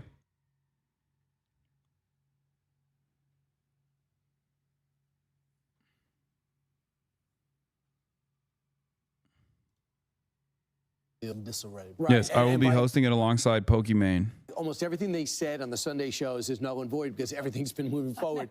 But what I thought was interesting is, as far as Netanyahu says, I didn't give up anything to get Alexander back. So Witkoff just arrived, I saw in the Jerusalem Post about an hour ago. Yeah. So what's he going to say? He's going to clue them in. Now, Israel and the U.S. are a little bit disjointed now because we cut a deal with the Houthis not to bomb us, but they continue to go after. Israel says, we wish we would have known about that ahead of time. This hostage thing, I'm not sure they were clued in this time, but they do plan on going in full bore into Gaza and holding land this time. But it would be good, I think, for the world community to get some aid in there. It would, at the very least, just get some humanitarian aid to the areas that we told the Palestinians to evacuate to. There's Eden's picture. His mom found out on Mother's Day her son's coming home. What a gift. Right. I'm Steve Ducey. I'm Brian Kilmeade. And I'm Ainsley Earhart. And click here to subscribe to the Fox News YouTube page. Zelensky challenges Putin to meet in person for peace talks. Russia and Ukraine are edging closer towards the negotiating table, but points of contention remain. In a post on social media, Volodymyr Zelensky called for a halt in fighting before any direct talks, before adding, I will be waiting for Putin in Turkey on Thursday, personally. Turkey, not only at the table, Turkey is the table. Once again. Don't you have to go soon, big dog? Yes, I will be I will be making my way to. I'll be making my way to the university in a little bit, and we will of course be breaking down. We will of course be breaking down the whole thing while that's happening. So you should take the red line. Chicago has great public transit. I will not be taking the red line to go to University of Chicago because I have a car. The university has hired a car service. Everybody, please stop trying to fucking manage my. Please stop trying to backseat produce. I am a 33-year-old man. Okay. This is a professional event. I will be bringing a shit ton of bags with me to this professional event. I have all of my equipment. We will be breaking down the equipment here in a little bit. Okay? Please stop. Don't know why you guys do this, okay? I don't understand it. You can't help yourselves. That he would be waiting for Putin in Turkey on Thursday, personally. Afterwards, he doubled down on his message during his nightly address. Tomorrow, we expect a ceasefire. This proposal is on the table, a full and unconditional ceasefire, long enough to provide the necessary basis for diplomacy, which can bring peace much closer. Yes, I know the Chicago Jewish Coalition will be there to protest. I know. They've said that they will be doing a counter demonstration or something. I know. I am familiar. As far as I understand, there was no. That's an external group, by the way, and not even a part of the school. And also, there's an external group. It's not even a part of the school. And from what I understand, there wasn't any like internal dissent from school groups.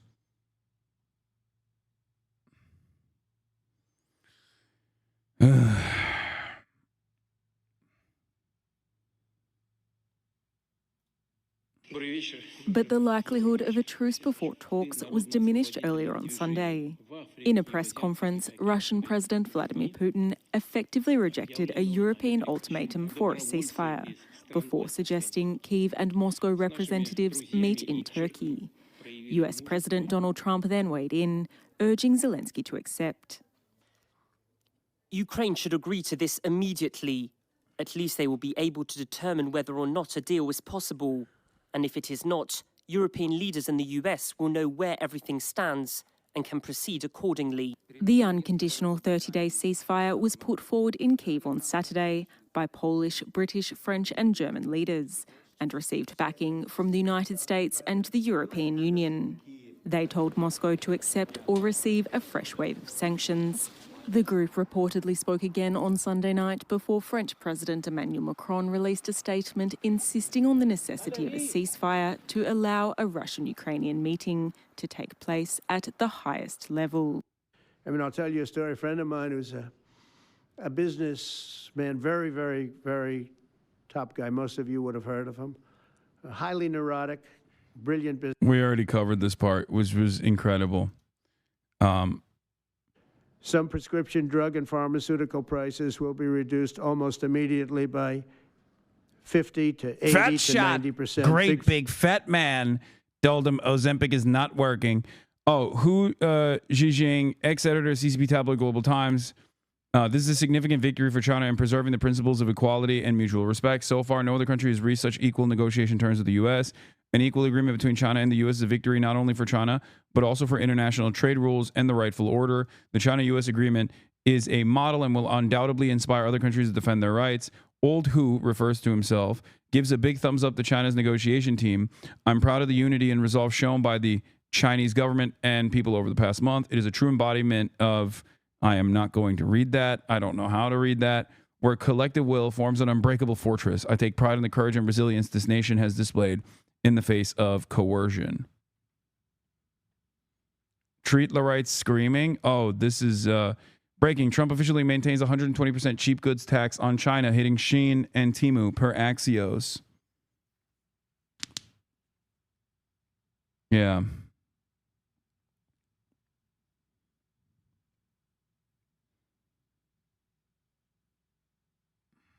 Why do you only own gas cars and refuse to use the red line?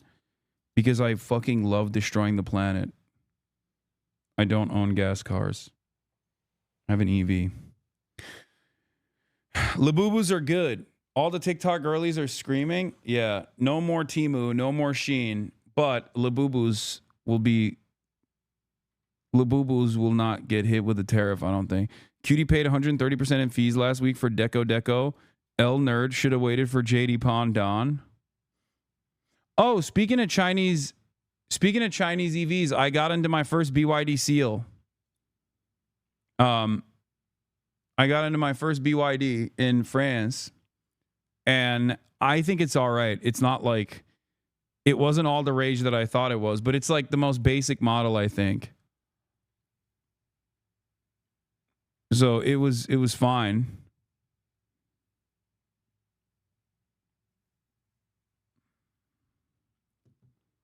But it was like, you know, it's affordable. That's the point. Yeah, the Seal is like the cheap one, I think. Retract that statement.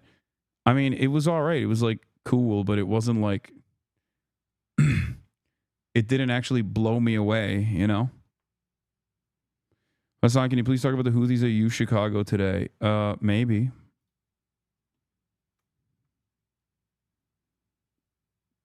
Bro got questioned by ICE one time and is now shitting on China. Yeah. That's what it is.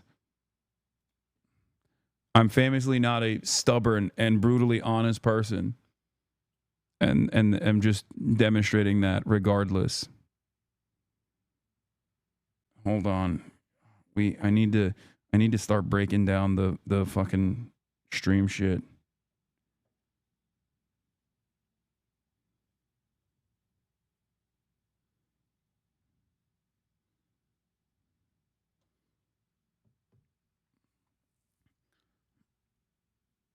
Was everything computer? Everything was computer. Will either abide by this principle voluntarily or will use the power of the federal government to ensure that we are paying the same price as other countries. To accelerate these price restrictions and reductions, my administration will also cut out the middlemen. We're going to totally cut out the famous middlemen. Nobody knows who they are, middlemen. I've been hearing the term for 25 years, middlemen. I don't know who they are, but they're rich. That I can tell you. We're going to cut out the middlemen. And someone said, what the hell is wrong with his nose? I don't know. His face looks extra fucked up. And I don't know what that's about. I noticed that too, though. It's weird.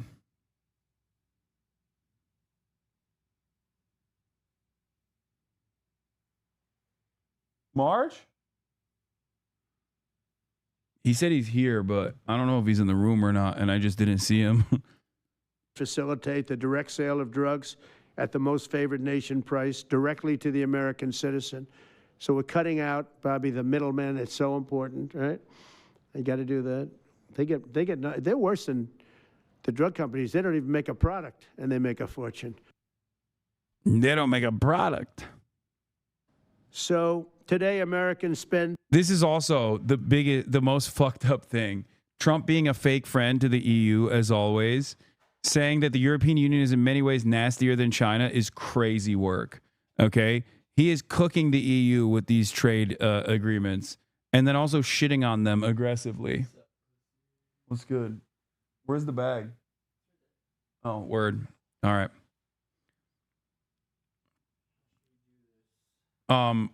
Well, let's start the bag and then switch over to the bag, and then we'll stream the process of us breaking down the stream and putting it in the other bag, in the streaming bag, and then we'll move on.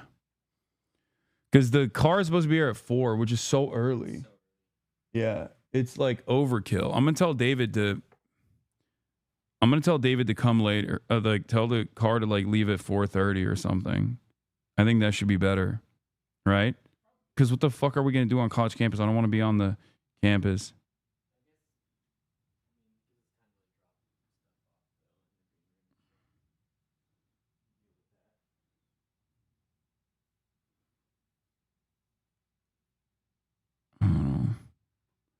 What about traffic?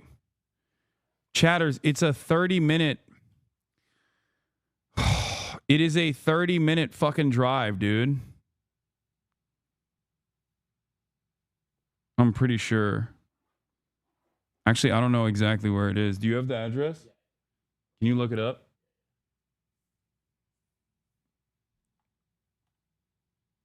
You mean you don't want to interview college kids? No, I don't want to be there. Yeah, it's fucking 24 minutes away. I don't want to be there. Chicago's busy this time. Yeah, it's 24 minutes away, okay? I don't want to be on campus ahead of time and then like invite more controversy than is necessary, if that makes sense. And I want to keep covering the news. I have this one. Yeah. I think this one is better because it doesn't wobble and you can put it on the ground. But this one is good enough, isn't it? Yeah. It says 24 minutes now. At 4:30, we'll save 50 minutes. Okay. 40,000 micro backseat drivers. 70% more for prescription drugs than we spent in the year 2000. Think of that. Our country has the highest drug prices anywhere in the world by sometimes a factor of 5, 6, 7, 8 times. It's not like they're slightly. So you're not going to do an encampment? No, dude, I'm not. No, I'm going to a fucking speaking engagement. Goddamn, chatters. Holy shit. Higher. That 6, 7, 8 times, or even cases of 10 times higher. Y'all are, I've realized unironically, y'all are fucking more annoying than the ICE agent at the detention. Like you are literally, I prefer that guy. I prefer having a fucking conversation with that guy who holds my freedom in his fucking hands than some of you dumb fucks in the chat. Oh my God. Seriously, fucking micromanagers. Oh my Lord, shut the fuck up. So that you go 10 times more expensive for the same drug, that's big numbers. Even though the United States is home to only 4% of the world's population, pharmaceutical companies make more than 2/3 of their profits in America. So think of that. With 4% of the population, the pharmaceutical companies make most of their money, most of their profits from America. That's not a good thing. Now, I think, by the way, I have great respect for these companies and for the people that run them. I really do. And I think they did one of the greatest jobs in history for their company, convincing people for many years that this was a fair system. And nobody really understood why, but I figured it out. For years, pharmaceutical and drug companies have said that research and development costs were what they are, and for no reason whatsoever, they had to be borne by America alone. Not anymore, they don't. This means American patients were effectively subsidizing socialist healthcare systems in Germany, in all parts of the European Union. They were the toughest of all. They were nasty. And I see that. I see that with trade, too. European Union is, in many ways, nastier than China. Okay? And we've just started with them. Oh, they'll come down a lot. You watch.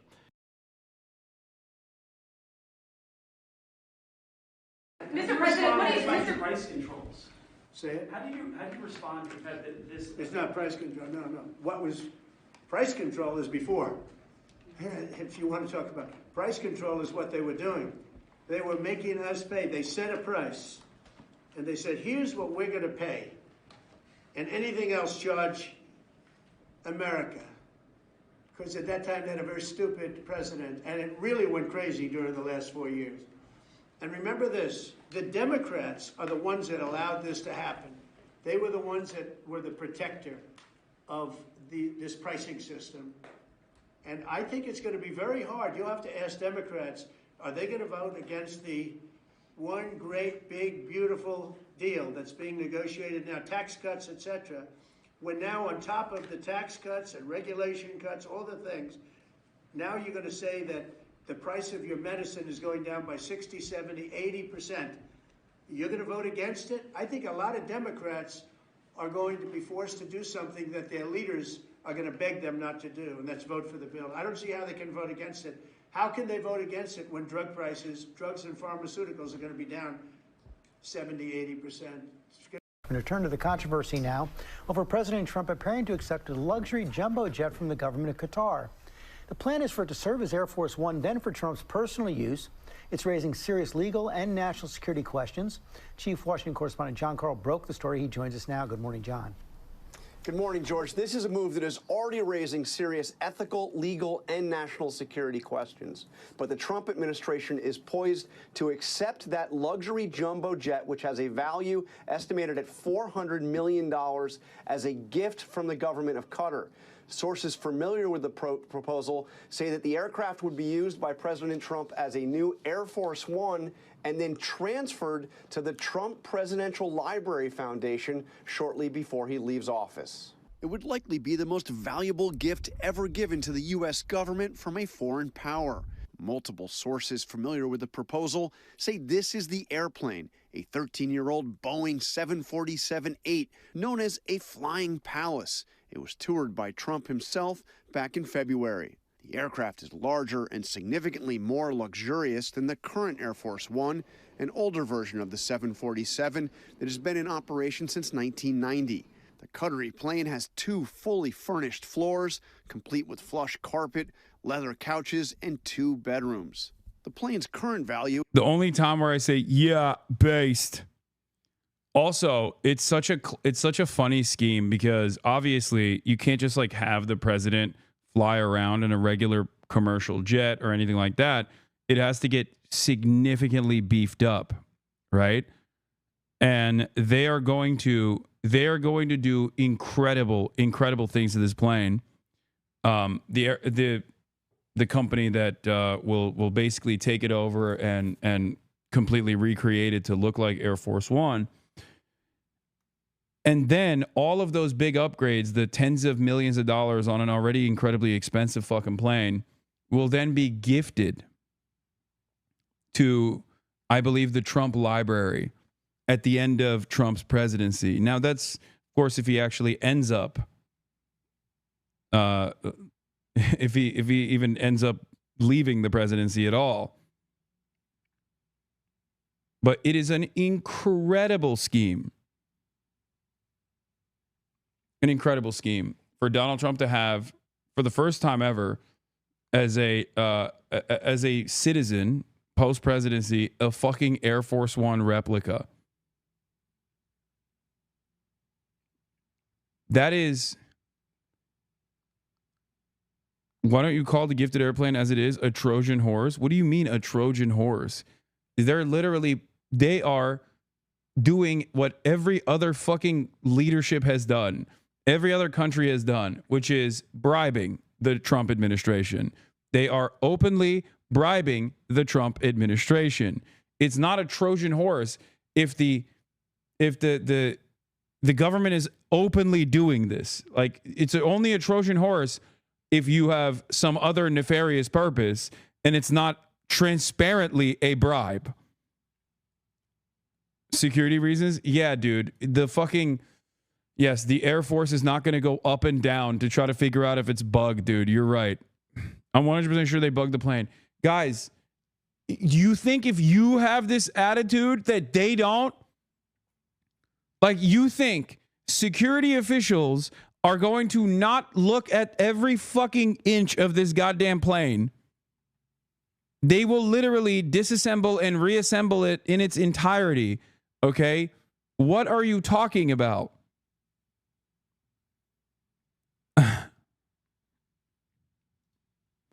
Also, I don't give a shit if it's bugged into oblivion. Like, what do you mean? Wow, for once, it's not Israel that's like directly bugging our administration. It's now another country. Okay, great. Who cares?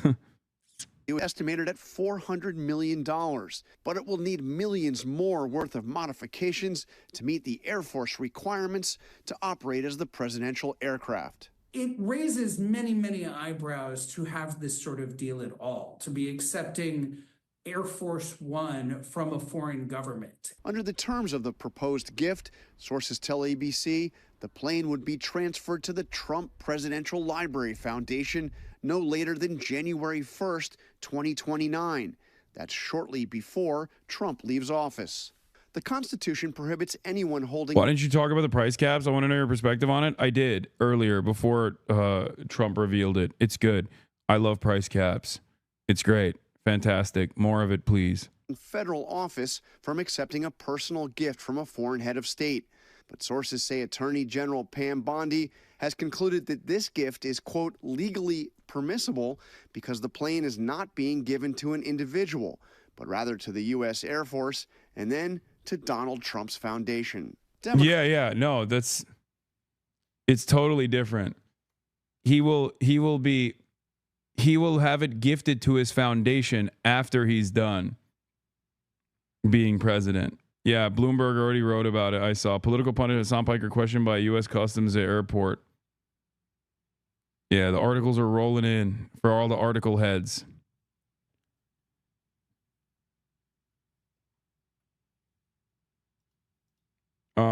Let's see. Let's do the paywall. Let's do paywall remover.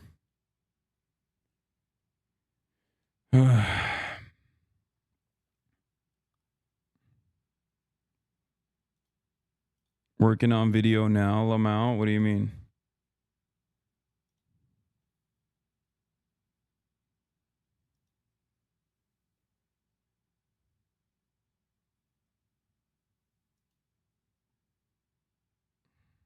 Here you go.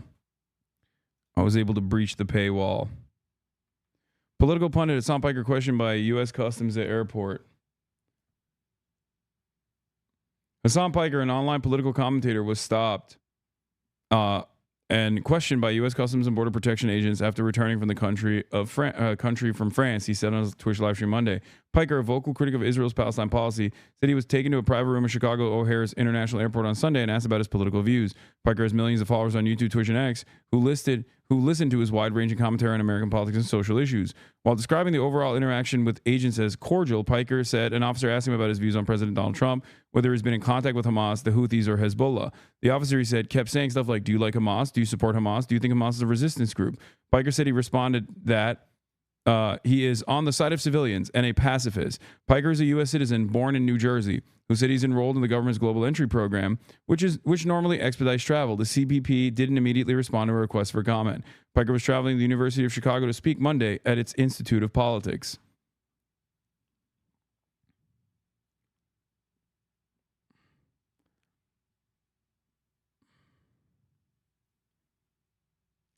Yep.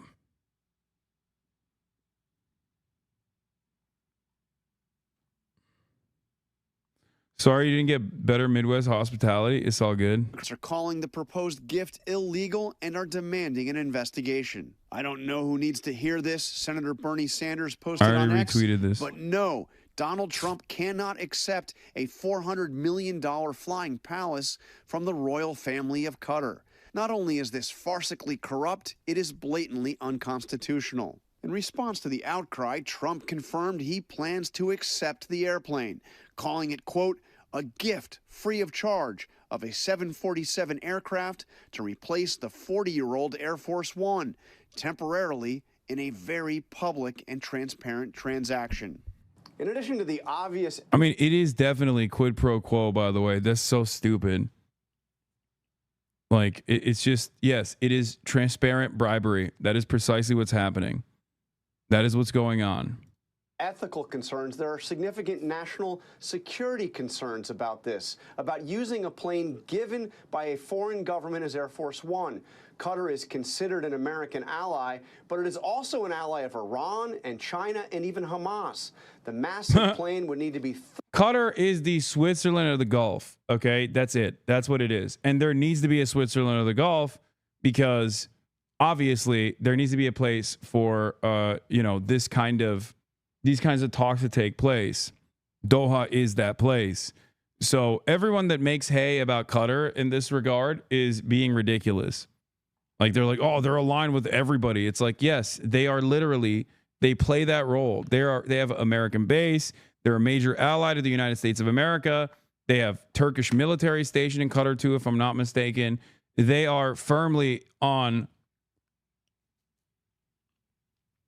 You mean Oman? No, Doha is where a lot of these fucking talks take place. Oman is when Oman is where some of the other talks take place, like the Houthis one took place in Oman.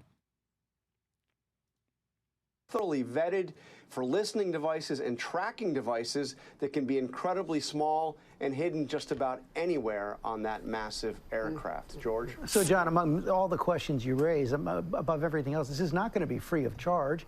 It's going to cost millions, if not tens of millions. Israeli media reveals roots by Qatar funds to Netanyahu's inner circle. Representative Richie Torres seeks Inspector General review of any Trump acceptance of the Qatari jet gift. Yeah, I'm 100% in support of the big beautiful boy Donald here. For the record, like he gets to have a jet if he wants to. If this leads to Donald Trump taking a more favorable position to Palestinians in this process, I do not give a fuck. Yeah, great. Keep doing corruption, King. Fuck it. Who cares? Dollars to retrofit it for it to serve as Air Force One, and of course American taxpayers are going to pay that. Yeah. What? Why don't you talk about Puerto Rico? I know there are people suffering all over the world. You speak about Americans and the effects Trump's policies will have, but we will be affected much more. Why the silence? You can't talk about us as a voting bloc, or when Trump talks about us. We're a colony. We can't vote.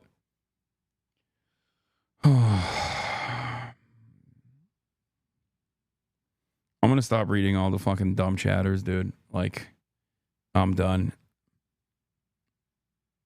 I don't know why I do this to myself. It's like, brother, what do you want me to do? There are a million different things happening every fucking day. Okay. I have to choose. I have to pick and choose. I'm sorry that I'm not talking about Puerto Rico every day. Holy fuck.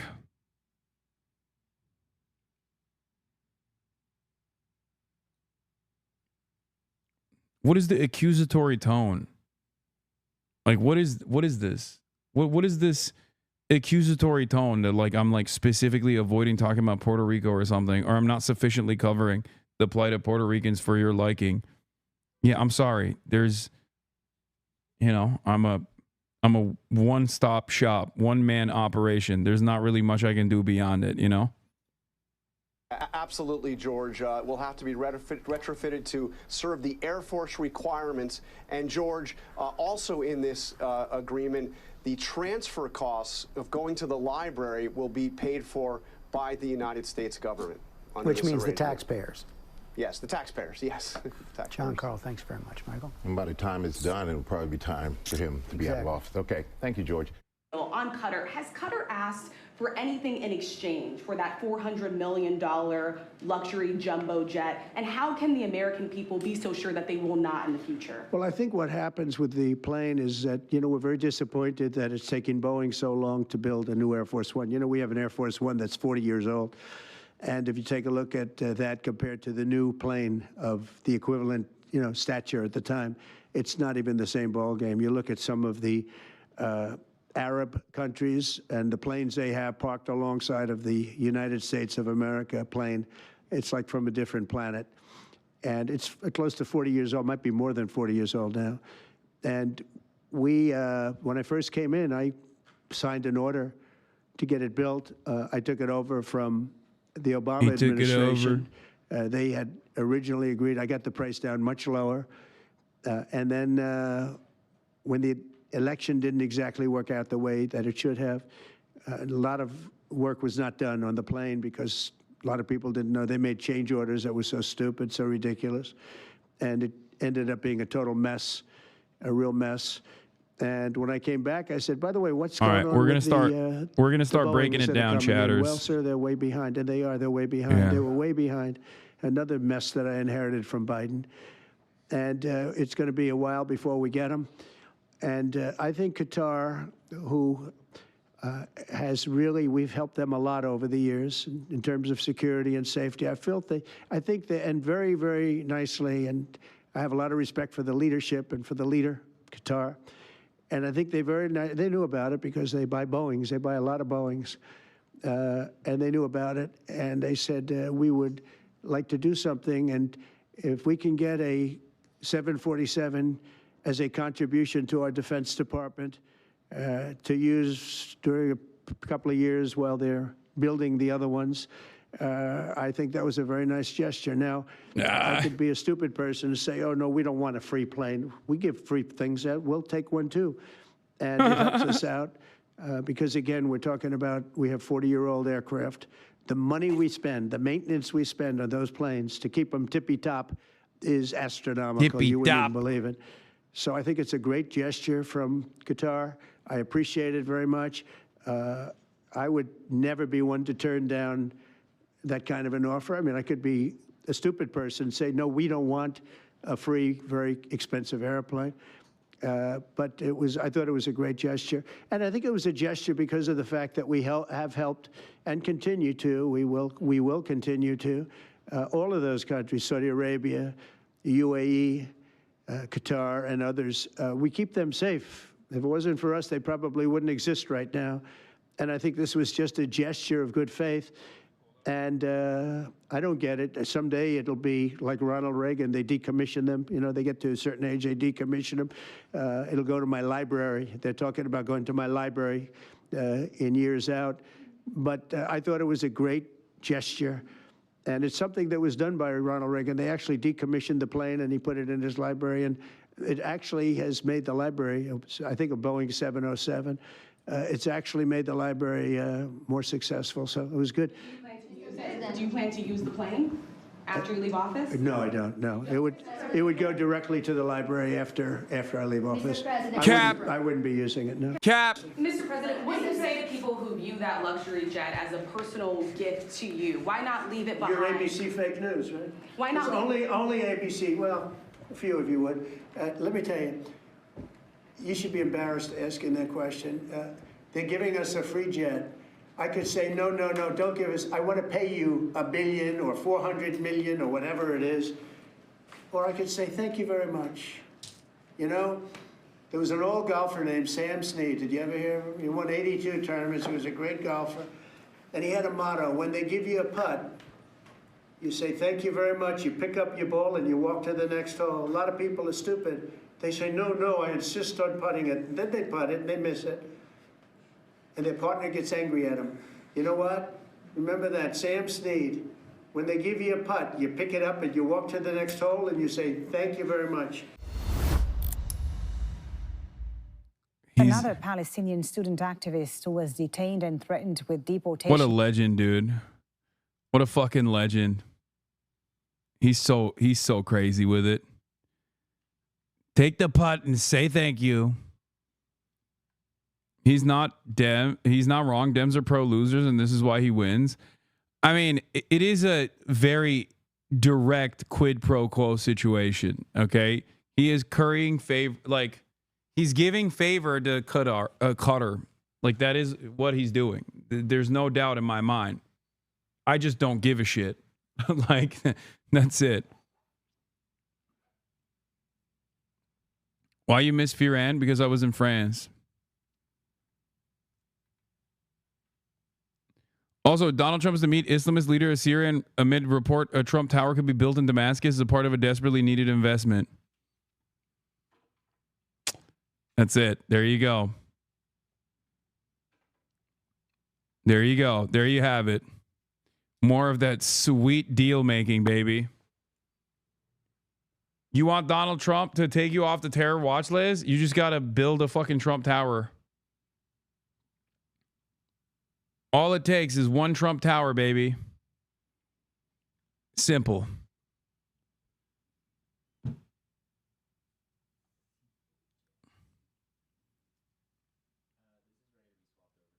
Okay, what we're going to do is I'm going to keep playing this because the laptop is the last thing that needs to be put in the bag. So just, give me the camera, I guess. And I'll keep talking while we break shit down. All right. We're gonna swap it over, chat. We're gonna swap it over, and we're gonna break down the setup. I have all my bags ready to go because I'm gonna be leaving directly after the speech, and we're gonna get in the car. We're gonna drive over to. We're gonna drive over to University of Chicago. Wait, it's a black screen. Oh, okay. No, but it doesn't even look like a... It looks like the camera's not on. Wait, move it. Let me see. The ingest... oh, yeah, okay, you're right. Okay. Do you have any deep dish? No. I do not have deep dish. But we're going to the University of Chicago. Here, you can just put the camera on, like, behind me.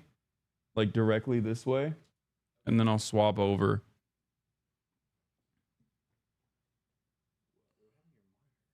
Oh, it broke. I don't know. Yeah, here, I'm swapping.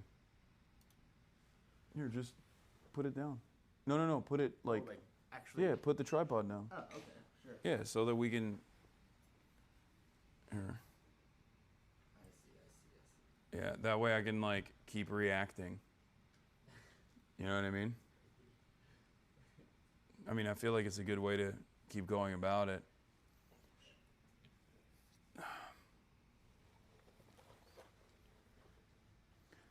All right.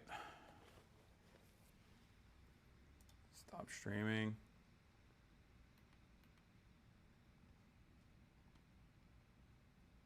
Inception, go deeper. Yeah, chatters, look at how my screen is busted. Do you see that? I don't know what happened. Yeah, it is fucked.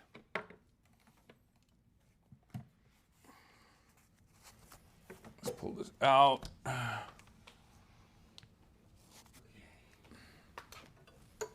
right. What? Don't accidentally back into the camera and fall into it? Nope.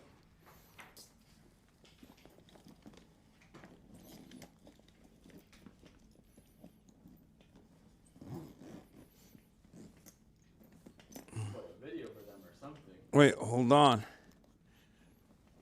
I will. Remember what happened last time they watched this breakdown? Yeah, we got kicked out of the fucking DNC. How could I forget? The U.S. has been speaking in the same to city, Al Jazeera. Mohsen Madawi, who's Yeah. originally from the occupied West Bank, was released by a court in his home state of Vermont last week. Our correspondent Christian Salome began by asking him about his arrest during what was supposed to be the final interview for his U.S. Everything. citizenship. Except for the laptop. The agents were hiding in the lobby of the office, and others were hiding in cars in the parking lot. Everything except for the power for the laptop. The way I believe that For the time being. is their whole plan was to ship me to Louisiana so I would be isolated from my community and from legal support. They had the airplane tickets, commercial flight, printed with my name on it. But I was lucky enough that we missed the flight by 9 minutes. That's crazy. Might have been a different outcome. He would not have been out. If he actually was placed on that commercial airline, he would not be out right now. Like he would have had to be dealt with in Jenna, and we know that that's a deliberately hostile territory to send him to. So many of these, because what ICE is doing is like in a legal gray area, so much of the stuff, so much of their insane actions can simply be avoided if you're lucky or if you are just not at the place that they want you to be. Like Mohsen Mahdawi would not have been apprehended by ICE if he just stayed at home and they couldn't find him at home, or if they had no way of facilitating a search warrant that a judge would offer them, which is pretty crazy to think about.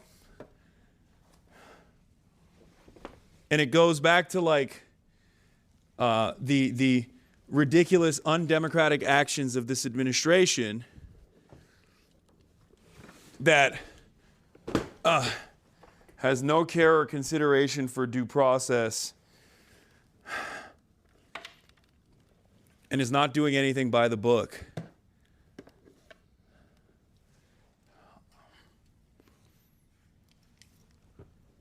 Ay, ay, ay. If the plan worked out as they have laid it down, we would not be having this interview. How did growing up in the West Bank influence your activism? As a child, I saw my best friend getting shot in front of my eyes, and I held him, and he was perished on my birthday.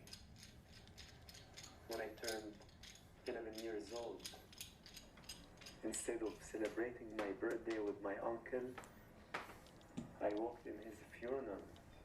What we see happening in Gaza, my people are being killed. My extended family, more than 30 family members have been killed.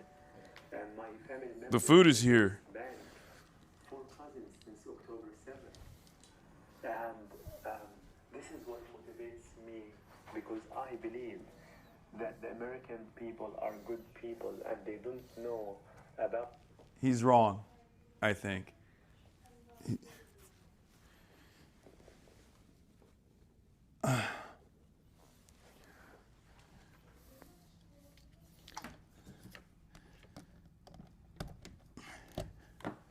I don't know if he's entirely correct on that. I'll just say.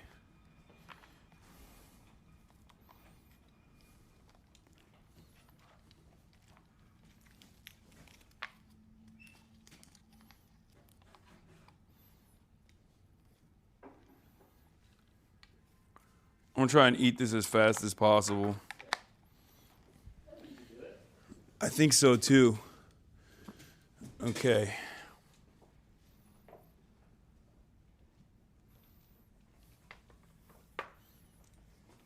Where's the sleeve?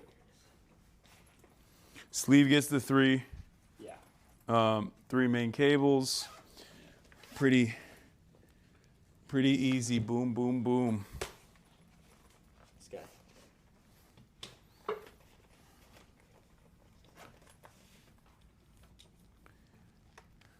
Can't believe he broke. I don't know how. Yeah. Like, maybe it got crushed against the cable. Yeah, probably. Hold on, let me. Do you support violent resistance to occupation? Let's look at international law. International law classifies the West Bank as an occupied territory. Occupied people have the right to resist. It's not my way to choose violent resistance. I choose non-violent resistance myself. But I can't hold anybody to the same standards that I have. To President Trump and his cabinet, I am not afraid of you. You were very defiant when you were released from detention. You said to President Trump, "You're not afraid," but aren't you a little afraid? Or what keeps you going? What keeps you strong? Most of my strength comes from seeing the resilience of the Palestinian people who have been living under systematic discrimination and injustice Is that the camera over here? 76 Yeah. years, and they never lost. Over there. Oh, I was not afraid Well. when I was detained. I was being put into an SUV, and when I saw a person with a camera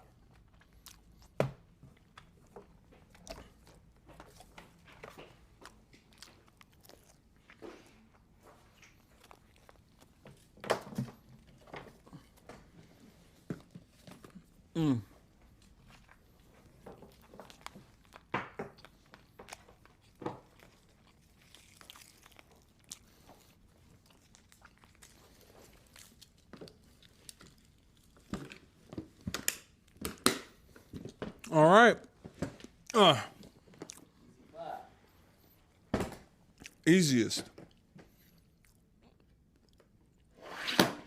Socialist, by the way, yeah. Fucked up. Here's your phone. Thank you.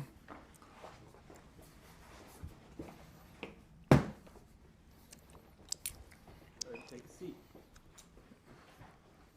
So you're gonna take the camera bag back.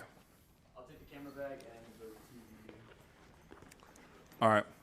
I didn't bring a backpack because I traveled with them, so it's fine. Yeah.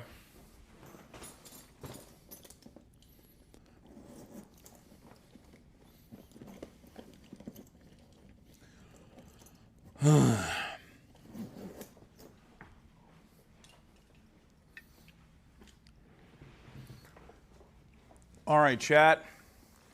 I'm gonna guzzle this as quickly as I can. You said 4:10? Yeah. 3 minutes, go. I have 3 minutes to eat this. Oh, there's can you grab the protein shakes in the fridge? There's 2. I got one for you as well. And the top shelf. No, inside of the fridge, but in the top shelf is like stuck above the Pepsis. You want chocolate or strawberry? Which one do you want? The strawberry one. Then give me the chocolate one.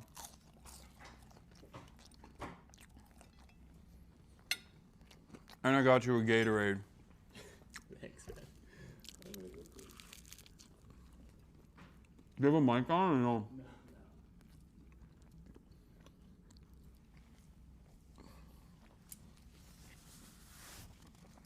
It's a shame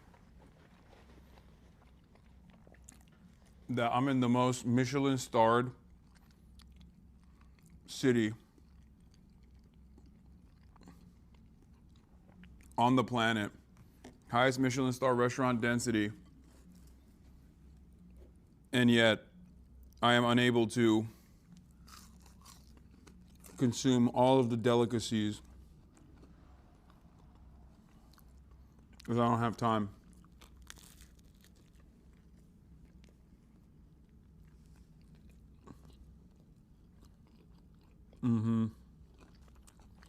You can fix that later tonight? No, I can't.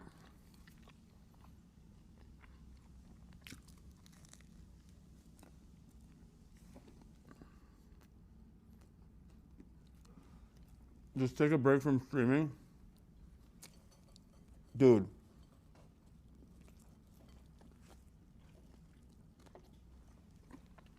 I'm going to an event that I'm live streaming. You think we'll need more than 2 mics? Hmm? You think we'll need more than 2 mics? Maybe. I'll bring one anyway, just in case. I think so. I'll give one to ASTEAD and maybe we can give one to the people asking questions. Yeah. Or like put it on the mic stand or something. Yeah.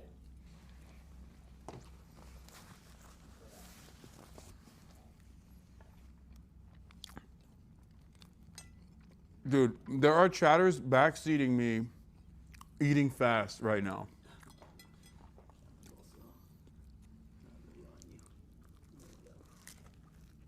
Saying you're gonna like choke or what? Yeah.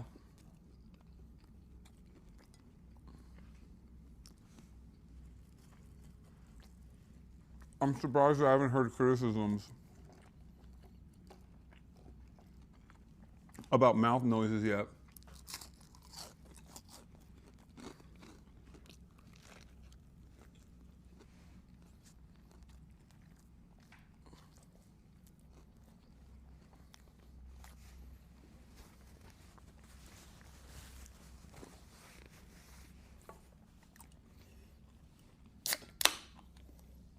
Oh, you were popping off with misophonia?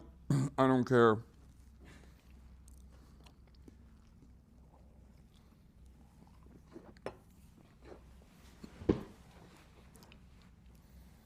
I can't wait until Pepsi is on the fucking BDS list too, so people can chirp at me for drinking a Pepsi after it's placed on a BDS list. From people who do not even follow the BDS list.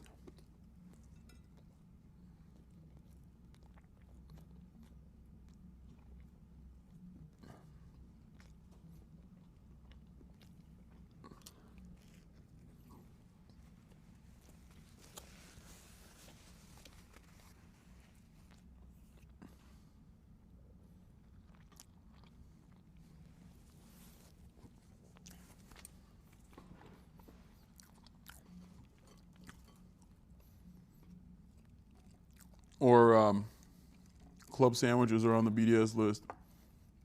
I found a BDS list that says club sandwiches are on it.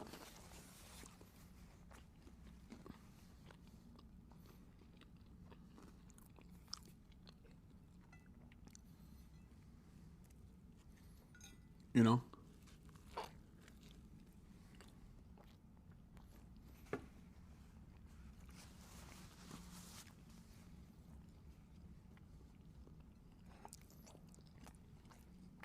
Yeah, vision. Glasses are on this BDS list that I found.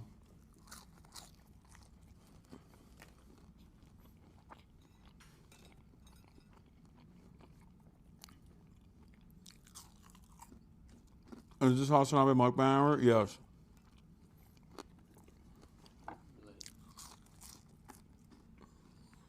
Almost done. Leave without us.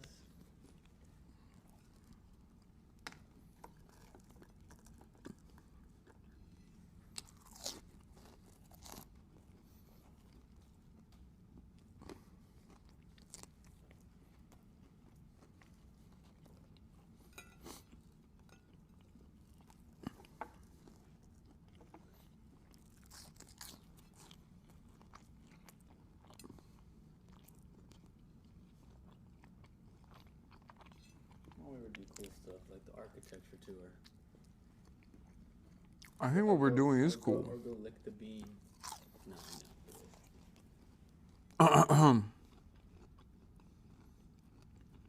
We've been to Chicago twice, and we haven't really been to Chicago.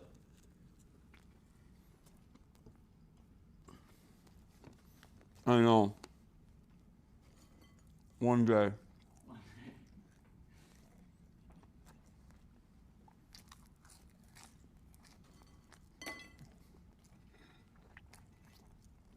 My Chicago experience has been 2 for 2. Third time is the charm. When we come back, maybe I'll get fucking shot. No. That's not what we should do. Got kicked out of the DNC. Oh God, don't say that. No. No. This is gonna be good. You know?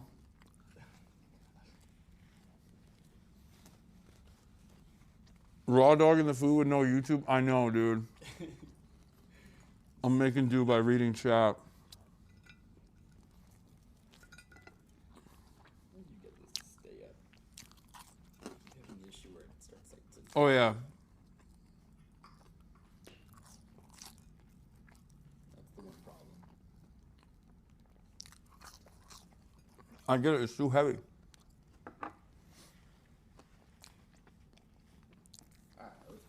But also,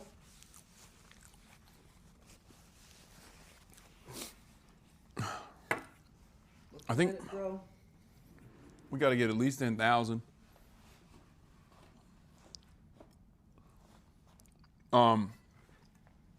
Honestly, that thing collapses so well that I don't give a shit. Yeah, it's pretty good. Like, it don't get any better than that.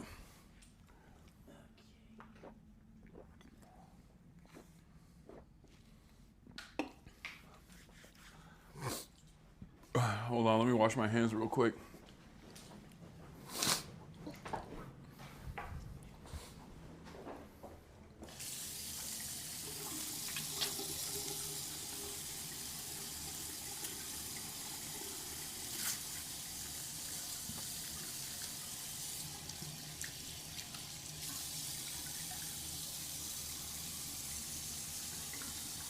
That BB No Money song is stuck in my head. March. Boom, boom, boom, boom, boom. That's BB No Money, right? It's his new song. Boom, boom, boom, boom, boom, boom, boom, boom, boom, boom, I don't listen to music, so I'm so susceptible to like getting earworms from one catchy beat, which is really dangerous in this day and age with the Kanye West Adolf Hitler song. Anytime I hear it, even in the periphery, it just like gets stuck in my fucking head. And then I'm like worried that I'm accidentally gonna sing it. You know?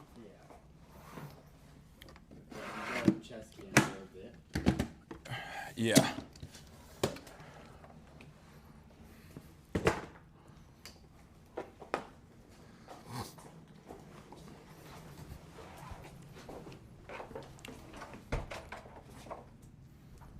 Okay. Yeah. Pretty sure. If not, you're responsible for it. So it is what it is. All right, we're gonna lose elevator. We're most likely gonna F in the elevator.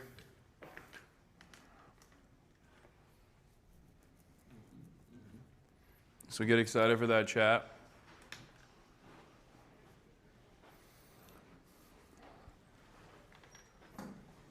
How am I gonna fucking lug this across the... I don't think it's gonna be across. I hope so. Coping. Yeah.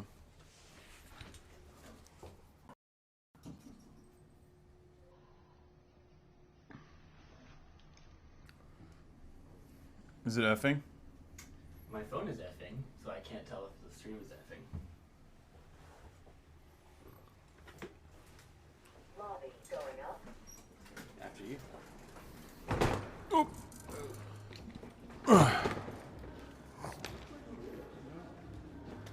That's crazy. That's technology, baby. All right, I have no idea which car it is. Do you know?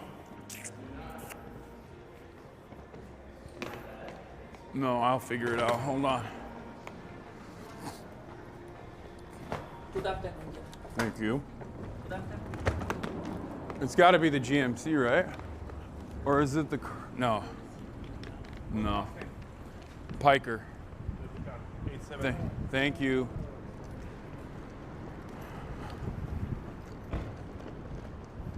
All right. Yeah, it's chilly, bro. Chicago.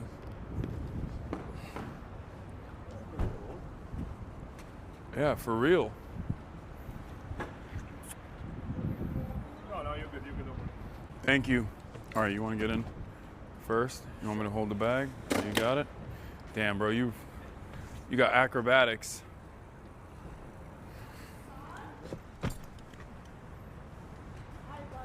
Hi. Oh, nice to meet you. Yeah, that's it. Thank you. Have a good one. Damn, we got drive-by shooters out here. Is that a bag down there? Yeah, it is. Yeah, but it's fine. Thank you. We got drive-by fan shooters. She's nice. Yeah. The funniest was when I was leaving detention. When I was leading ICE detention. Hi, my and name's Norma. hi. Nice to meet you. Nice to meet you as well.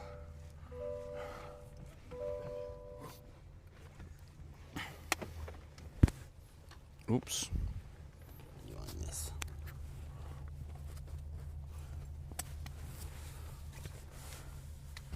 We're going to like a back entrance, right? Yeah, I know where you're going.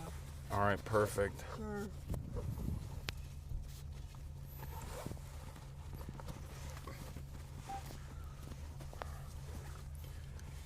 Why are you still? You can hold. You can show it. It's fine. I'm not gonna be here anymore. Yeah, you're doxing your own location. Marge is gonna be staying in my room tonight. Getting it on. Getting it on. He's not gonna be there for what it's worth. I'm gonna be there. I lied. I'm not even going. I'm not even going to. I'm not even going back to LA. That was a lie. I'm gonna be doing Sexo with Marge.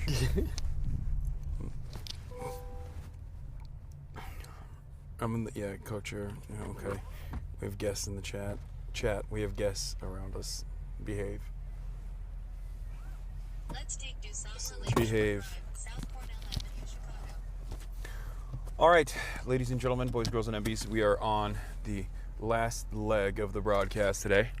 We're on our way to University of Chicago, where I am going to be talking to, I guess the politics program? Politics Institute? the Politics Institute and my friend of the show, ASTEAD Herndon of the New York Times, invited us to come and speak in front of the students. Even though it's cleverly titled Off the Stream and Live in the Flesh, I will be on the stream still. So, what is this? Lolo just sent me this. Smartest YouTubers ranked through AI analysis of podcast appearances. Number 1, Mr. Beast. Number 2, Mark Rover. Number 3, I Show Speed. I'm number 4, MKBHD. Number 5, Smarter Every Day. Number 6, Veritasium. Number 7, Stokes Twins. Number 8, I don't know who this guy is. 3 Blue, 1 Brown. I'm number 9.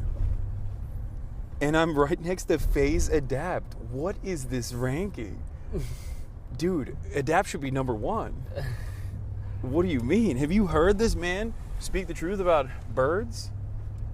And how they're surveillance technology and they're not real? He's on it. What a wild list. Number 11, Kaisenat. Number 12, Moist Critical. What is this article, man? That's crazy. I miss my daughter.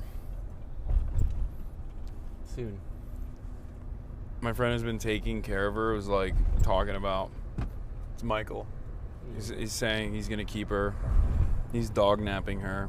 Oh. My dog is in boarding school. The same boarding school that. Oh, really? Mm-hmm. Oh, nice. Joey Salads responded to HasanAbi Productions, said, dude got probably randomly selected, and due to his support of terrorism, they asked the correct questions. These guys make no sense, because it's like, okay, well then they released me into the fucking wild. You know what I mean? Like, what do you think is going on? Like, what is this argument? I mean, I know these guys don't think too much, but it's fucking crazy. Ay, ay, ay. The amount of blue check marks that are like, yes, the government should apprehend you for what you are saying is insane, because every single one of them, if you go back long enough on their profiles, like, you arrive at how much they love defending free speech and how much they abhor cancel culture.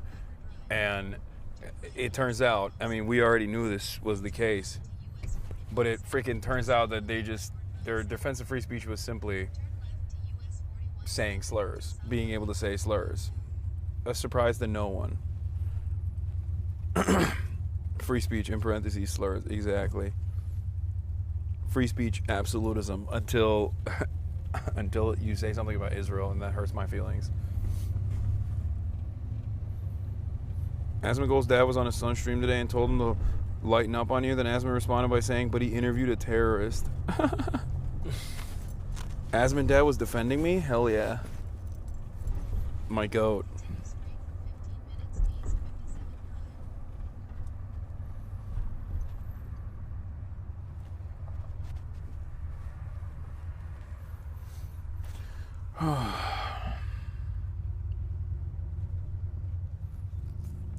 Oh my god, you drove past my work. I'm so happy when you're streaming in Chicago. I'm back in Chicago. Just stay longer. No. IRL stream tomorrow? No. Go to the Bean? You already have obligations. You're not even staying here. Go to the... Are you going to stay here if I stay longer? Absolutely not. Then why the fuck are you... You're just baiting chat. I'm just going to go see Skrillex for 5 hours at Red Rocks. You're literally baiting chat. You're baiting chat. You're not even going to be here. I'm only here because of the Pope.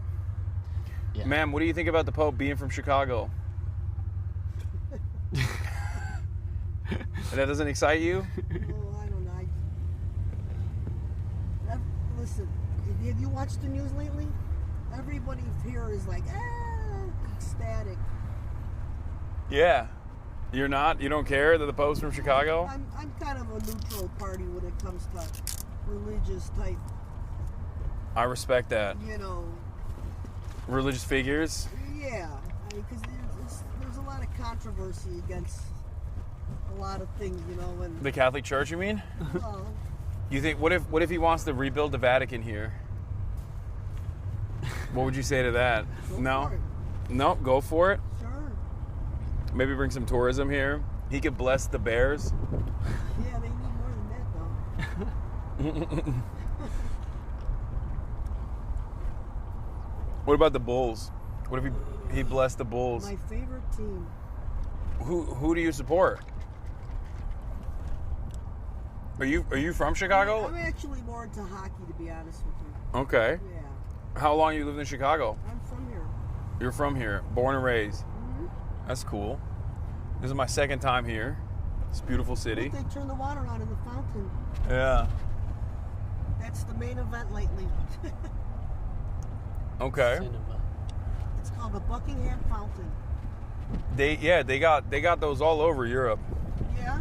That's Chicago. supposed to be a replica, I think, of Buckingham. I assume, yeah. Chicago, the crown jewel of the Midwest. Yeah. Very similar in vibes and aesthetic to Buckingham Palace, I think. Yeah. Well, all the names here are based out of London or England, the UK. The Paris. Like right now, we'll go to Hyde Park. Uh-huh. You know? I've noticed that actually. Yeah. That big? Hyde Park is where a bunch of people that I know, a bunch of journalists and people that I know, activists have come out of. That's where Farrakhan lives too, right? Well, either he did it one time. Is he still alive? Farrakhan? Yeah, he's still alive. He's still kicking.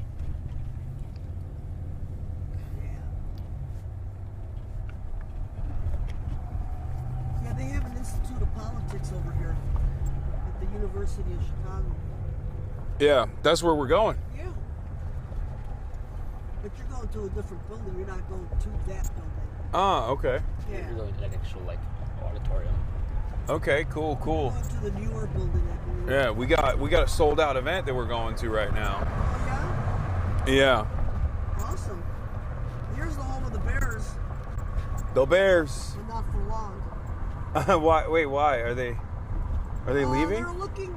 They renovated it once. See, they put like a spaceship on top.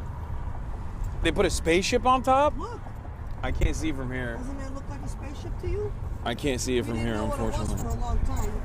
You have to look at it in an aerial view. It goes like this. They put a lot of box offices in there.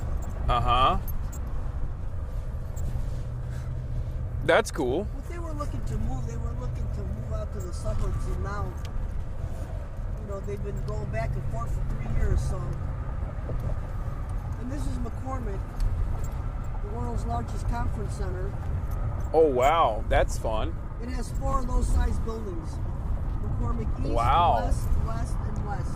Chicago, the city of dreams. That's what the concrete jungle where dreams are made of. Oh yeah, is that what There's no amount of conferences that you can't go to in Chicago. Well, we've lost a lot of them. Thanks to the unions. Oh. Okay. What do you mean? What happened? What did the unions do? Well, they're expensive. You can't plug in your own light unless they do it for you. Uh-huh. See, here's the other side of it. We've lost some of the biggest shows, the hardware, the electronic show. They moved over to Las Vegas. They got unions there too, though. Yeah, but it's cheaper to operate there, from what I understand. Don't you feel like it's the companies that moved that were being disrespectful to Chicago, the Chicago roots? Not the able-bodied, hardworking men and women? Well, they try to negotiate. And they wouldn't, so now they're sharing a little, instead of sharing a little bit of something, they're sharing out a whole lot of nothing. Yeah. And the city has lost millions of dollars in revenue, so. We got to bring him back by force, Trump style. Yeah. Trump's going to bring him back. Me too. That's what he keeps saying. He keeps saying he's going to bring back industry to this country. What do you think about the tariffs? Probably manufacturing. You think he'll bring back manufacturing? That's the song they're singing. Right? Yeah. I don't know. This country was based on manufacturing, if you think about it. Yeah. Wasn't it Clinton that opened up the open trade and lost a lot of jobs? Yep. You know, not dissimilar to the conference trades moving to Las Vegas, where the bosses, the company owners, moved manufacturing to China and overseas. Oh, yeah. So that they could get a cheaper alternative. Oh, it's cheap. Oh, my goodness. Whoa! Oh my God. Whoa, that was crazy. There was baby ducks. 3 baby ducks were running on the road. I've never seen it. Chicago. You know why? Because they come by the lake. See the lake? Yeah. That's the deepest of the Great Lakes. Yeah. What's the beef that what beef do you have with any other state? Which is the least favorite of your Midwestern states? Gee, I've never thought about it. Wait, really? You don't have like an insta-lock? You don't have like Idaho, fuck those guys. Anything like that? I've never even been there. Okay. I mean that'll okay, what about Wisconsin? It's our neighbor. Yeah, you fuck with Wisconsin? We have cheeseheads.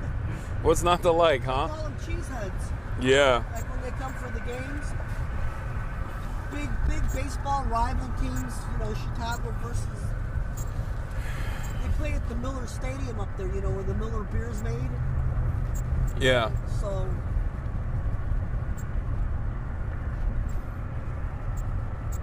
What about Indiana? If we keep going, we'll run into it. It's cheaper to live there. Yeah. Less taxes, and it sits along the lake too. This lake neighbors 2 states, Michigan and Indiana. How do you feel about Michigan? It's nice if you like to go boating. Yeah. It's a little, anything north of here is a little colder, you know? Yeah. Michigan's colder, Wisconsin. It's kind of cold here too. It's like sneaky cold. Well, that's because they spray the sky with chemtrails. They change the temperature. They control it. You think so? That's what they're doing? I was saying more like. Do it all over the world. I was saying more like they say they it's like 66 degrees, right, on my phone, and then I come outside and it doesn't feel like 66 degrees. Yeah, I know. You think they're 63 here. Yeah, you think they're manipulating that too? Well, if you just look up, you'll see the lines. See those lines? Yeah. Those aren't clouds. Yeah, they're like planes that are flying around, I think. They're military planes. The warmer the climate, they spray more in warmer climate areas. Uh-huh. Like Chicago? No, like Texas, Arizona. What do you think they do, the chemtrails? Well, the government just started being honest about it. I mean, there's a whole, if you Google it, you'll get a whole readout on it. I'm gonna look this up. Do your own research. I'm gonna. You can get allergies from it. It's affecting people and their health issues and stuff. Yeah? Absolutely. You got any allergies? I do. Wait, really? What do you got? Let me guess. Wait, hold on. Gluten. I'm allergic to the environment. Like pollen? No, like chemtrails. No. So you don't have like. I've been inhaling jet fuel for 25 years and never had a problem. You think the chemtrails are new, is what you're saying? They're not new. They've been going on for over 25 years. People just aren't aware. Okay. But it didn't like create any specific allergies. You're saying like you're just allergic to the environment. Well, that's what the hospital said, but I have Okay. my doubts. Yeah. You don't believe in the doctors? They might be in on the chemtrails thing? I believe in it, but I'm just saying. I mean, after like I've been driving a limo forever, and I've never had an issue with inhaling jet fuel. Okay, because we're close to it all the time by O'Hare. And then after a while, I just started getting runny noses and runny eyes, and when I went to get my blood tests done, they said that I was allergic to the environment, and it's, you know, the chemtrails, they caught up to me because I'm outside all day, you know? Yeah. Okay. I mean, hopefully it doesn't impact us as well, March. Well, I ran into a professor once that was down in Arizona, and she would have got her blood test done, and it came out that she had over like 10 different chemicals in her blood. She was a retired senior professor, and it was all from the chemtrails. Many such cases. I feel like they had a big meeting on it. So you don't trust the government at all, I assume. Say that. I'm just saying they spray the skies with chemicals. But do you think it's like both parties are doing it, like Democrats and Republicans, or do you think like Democrats are doing it less and then the Republicans are doing it more, or vice versa? You know what? It's been going on for so long, I couldn't even tell you. Okay. Couldn't even tell you, because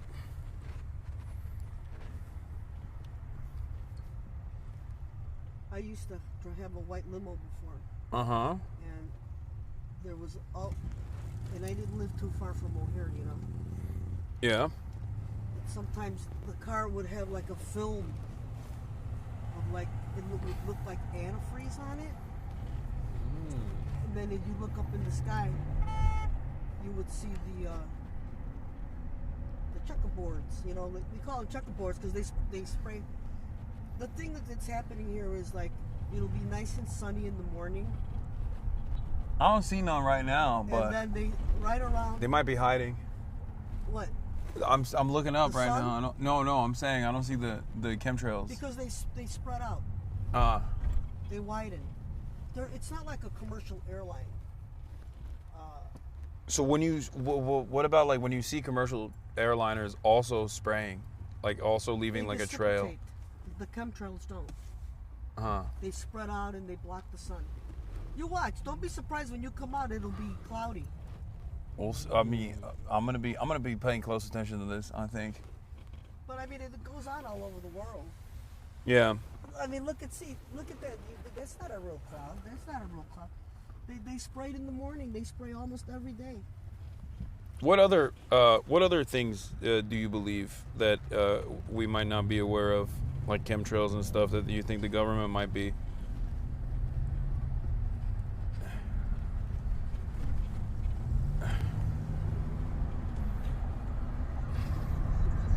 You know, down in Central America and South America, you know, they have those really big floods where like complete villages just wash away. Do they? I don't. And that's been going on for a while. You know, that's part of bioengineering weather. You think someone's like making big floods to wash away villages? Google bioengineering weather. Like the HARP, like the weather machine? Is that what you're talking about? I'm not sure. You'll have to look it up. You know about that? Details of it. You should Google that one. HAARP. I will. It's when massive earthquakes and stuff happen, people speculate that it's because of the underground tunnels. Whoa, I didn't know about that. Wait, there's underground Whoa, tunnels. you are spitting game right now. That's what are the underground tunnels? They go from east to west. Like across the entire country, or just in Chicago? Wait, do you say Chicago or Chicago? Many such cases. Like Shush. Like Chicago. Why do I hear people go Chicago? Because they're probably Mexican and they have an accent. Oh, okay. Like Chevy. Hey, look at the Obama. What is this? Is this the Obama Library? I think it's a museum. He's building a museum, huh? Not sure. It looks like a person to me, but what do I know? The Panopticon. You nailed it. This is the beginning of campus. Obama. It's beautiful. Yeah, that whatever that monstrosity was that the Obamas are building is not exactly the best looking thing I've seen. Beautiful campus, though. It is a beautiful campus. College campuses are beautiful because they're 15-minute cities, you know? It's walkable, there's public transit. But I guess Chicago already has public transit too. So there's that.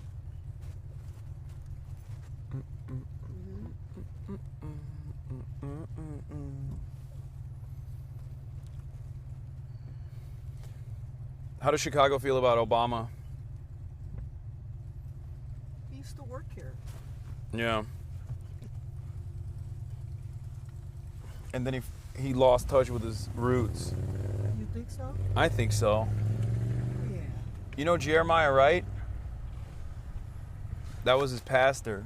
Yeah. And he sold him out when he became president because people were complaining about Jeremiah Wright saying, you know, God damn any country, including America, that has enslaved its population, which I think was a correct assessment that he made. And Obama was like, oh, I don't know that guy. Fake friend. I stand with Jeremiah Wright.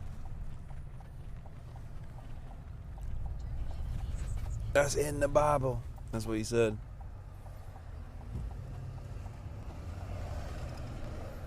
There's a lot of things you don't know about that man. Wait, really? About Obama or Jeremiah Wright? Right. Oh no, is he bad? Has he done some crazy stuff? Oh, I think I know what you're talking about. I think I know what you're talking about. There was a conspiracy theory that he had like a gay lover or something, right? I don't know about that. Oh, you're not even talking about that. You didn't even unlock the deep lore. Attitude toward human beings. Oh, okay. So Obama's not too far away from the truth. Damn. Well, I don't know enough about Jeremiah Wright. You gotta look it up. I'm gonna do that. What do you think about fluoride in the water? It's a poison. Here's our building. Okay. Fluoride is a poison. Big time. Did you know that? I did not know that. I've heard some. If I understand it correctly, after World War II, all the scientists that were working with Hitler, they got adopted by the United States. That's true. Operation Paperclip. That's real. And so they're the ones that taught USA how to put fluoride in their water. There are a lot of dentists. Yeah, you know, there's a lot of chemicals and stuff that they taught on how to harm the people. But, you know, that's a whole different issue there. So do you vote, if you don't mind me asking? Of course I vote. So you know all of the machinations, the evil machinations of the government, and you're still like, you know what, I'm going to vote for one party over the other? What am I supposed to do? That's crazy. Okay. Ignore? Move? I'd like to move to Portugal. You ever been there? I have never been to Portugal, no. Oh, come on, dude. This guy's like trying to come up to the car. This is where we're coming in, right here. Can I call you so you can have my direct extension? Yeah, that'd be great. What, are you going to pick me up after this? Yeah, you can leave your luggage in the car. I'm taking you to O'Hare. Oh, perfect. Okay, I'll just leave it in the Do you car. want me to call you so you can have my direct extension? Yeah, we'll do that. How I long think do you I have think your. you'll be? I think. Not sure. Do you have a USA number? Yeah, I do have a USA number. Hold on one second. I think I have your number that my manager gave me. Hi. Hi, how are you? Okay. The luggage in the car, right? Here, is this your? Yeah, we're exchanging call numbers. How long do you think they'll be? We're gonna wrap at 6:45. Okay. I'm not going to the airport. I can just grab an Uber though. There it is. Not a big deal.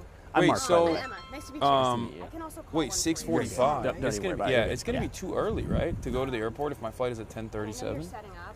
Yeah. I can hook you up with our AV guys if you need to. No, it'll all be in Yeah. the camera and stuff already. And the main thing I need is just as clear of a shot as I can to prop up a camera. As like Okay. It'll close be and fine. centered, I guess. Okay, cool. What? There's a little bit of filming. Why? Best place for you to set up. Sure. I mean, I didn't show you. Great. I didn't show you. I didn't show I'm you. pretty I flexible. didn't show your too. face. Like, Don't worry. It's pretty low profile, so I Your can set up secrets are basically safe with me.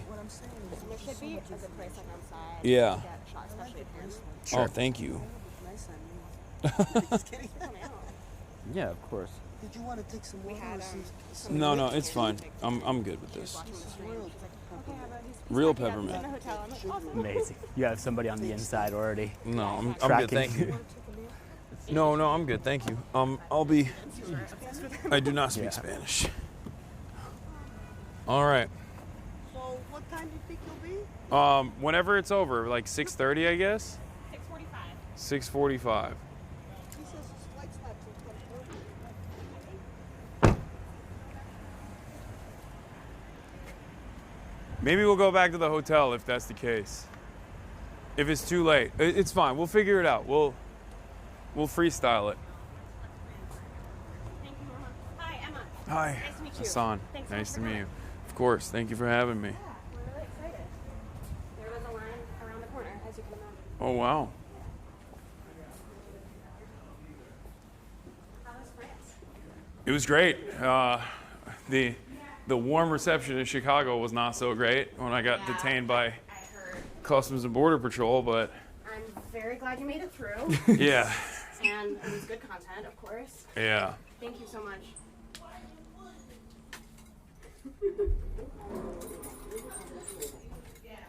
We might lose you guys, chat. Chemtrails. That was an incredible car ride. That was better than I expected. Did you guys chat with Norma? Oh, well, yes. She's great. Oh, we did.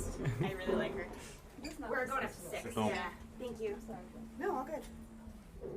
ASTEAD's on his way over, too. Hell yeah.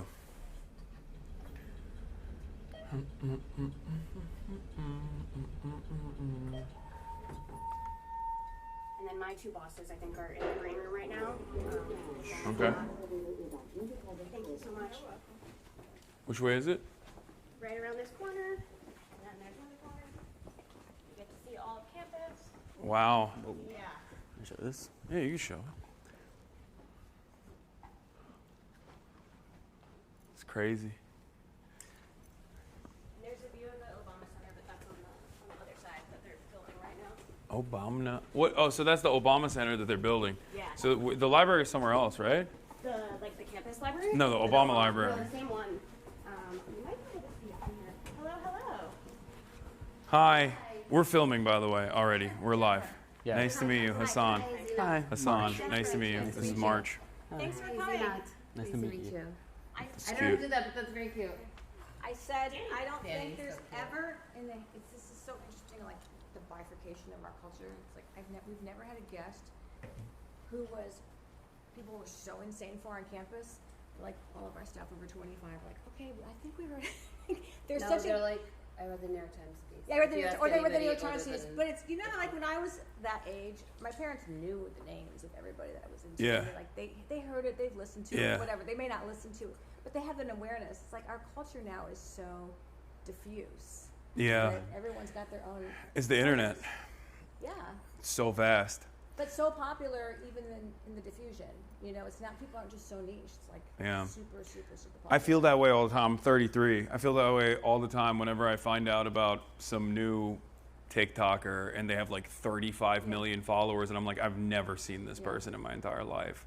And then do they say on your radar, or is it just next thing? Yeah, I can't keep all that information up here. I'll go crazy. Cool. Well, I'm glad you got a nice I'd rather day. stick with him, that's fine.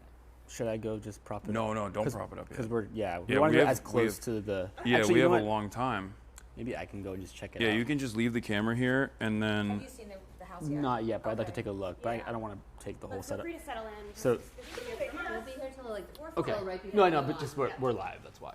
What's going on? Is it... Okay. Well, you tell us how to accommodate. This is perfect. No, you're good. No, this is great, yeah. Is there issues, chat? Or is the stream fine? I think it's good. You want to take a seat or something, or just... Yeah, I'm going to go use the restroom. You want to stay with them for a second? Okay, yeah, I can do that. Okay, you stay with them for a second. I'm going to go use the restroom. Give me your mic then. Yeah.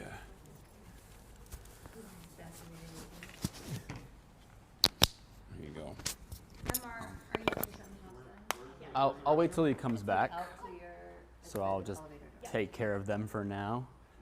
Yeah, this is always like the awkward transitionary period where like, because it's all live, we can't like turn it off and turn it back on. Yeah.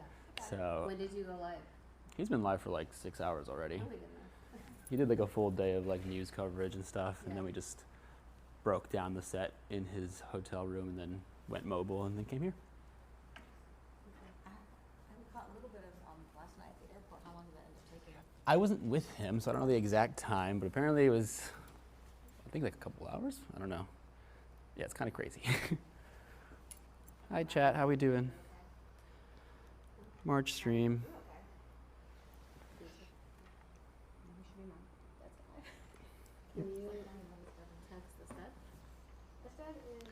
March stream. Who's heading over now? I'm gonna head downstairs and I'll meet ASTEAD and get an eye on the room. Shirt is fire, thank you. Undercover. I'm gonna head downstairs. Just a little undercover, something light. Whenever you're ready. We need a cultural Nope, bye. It's a beautiful campus. Is this the best view? So Yeah, it's this insane. building is recent, and so it gives you kind of a south-facing view. So obviously, like all the skyscrapers are over there, so it's just a full. Yeah, it's crazy. perspective on the I'm gonna city. show the chat actually, so they can see how pretty it is.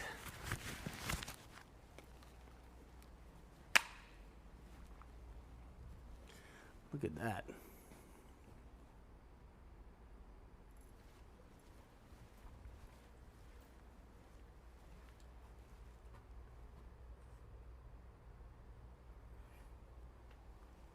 The Californian mind cannot comprehend.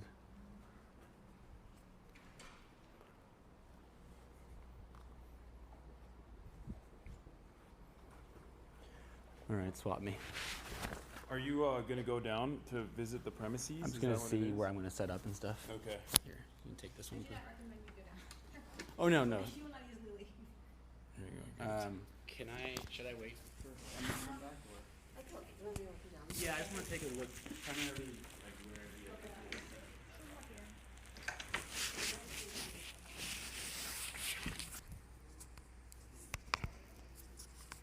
So, I heard that there was some controversy with the Chicago Jewish Coalition, I think. They said they were going to bring counter-protesters or something. I have not seen evidence of that yet. We definitely got some letters, emails. Oh, yeah. When I did a USC, when I spoke at USC, a professor invited me, and there was like a massive, apparently, I didn't even know about this until later, but there was apparently a massive letter writing campaign. 27,000 emails were sent. And I mean, it's always like, it's also ridiculous things, like it's just untrue. Or they'll say stuff like, I got banned for racism from Twitch, which is true. But it's because I engaged in anti-white racism. I said cracker. So like they won't say that part when they write an email. They'll just simply say he got banned off Twitch for racism. But if you were to investigate it a little bit further, you're like, oh, that's not like a real thing. That is portrayed. Yeah. Do you find though, I mean,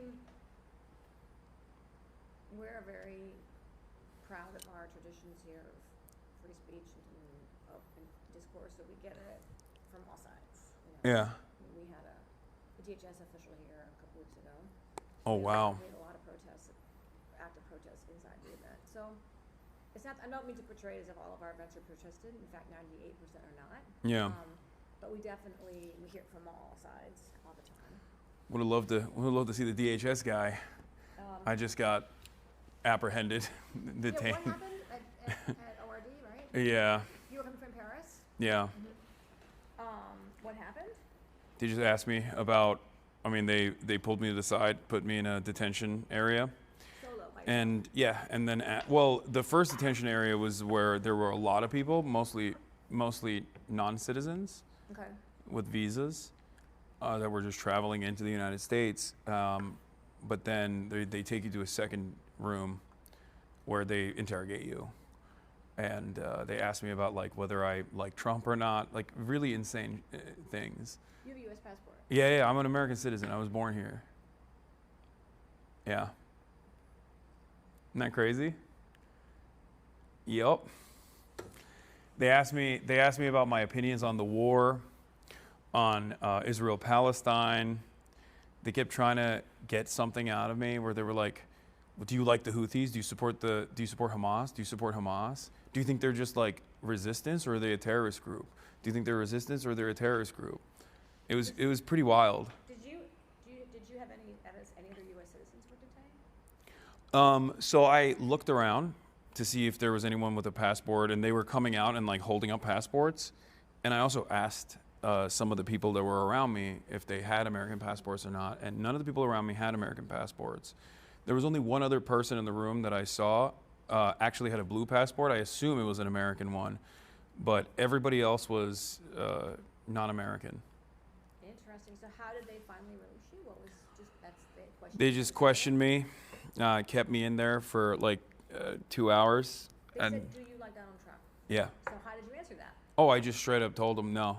I was like, no. And then what was the follow-up to that? That was one of those questions where I responded, but I was like, what does it have to do with anything? Like I literally was like, why are you asking me this? And there was no real like follow-up to it. Where did your travel originate? France. Oh, so this was just round trip to France. Yeah. So you went like from where you live to Paris. I went from Los Angeles to France with my family for Mother's Day, and I came back early so I could do this. And I got stopped at the point of entry, and I have global entry too. Wow. Yeah. Why did you choose to go to France for Mother's Day? Just for fun, or do you have family? Once a year. No, once a year we have. Like a family reunion type, get together type. Yeah, we go somewhere once a year. You made me think of something. You said Disneyland. Okay. Huh. It's looking good. Okay. How do you like the house? Looks nice, right? It's great. Yeah. We have a good Is it spot. packed? It's filling up for sure. Okay. It will be packed. What's up, man? Hi, I'm Danny. Nice to meet you. Nice to meet you. I love your pants. Thank you. I appreciate that. Where do you live in LA? I live in West Hollywood. Nice. Yeah. I think it's good. It looks a little red. It's a little blown out. Oh, it's blown out. It's always more blown out on Twitch than it is on this camera for some reason. I'm not surprised at the amount, but I'm surprised that they came to the room. But I've learned to compensate for it. Oh, just because you're backlit. Yes. Could be. So, because we have over-registration, obviously, and a wait list, and we'll go to wait list before we do what I mean. Yeah, for sure. So,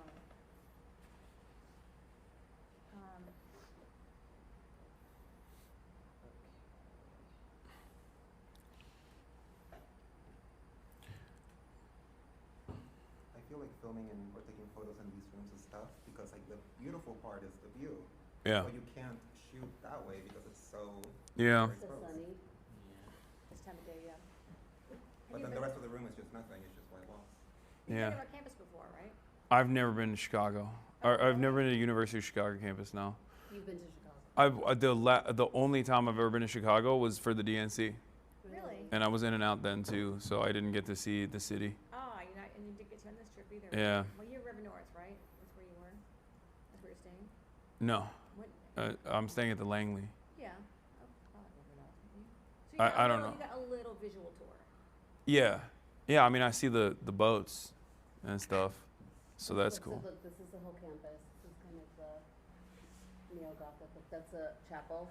It's like 150 years old. It's sick. No, the campus is beautiful. This It's is. really nice. But do you see the outside? Obviously, you saw the outside. I of the saw a little bit building. of the outside of That's this like- building. This is a new building, right? Yeah. Yeah. This one's very new. This went up in 2020. Yeah. I think it's incongruous with the rest of the campus. It is. Yeah. But I guess they made that design decision to make it modern. Yeah. This building? Yeah, because it's a conference center, so. Were you aura farming? You were aura farming. Just standing. You went out there to look outside I was just looking outside. so you could be in the backdrop. No, just looking outside. That's crazy. Wait, are you live streaming right now? Yeah. Oh wait, are we online? Yeah. Okay, this is not off the record. That's crazy. No. Nothing. We don't. Yeah, we're always live. Okay, that is. Is it almost like a break for you to speak in front of people instead of in front of a camera? They'll still be in front of their camera when they. Well, that's true. I guess you're right. They'll be at 2 cameras. I mean, it is a little bit like a break for sure. Yeah. I think it's a break because then I don't have like 40,000 micromanagers constantly trying to get my attention. Yeah. So in that regard, it's like It's one person. yeah. Yeah. It's much easier to perform. Yeah. And how many events of this type do you tend to do a year? I never used to do them. I got invited a lot and I would just say no until I did the USC one, and it was like really good. It was well received. And on top of that, we were able to film the whole thing. So it's cool. So now I do it more frequently. I did Oxford and Cambridge. And then this is my 4th one, I guess, technically. Oh, only the 4th. Okay. Yeah. Yeah. Cool. Yeah, I feel like college.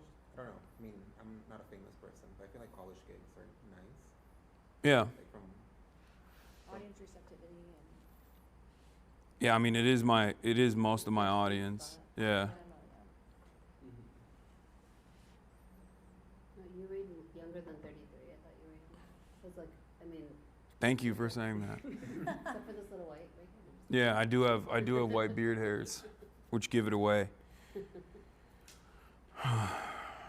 But no, I'm 33. I'm an old man now by the standards of being an internet superstar. Yeah. I wouldn't say superstar, but unk status.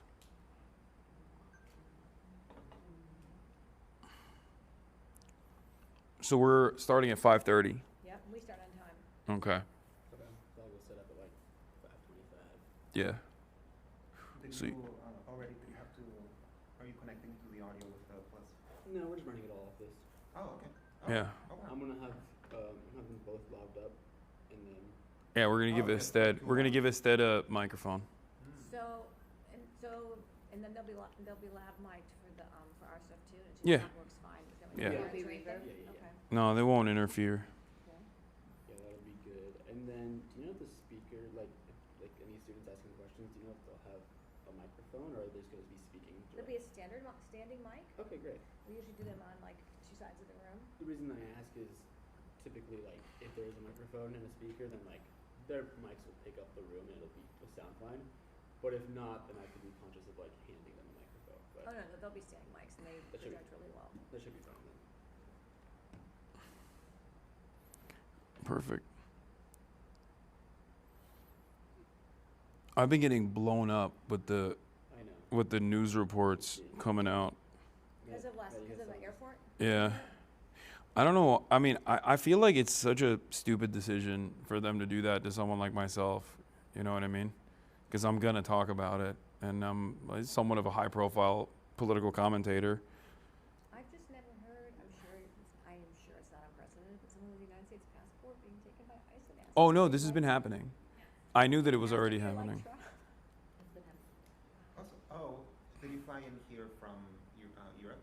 Yeah. Okay. Yeah, I'm also. Hey. Hi, Bestie. How's it How going? are you? Hi. So this is March. It's nice to meet you. How's it going? Hey, good to see you. Hi, it's Dan.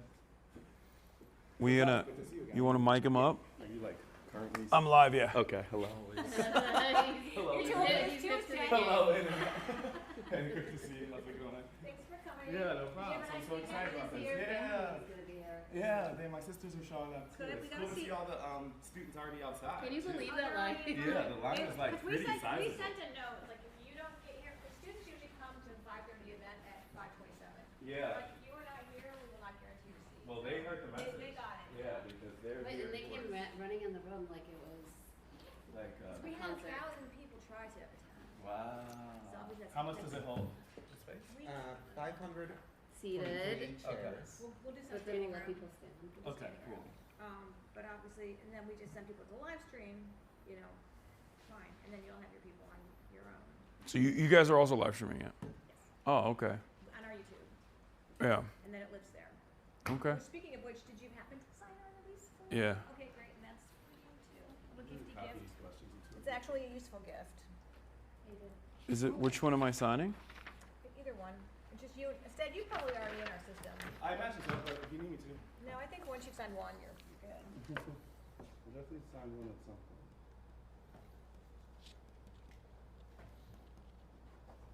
Do I have to put an address or anything on it?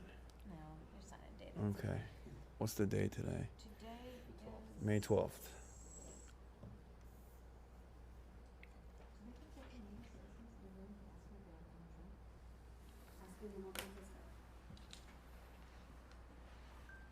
Oh, this is my gift?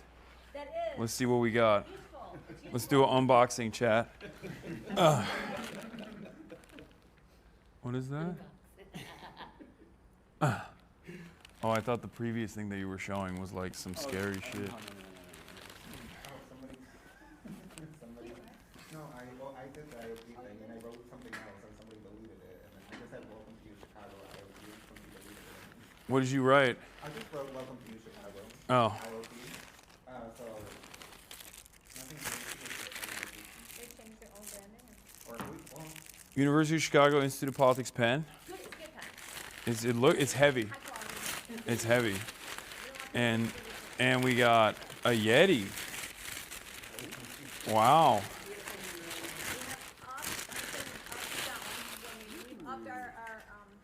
This is swag. This is Swag is a bummer. yeah. Wow.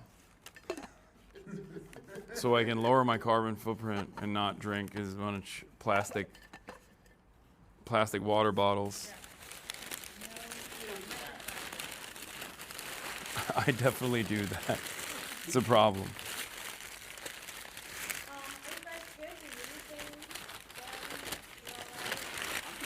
No, I chowed down on a club sandwich.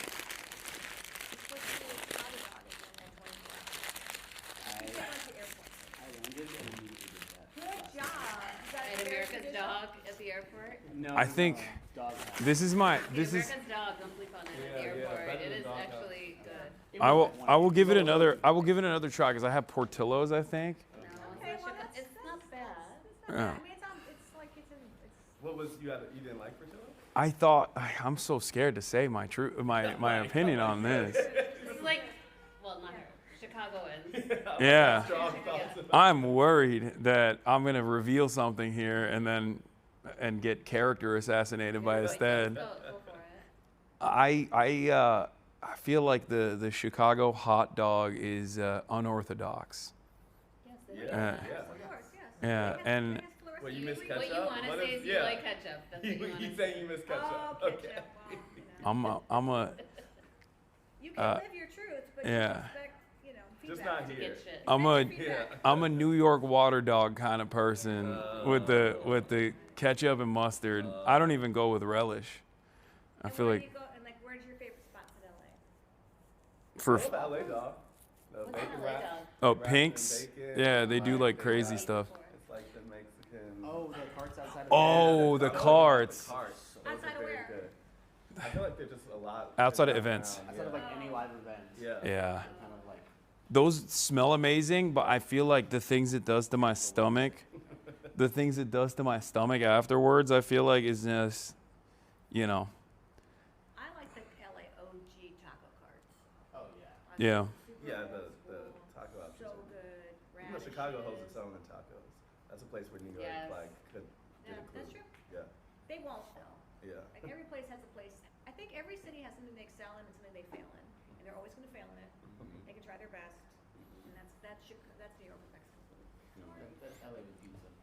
No, I think LA pizza's gotten better. I will say that. You don't even like Pizzeria Mozza, none of that. You don't like any of that? It's fine. But I'm thinking of like, like a New York Like a slice. slice? Yeah. That's fair. This man doesn't even know what he's talking about. now. He's been to New York. He's been to New York like twice. A collective total of like what, 5 days spent in New York? Are you Angelino through and through? Yeah. Okay.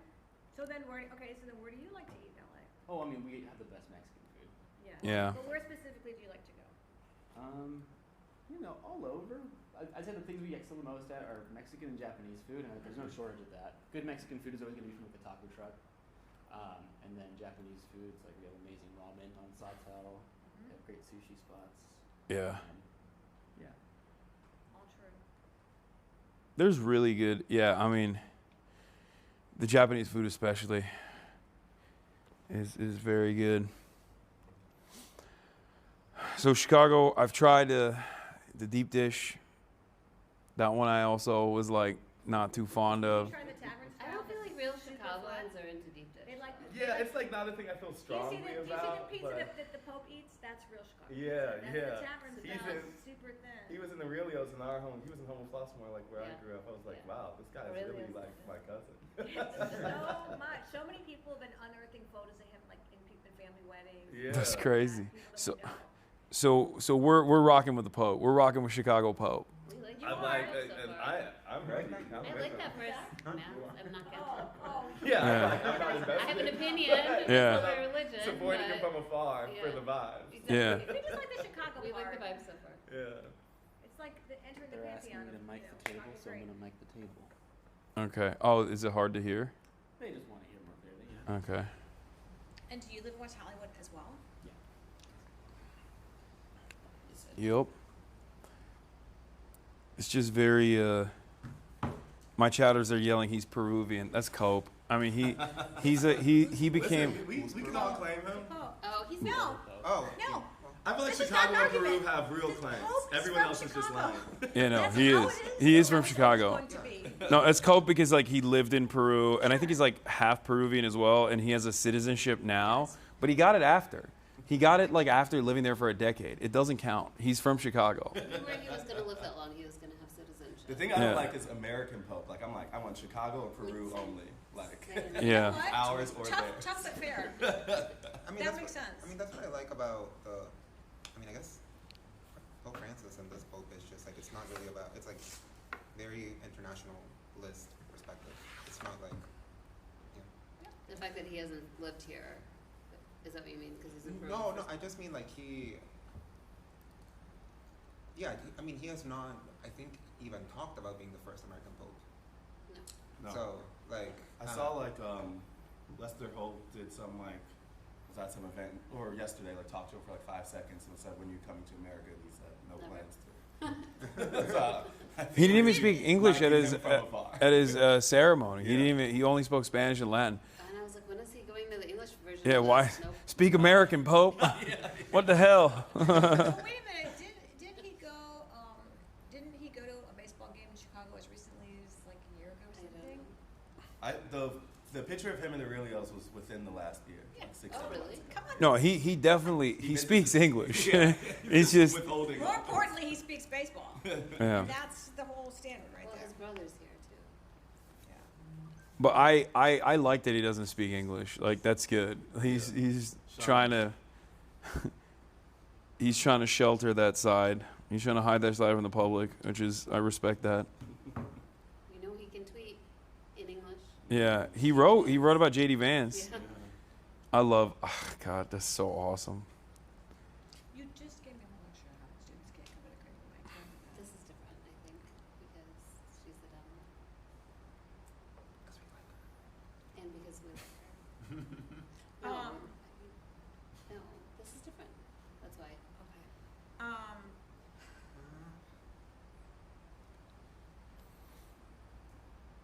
Nobody likes JD Vance. It really weigh on Not me if even- I met the Pope and he died the next day. Like it would weigh on my As also like an adult convert too. Yeah, it would weigh on my spirit. Yeah. He's an adult. Is JD? Yup. He's an adult convert to Catholicism, and he's like one of those guys that's like the current teachings of the Catholic Church focus too much on like That's the like most poor. of the adult converts are always very like. That's that's It's always. that's Muslims too. Yeah. Yeah, yeah. The zealotry of a convert. But in their case, or revert. As Yeah. Muslims say. Yeah. But in the case of that, aren't they also not necessarily indoctrinated as informed as like Catholic tradition in terms of charity and I think that they like the Jesus doctrines? take the doctrine part really seriously, and I feel like the folks who grow up in it are more so living the vibes. Well, what they learn all their life as children, it's that kind of. Yeah, you need lifelong guilt Yeah, like and like, drinking problems. Otherwise, you're not a real one.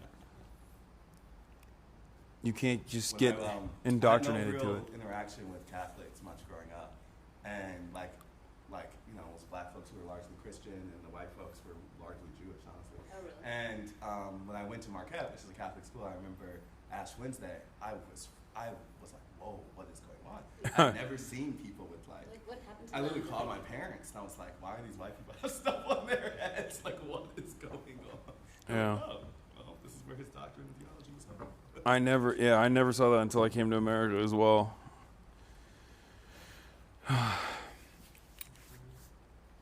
Protestants don't do that. They don't have like traditions like that. Yeah, but not. But they don't. Yeah, not Not in the same way. And it's very, not as like it's not as rigid. It's not as ritualistic. Yeah, it's not as ritualistic. It's not as uniform. Yeah. I like that though. I like that about Catholicism. I think there's power to that. You like Yeah. rituals?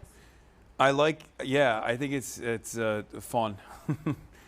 And also the churches all have like pieces of bone from the saints. Hi. This is Yasmin. She's going to be introducing you today. Hi. Hey, how are you? Good to see you. How's it going? Good. Hi. Nice to meet you. Nice to meet you as well. Hi, Hasan. Katie. Nice to meet you. I decided to recopy it. Yeah. I'm live, by the way, just so you guys know. I can print it out right now. No. It's okay. Sure? It's fine. It's allowing you to like so invest far? it by writing it down. Interesting. Cool. Interesting introduction. Have you ever been to Hyde Park? No, I have not. I heard a lot about it from my buddies that grew up here, though. It was, Just means you know what he means yes, by it was interesting the introduction, idea because to he bring was you, by the way. Oh, wow. CBP Okay. detained him for- Like, hey, Oh, yeah, who would I you saw love it. to see on campus? And Yasmin's like, Hasan. Yasmin, I'm like, it's okay. like- What made you want me to come on? I think Okay. it was probably like at the peak of the craziness of the election. I was like, okay, we're just hearing from like pundits and like I was gonna say it at the top. deciding that they're Wrong. experts on things. And they were so wrong. Exactly. And so Whereas it's like, I was not. it's time we hear about, you know, someone from like that's not like CNN and like hear their opinion and like what they think. And You're saying they can who start can give lining their up as soon as opinions they and also see like them. relate to a group and a community of people who, Cool. you know, we're young and we have different beliefs and different values, and I think sometimes he just speaks a little bit more poignantly to that than like Anderson Cooper, no hate to Yeah. No, the olds got it wrong. So, sorry.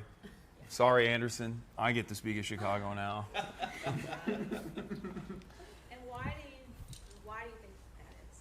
Why do I think? It's gonna be a question. Why do I think the olds got it wrong? Don't be too interested in the green room, right? Oh, don't worry. I can speak for hours. It's not a problem. Why do I think the olds got it wrong? They are too insulated in their bubbles, like the DC punditry, ASTEAD, nice to meet you. and it's the same as like the politicians in general too. Like they're so insulated from like normal people.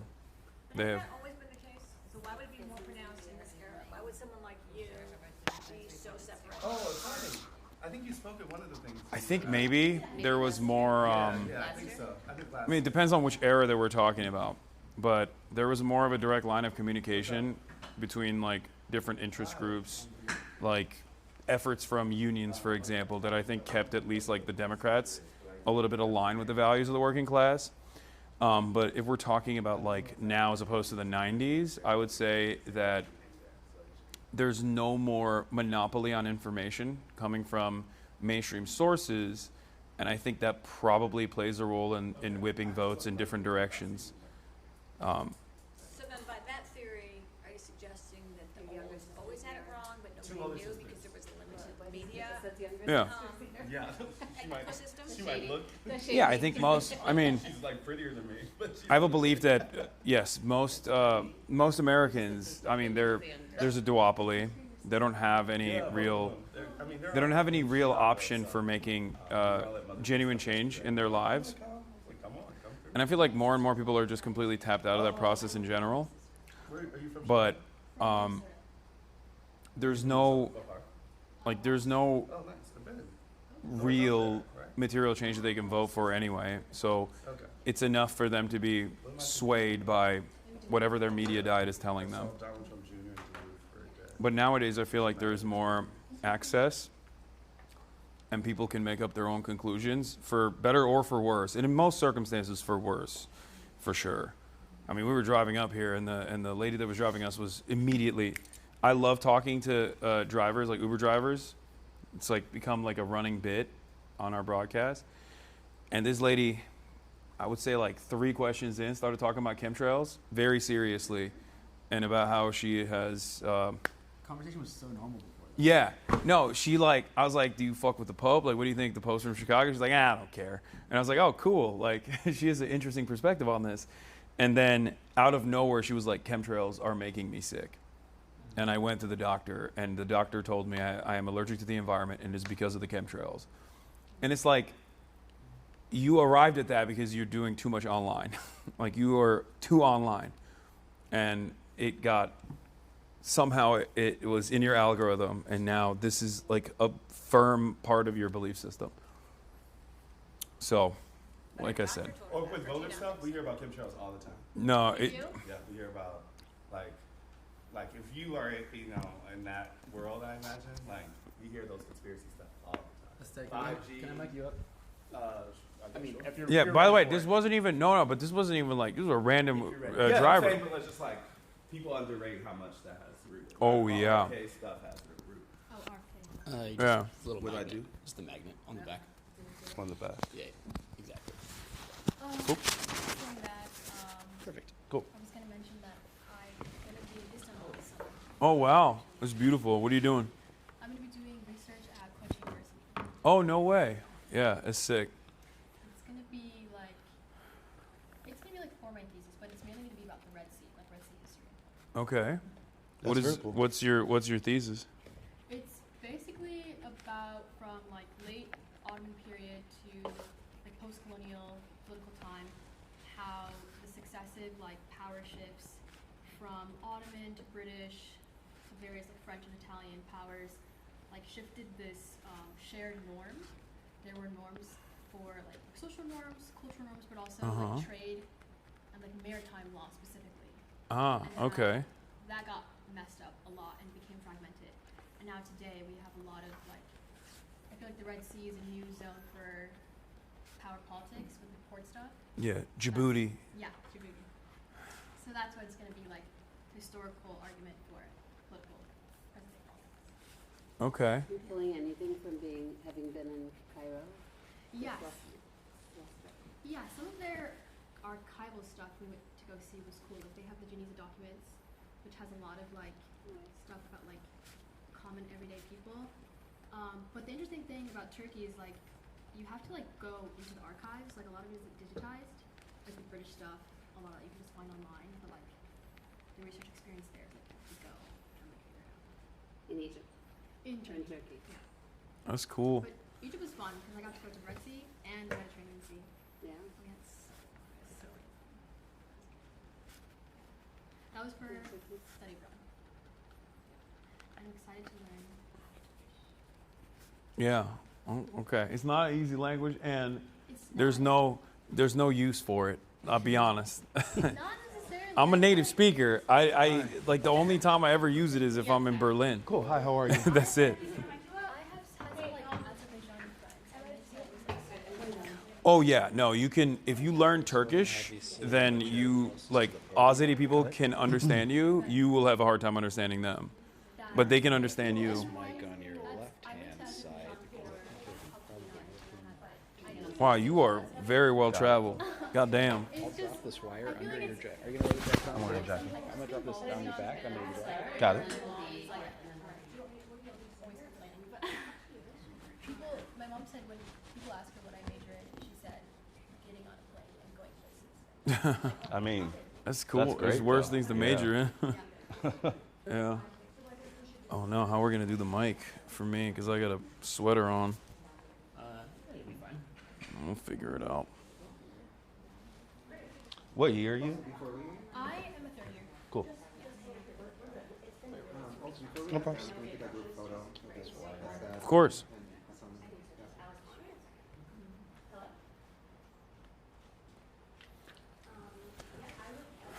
All right, it's almost game time. Sure. 5 minutes. Belt maybe? And then just one more step. I connect this While Seth is micing ASTEAD up, I'll talk through kind of the run of show. Thanks again for coming. We're really excited. There's about 500 people downstairs. So most of them are my age or younger. I'm 23, so that provides some context. There's a couple gray hairs who I know are also really excited. Come to all of our stuff, so you're part of the HASTEAD culture. Okay. We're gonna start on time and end on time, so we'll get out of here at like, in 2 minutes basically. Yasmin will kick you off with her introduction. Then you two will walk on to some walk-on music that I think you will like, and maybe laugh at, and maybe want to dance. How are we gonna do this? It's a secret. If it's cringe, it's not my fault. Then ASTEAD will take us off. There's water for you both out there. Great. We can put it on my collar. Yeah, I'm here closest to the podium, my dear. Yep. Okay. Oh, perfect. That was perfect. There's a confidence monitor at the front of the This stage. That's plastic mostly thing's for gonna STEAD, go but you're good to look inside. at it. That just has the time count, And then counting this is down. gonna go, it is magnetic, As well just as so you know. some messages from me. So I'll say like 20 minutes to Yeah.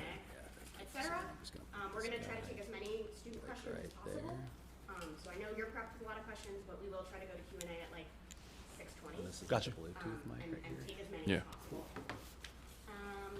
And we will only let, we're gonna only let Wired under your sweater down Yeah. the back. Basically students anyway. and 2 mics, you know, that you've been, instead you've been in this space before, right? Yes. So you know how the mics work, right? The 2 standing mics. The lights are pretty bright, but you should be able to see them. Yeah, I'm just gonna like do a little intro and tell them we're gonna go to audience questions by the end, and when they see the mics, they can start lining up. Exactly. Okay. Yep. And then at 6:45 when we wrap, On your I'll waistband, or I come could by drop the it stage and Mm, put it in my back pocket. push him right back off to where Go the car side, I was. think you'll be sitting down. I'll wrap Okay. up to the airport. Yep. And then let me know if you need anything after we wrap. Do you wanna, should we leave our stuff in the green room, or do you want us to take it down? It's probably easiest to take it down. Yes. Hassan, is that okay with you? What's up? If I just give you your stuff Okay, after cool. we wrap, So I'll feel leave okay it. My stuff? What stuff? Do you have anything? No. Okay, then. I just have the bag, the goodie bag that you guys gave me. Okay, great. We'll take that personally. So I'll make sure you get that. Yes, And please. I see that you signed a waiver. Thank you so much for that. That'll get ready to set what's your name. Oh, thank you. I'll keep it down. Yeah, I'm gonna, here you go. Sounds good. All right.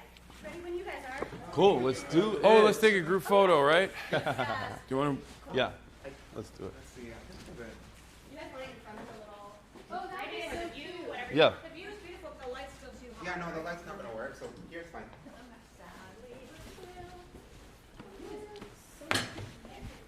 We should get in the middle.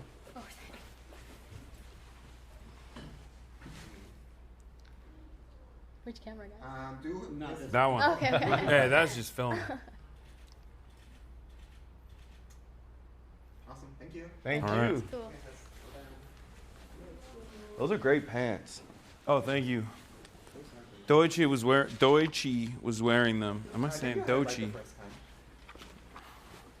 She has them too. They're J.W. Anderson parachute pants. All right. I'm rocking it down. Listen, I wore it before she did. Are they comfy, cozy airplane pants? They're very comfy. It's got like this massive pocket that I put my Steam Deck in. Yeah.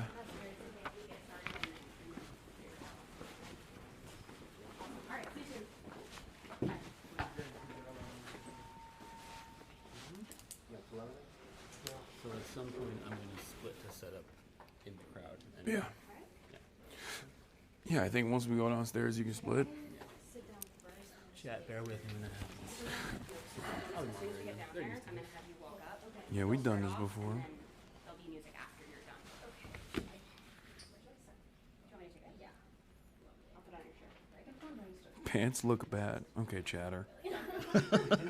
So, You got no swag. You're swagless. they're gonna be adamant about standing room, and we should start giving up people's seats. Yep. Okay. Have you done an intro for an event? I did one for Axel before. That was like He's done. Oh, I see. He's done a Oh, there, yeah, Yeah, exactly. that That was Yeah, like that was the like- one, yeah, yeah, yeah. with Color like last year. Yeah. My hair looks crazy.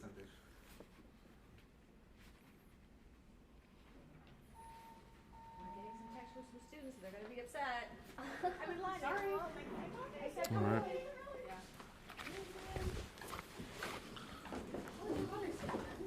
Thank you for Aw. asking. You're more. Asking for Emma holding You're this more. for not, of course. You're a more thoughtful person than we. Guys, Jen's a mother. I know, right? Before I could say Happy Mother's Day, you yelled at me for not saying Happy Mother's Day. That was on brand and correct. I asked because my mom came. She did, and you did a wonderful time. Yeah, we had a great time, and then she left to Somalia to live with the Bible. Yeah. Welcome. We're gonna hold back here while I change those out. Great. You're going in, right? Yeah. Bye, Chad. Yasmin, I'm gonna grab you, and I'll be right back. Wait, where are we entering from? I'm gonna grab Yasmin and be back.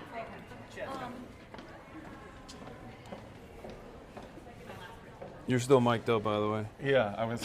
Thank so you they for can hear you. reminding. Just letting you know. No, I was about to. Thank you.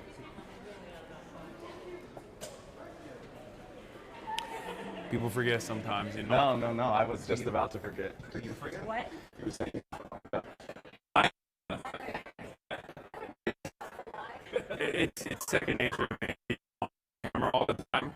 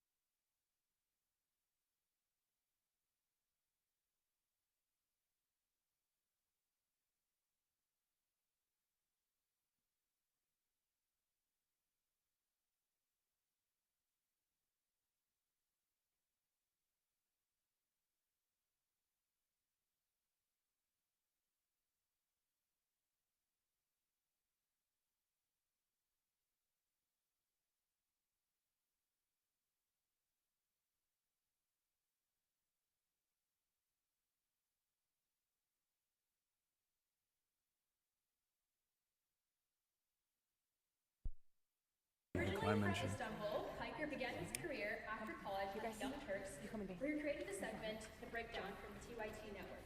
He's been profiled by the New York Times, which noted his combined 4.5 million followers across YouTube and Twitch.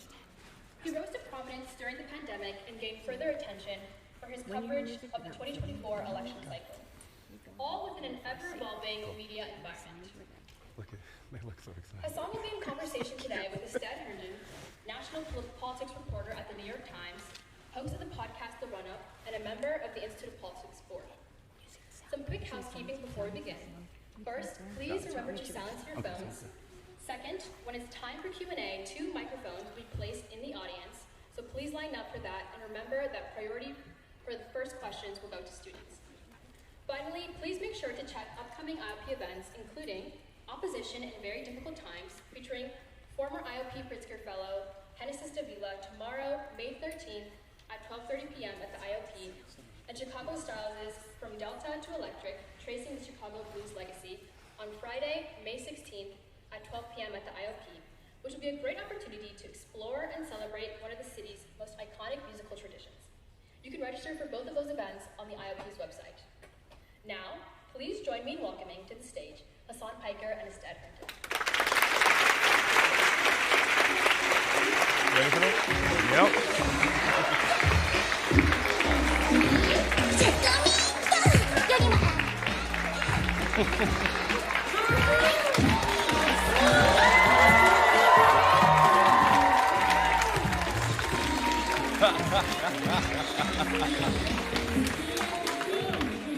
Wow. What do you think of that music? That's the perfect intro music. As soon as there was an Ethan Klein mention, I was like, oh, I'm surrounded by fans. This is...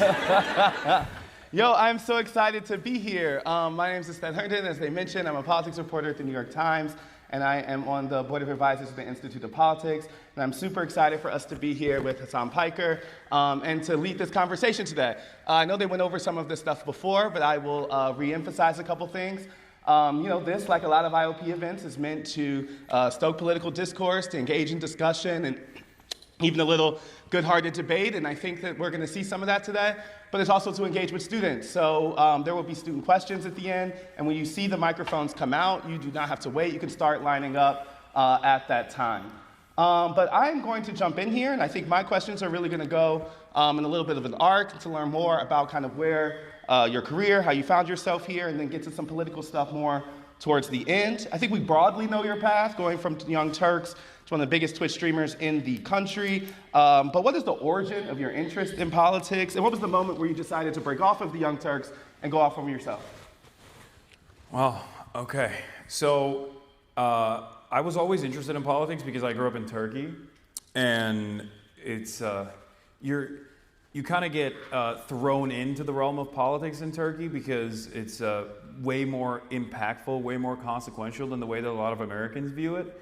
And I grew up in the Erdogan regime taking power as well. And I saw a lot of that social conservatism and the immediate ways that it changed my life. I was a big fan of political cartoons. And I remember these political cartoonists that I used to read were getting sued by the Erdogan administration, which is not so dissimilar when you think about what Donald Trump is doing right now. And there's definitely a direct analog there. But it was little things like that and life-changing and meaningful ways that always kept me interested in talking about politics and keeping up with the discourse from an early age. And then as far as like how I transitioned from the Young Turks to go out on my own, in 2019, I had a unique moment, let's say, on stream. I had a heated gaming moment where I said, America deserved 9/11. And the thing is, when you're a leftist commentator, when you're in politics and the leftist space, like you always get doxxed, swatted, death threats. It's something that has been a part of the job, unfortunately. But this time it was different because it was on Fox News, and Dan Crenshaw was crying on Laura Ingraham, and all of a sudden the death threats became way more prominent, and they started yelling at like other random people that worked at the Young Turks as well. Like the key grip was getting doxxed, and I was like, this dude is not, this is my dumbass. Like don't dox the key grip. And I didn't want that kind of unwarranted attention to go towards other people for things that I was saying and doing. So that was my first foray into wanting to go out on my own. And I went full-time in 2020, and I started live streaming every day. And by the end of 2020, I had become a fairly sizable content creator on the platform, one of the biggest content creators on Twitch. And I'll say, since then, I've also invited a lot more negative attention to myself, but at least it's just me this time. So, we hear a lot about how these new internet spaces are apolitical. A lot of your kind of colleagues in the Twitch space stay away from politics. I'm wondering what made you, I know it's kind of natural to your interest. Why do you think talking about politics works for you on the platform? Like, what are the ways that you have learned to kind of crack that space if others haven't? Yeah, at first I wanted people to talk about politics because I thought like there were a lot of progressive people out there. I thought it was like good to show that progressive politics is not shameful, that people shouldn't be afraid of speaking their opinions on these matters. And then Asmongold became the largest political content creator on the platform, and some people know who that is, but he's a right-wing commentator now, the biggest right-wing commentator in North America, actually. And now I'm like, maybe don't talk about politics. It's better if they stay apolitical. But for the most part, I think like the apolitical nature of this space is just a way to shelter your more reactionary tendencies in general. I think people say that they're apolitical, or they say that they're operating off of common sense beliefs, but usually that just simply means you're right-wing and not open about it. At least in my experience. Yeah, but obviously there's been a bigger discussion kind of since Democrats have not been in that space, and there's been some thought about how do they find themselves more naturally there. But I'll talk about that later, actually. I want to ask more directly, do you consider the line between like entertainment and activism? Do you think of yourself as a journalist? Like, how do you actually see your role? Yeah, I don't. I see myself as a political commentator. Like, depending on who I'm talking to, I'll explain it as like Rush Limbaugh without the brain rot. Literally and figuratively, because he had brain cancer. And also saying you don't have brain rot. I'm impressed. Yeah, and also brain cancer, and also I think holes in his brain from prescription drug overuse. He's dead. He can't. What was he gonna do? We're focusing on that, though. So anyway, but like it's basically like AM radio, but for Zoomers. So that's the way I describe it to people. And I do find myself to be more of an entertainer than an activist. Even though I do engage in activism, I always stress that, you know, I'm simply an entertainer and I'm trying to urge others to go out and organize as well, because like I'm just one person and I would be saying these things even if I had 30 people watching me. But when I have 30,000, 40,000 people watching me, that means there are 30,000 to 40,000 people that can go out and organize and then build a movement that way. So, yeah, I see myself as a political commentator and not an activist, even though I do engage in that. One of the things I think that folks have found, obviously your audience, you know, testament to this room, skews younger, skews folks who are highly online. I wonder, and it's, I mean, is that false? But I guess I'm saying, I think it's also captured an audience that legacy media has missed, right? Yeah. What do you think is working in terms of why people are coming to folks like you versus why places like even the New York Times are struggling to reach some of those people? I mean, I think there is a personality aspect to it for sure. But I think the medium that I'm in is so interactive and people are looking for that. There's a sense of community building that exists online, on Twitch and in live streaming in general. And that is not exactly replicable by traditional media outlets. And they're never gonna be able to do that regardless. Like, it'd be really funny if Jake Tapper was if Jake Tapper had like parasocial stands. That'd be weird. I think he does. Doubtful. But I think that's definitely one reason for why I have these audiences. I'm also at a place, like, I speak the language.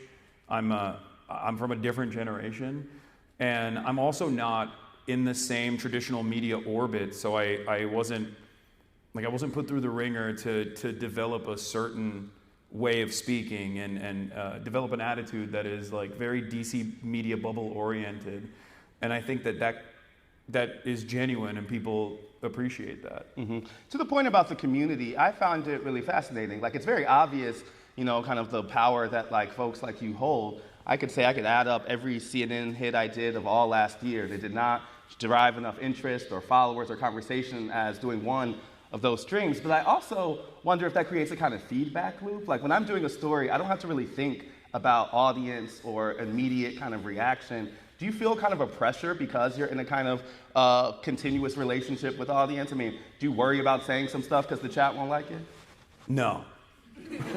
I yell at them all the time. Trust me, there's gonna be dudes on the microphone today that I'm gonna be yelling at, most likely.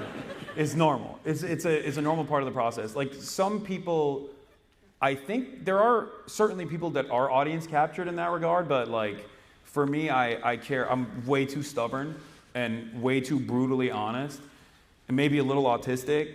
So it's just like, I don't care if someone is disagreeing with me. Like, I will take a position that I believe to be true, and obviously I'll arrive at that position by analyzing the facts. And even if it's unpopular, my goal always is to educate people. And that's the thing, like, I wouldn't necessarily say that my perspective that is fairly closer to a more orthodox Marxist perspective is all too common in American media. Most people have never encountered someone who is speaking about these things from the angle that I take. So I already assume that everyone that's listening in, that's tuning in for the first time, is not immediately on board with the way that I see the world. So I have no expectation that people are going to be in agreement with me. It's my job to make a convincing argument and to also instill some sense of class consciousness in people that are tuning in. You know, I want to stick on this question of kind of like community and how you kind of moderate that community.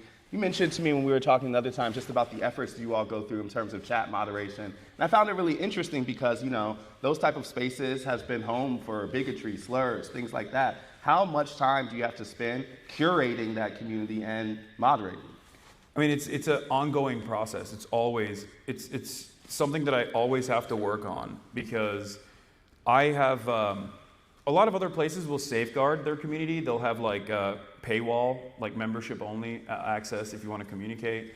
Some places will add like additional checks. For me, I want to have discourse. I want to have back and forths with people. I want to be able to educate people if they have questions on certain things. So I have a 10-minute follower mode, which means if you follow me for 10 minutes on my Twitch, you can say anything you want in the chat. And surely, some people abuse that. They'll come in and they'll try to antagonize or say heinous things. But in that process, I use that as an educational moment, and I also use every opportunity like that to basically say, these are the well-defined boundaries in this community, like what is permissible and what is not. And that's one way that we moderate the community.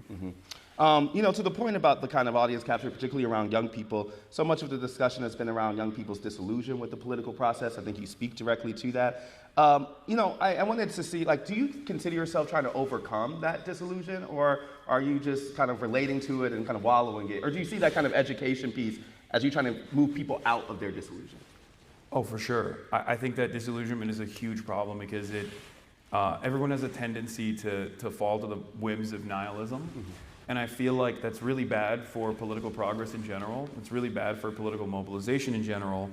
And so one of the things that I try to instill in everyone in my audience is one, self-development for sure, to create some confidence in yourself, achieve short-term victories for yourself so you feel more confident and have a little bit of control over things that are in your life that you have control over.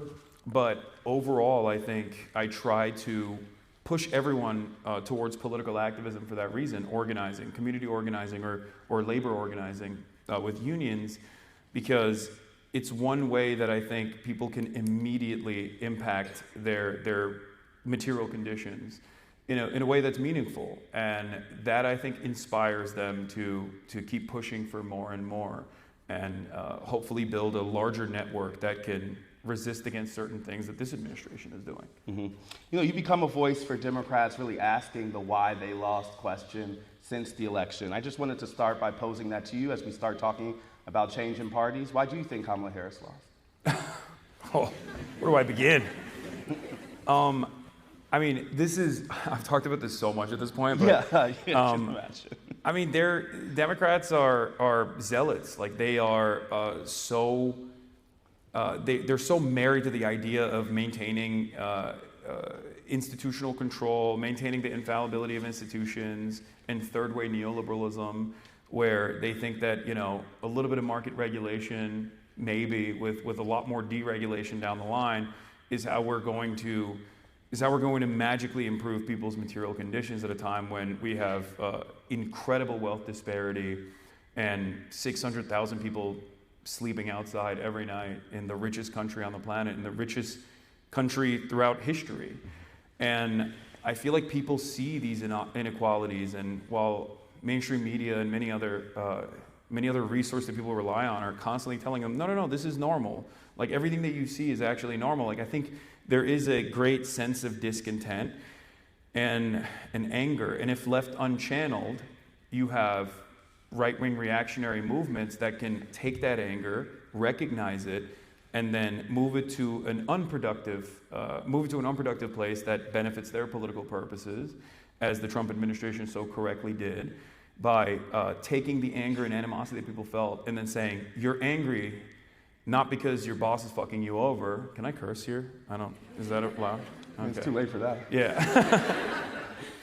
You're angry not because your boss is screwing you over, but you're angry because it trains people. You're angry because undocumented migrants exist on U.S. soil, and they're able to build on that anger. Whereas the Democrats, I think, were so uninterested in recognizing that, where they thought it's a vibe session, people are not feeling the pain in their wallets. It's going to go away. Yeah. And no matter how many think pieces you write on that, like the average person is not, that's not going to change the average person experiencing negative real wage growth for almost 2 years under the Biden administration. Yeah, I mean, I think this is where there was a lot of overlap in how, in our work and what you were talking about is because, that kind of 2021, 2022 moment when Democrats were trying to talk people out of their concerns really sticks out in terms of the reasons why they lost. But I guess I'm just want to clarify, am I hearing that you think more Democrats lost more so than Donald Trump won? Because there's another argument you could say, which is that, he was affirmatively kind of shifting the electorate rather than it was the Democrats' failures at Central. No, I think there's always a push and pull.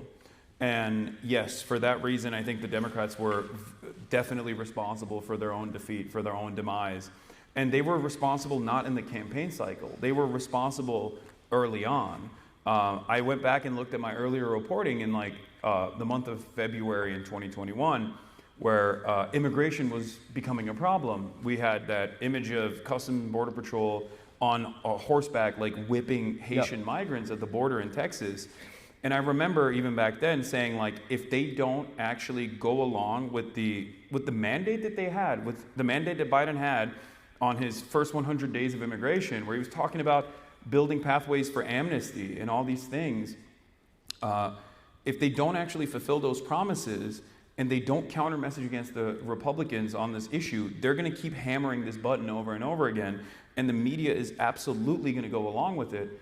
And lo and behold, that's precisely what happened. 3 years after that, you had Biden on October 6th coming out and saying that they were unveiling this incredibly draconian, incredibly right-wing, white nativist, anti-immigrant agenda package that they said that a Oklahoma senator wrote, and it was basically Trump's 2020 immigration agenda repackaged and being sold to the American public as a Democratic bill after 8 years of constantly yelling at Republicans for being racist, for wanting to build a stupid border wall. Now they wanted to fund the border wall, and that is at the heart of the Democratic Party's failure, that they don't actually showcase a vision for a better future, and they shy away from policies that will improve people's material conditions. And obviously part of that is because they're captured by the same corporate interests as the Republicans are. But Republicans and the social issues that they can hammer on, the culture war issues that they can hammer on, are way more appealing than the culture war issues that the Democrats try to engage in a defensive posture over, especially because they're not earnest in that defense either. They're no more earnest on defending trans people than Target is when they roll out LGBTQ-friendly baby onesies once a year in the month of, is it July? I don't even know when Pride Month is. June. I'm never defeating the allegation. Yeah, I'm like. I say I'm an LGBT foe all the time, and there you go. But it's just, for them, it's hollow. It's not real. It's not a real battle that they want to fight. And they constantly find themselves in this defensive posture, and they allow the Republicans to dominate discourse. They allow Republicans to lead on issues that they can win. Yeah, but I'm going to push there because isn't there also a public opinion problem here? The reason that Biden was moderating on immigration was not just because of Republicans, but because of a legitimate shift among public sentiment that Americans were going more conservative on the issue. The reason they had, you see the Gavin Newsoms of the world kind of flipping their opinion on trans women in sports is partially because there is numbers that tell you that that's where the country is. Sometimes I hear leftists talk as if there's this unrealized mass of leftists that just hasn't been activated. Is that true, or is that a matter of convincing a public? It's a matter of convincing the public. It has nothing to do with how woke everyone is secretly deep down inside and activating their potential or whatever, and everything to do with the fact that you have to constantly engage in counter messaging, and you have to constantly engage in messaging, and also on top of that, you have to have a unified agenda that touches every single person. And that's why class politics is so important. And I think that's the reason why now you see the Democrats actually leaning on the Bernie Sanders style of commentary, where they're trying to do a fake class first politics as well. But even Bernie himself is actually he's 800 years old, no disrespect, but even he finds himself coming across as a little bit right-wing on some of these issues as well. Yeah. But I'm of the belief that I want to talk about two things when it comes to immigration. Number one is there's always two different polls that people never actually react to when talking about immigration. Even at a time when you had the highest approval rating for Trump's mass deportation agenda, right? I mean, this is straight Hitlerian policy. Like mass deportation of 20 million people, that's insane. You're gonna put them in concentration camps? What are we doing? Even at that point, when Americans were consistently asked mass immigration or mass amnesty, they still chose mass amnesty. But no one ever presents that second option as a viable solution to this problem. And that is at the heart of the issue from the way I see it, where if you don't present Americans with the other option, if you don't constantly counter-message, if you don't actually do your very best to showcase the humanity of migrants and how much they contribute to these communities, then of course Republicans are going to constantly counter-message and talk about some of the most heinous, some of the most violent things that have taken place and attribute that to migrants across the board, even though there's no evidence that shows that undocumented immigrants are responsible for a larger share of crime than natural-born U.S. citizens, and only evidence to show the exact opposite, that they're responsible for less crime per capita than natural-born U.S. citizens are. So Democrats never make that argument. And I think it's because they're afraid. I go back and forth. I sometimes think they're controlled opposition, and then other times I realize whenever I talk to a Democrat or a staffer, I'm like, oh, you're just stupid. Like, you just don't know. You just don't believe in yourself, and you're just posturing as a somewhat progressive figure on certain issues in an effort to win votes, but that's it. Like, it's not genuine. You know, you mentioned the kind of primacy of class politics, which obviously is a theme in your work. I remember when Bernie was making some of these arguments in the 2016 and 2020 race, and also remember when he ran into big problems in places like South Carolina and others where that argument wasn't really landing. How much does the left need to, win over working class folks of color who haven't really come to them in the same type of way? And what is the balance between recognizing class politics and the importance of identity politics and representation to some folks? Yeah. You and I actually had this conversation on my stream where we were talking about like the Democrat machine and how strong it is. I also had another conversation similar to this with my friend FD Signifier, shouts out, he's a wonderful YouTuber, about how like the black aunties are the backbone of the Democratic Party, right? Like, and they are— And the world. Basically. Yeah, yes, exactly, for sure. And what I was interested in understanding is like, I think a lot of people of color understand that it's about survival, and it's about the demon that you know as opposed to the demon that you don't. And in most circumstances, they make this decision knowing full well that like the people that they're voting for are not, I mean, they're maybe marginally less racist than the other side that's like overtly racist, right?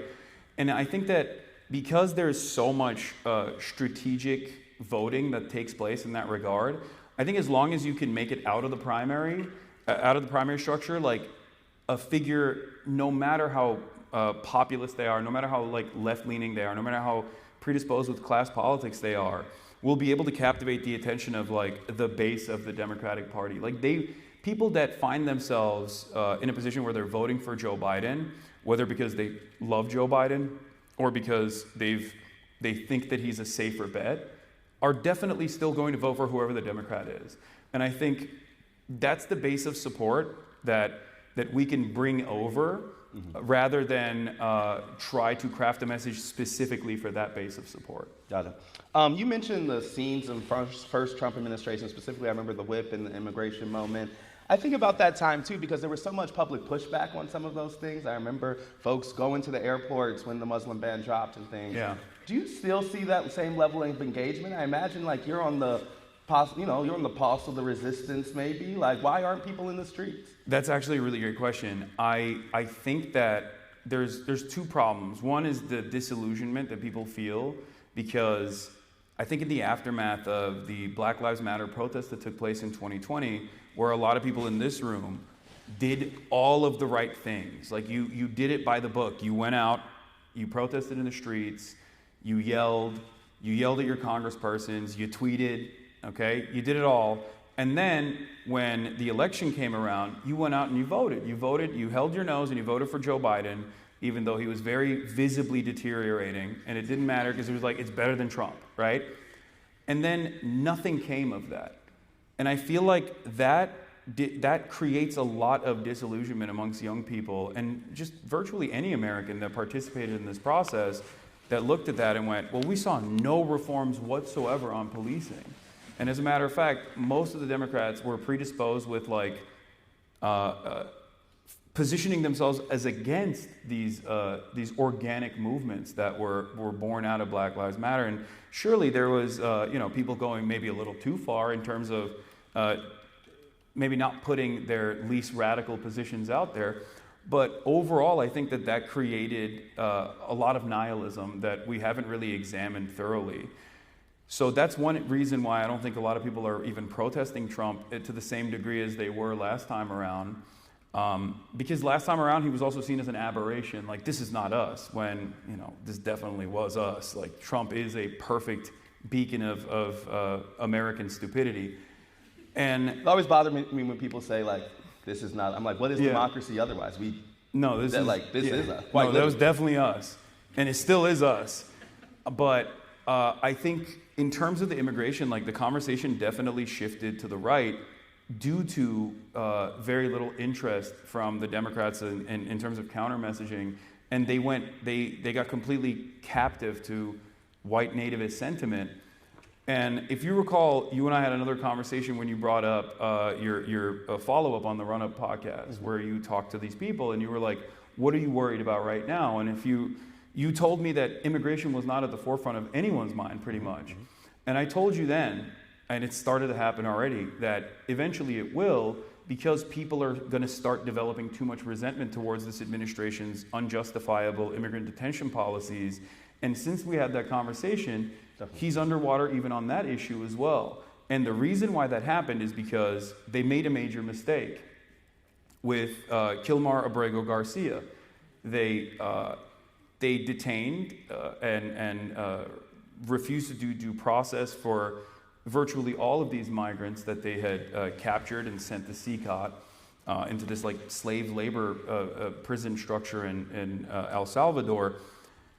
And yet, an immigration attorney of the Trump administration accidentally revealed that they had made a mistake. And when that happened, the media seized on that. They started covering it. And then it became a major issue of consequence. I mean, a major issue that people were demanding some sort of restitution for. And the Trump administration, being hard-headed, refused. And it led to Chris Van Hollen actually going down to El Salvador to get proof of life for this person. And in that process, I think a lot more Americans started realizing what was truly happening.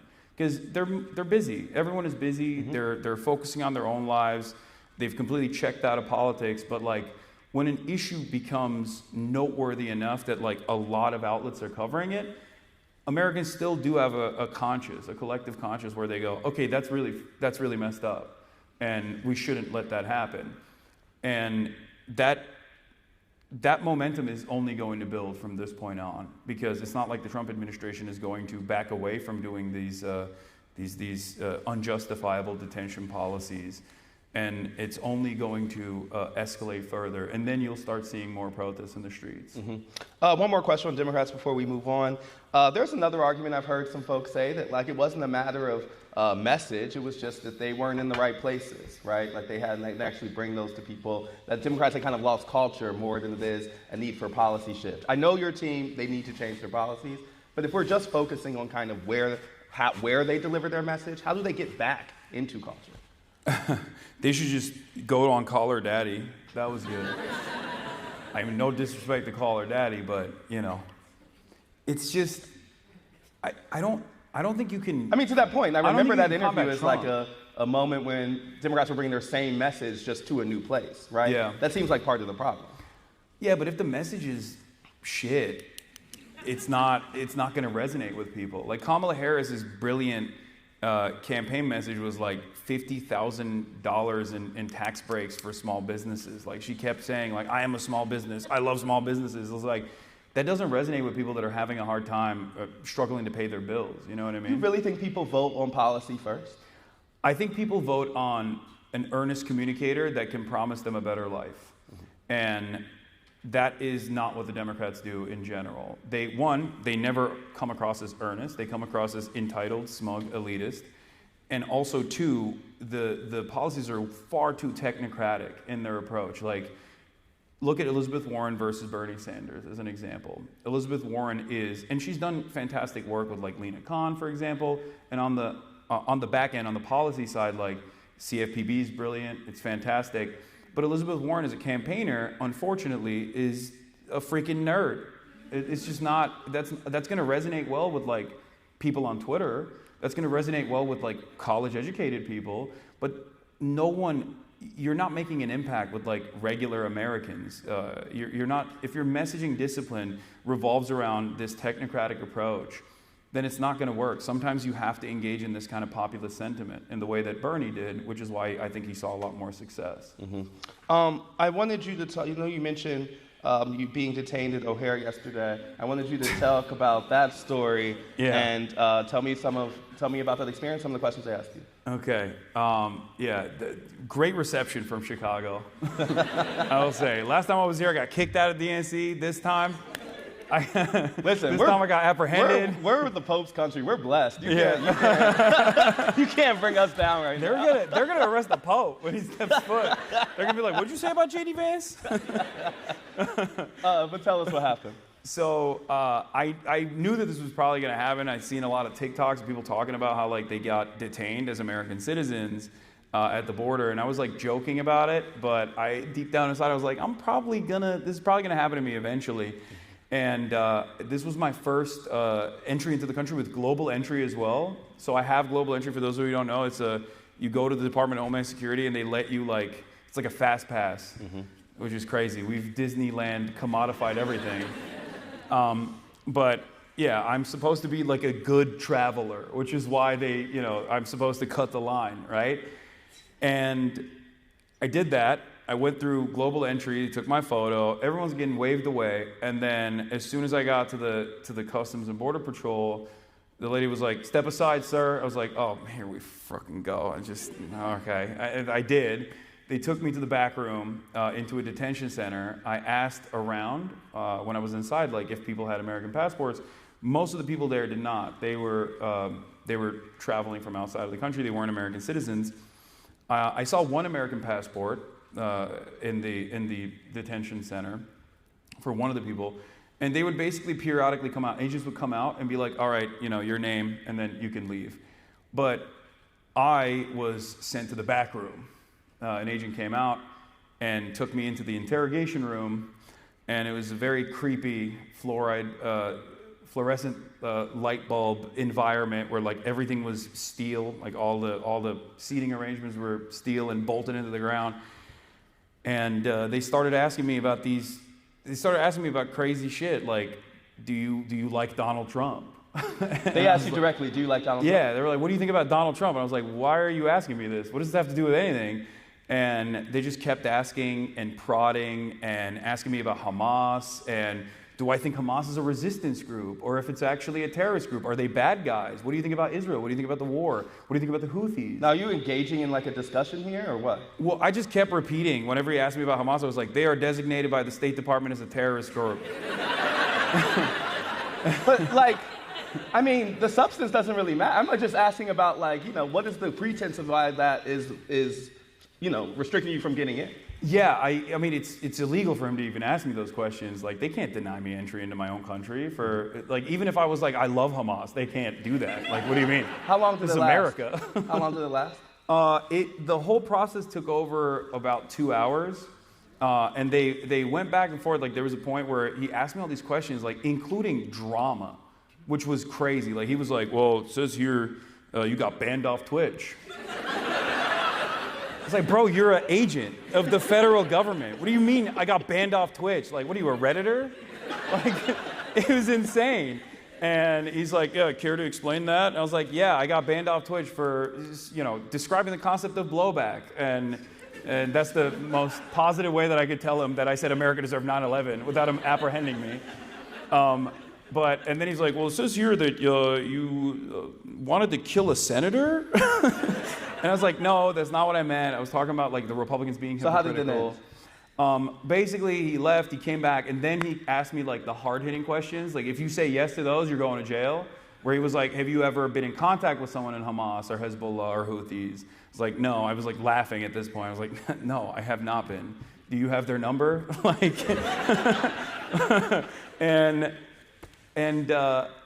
After that, basically at a certain point, I was like, am I being detained? Like, what's going on? Yeah. And he was like, no, not at all. I was like, so I can leave if I want to? He was like, oh, well, and then he didn't even ask me for my phone after that, which was, because that was my red line.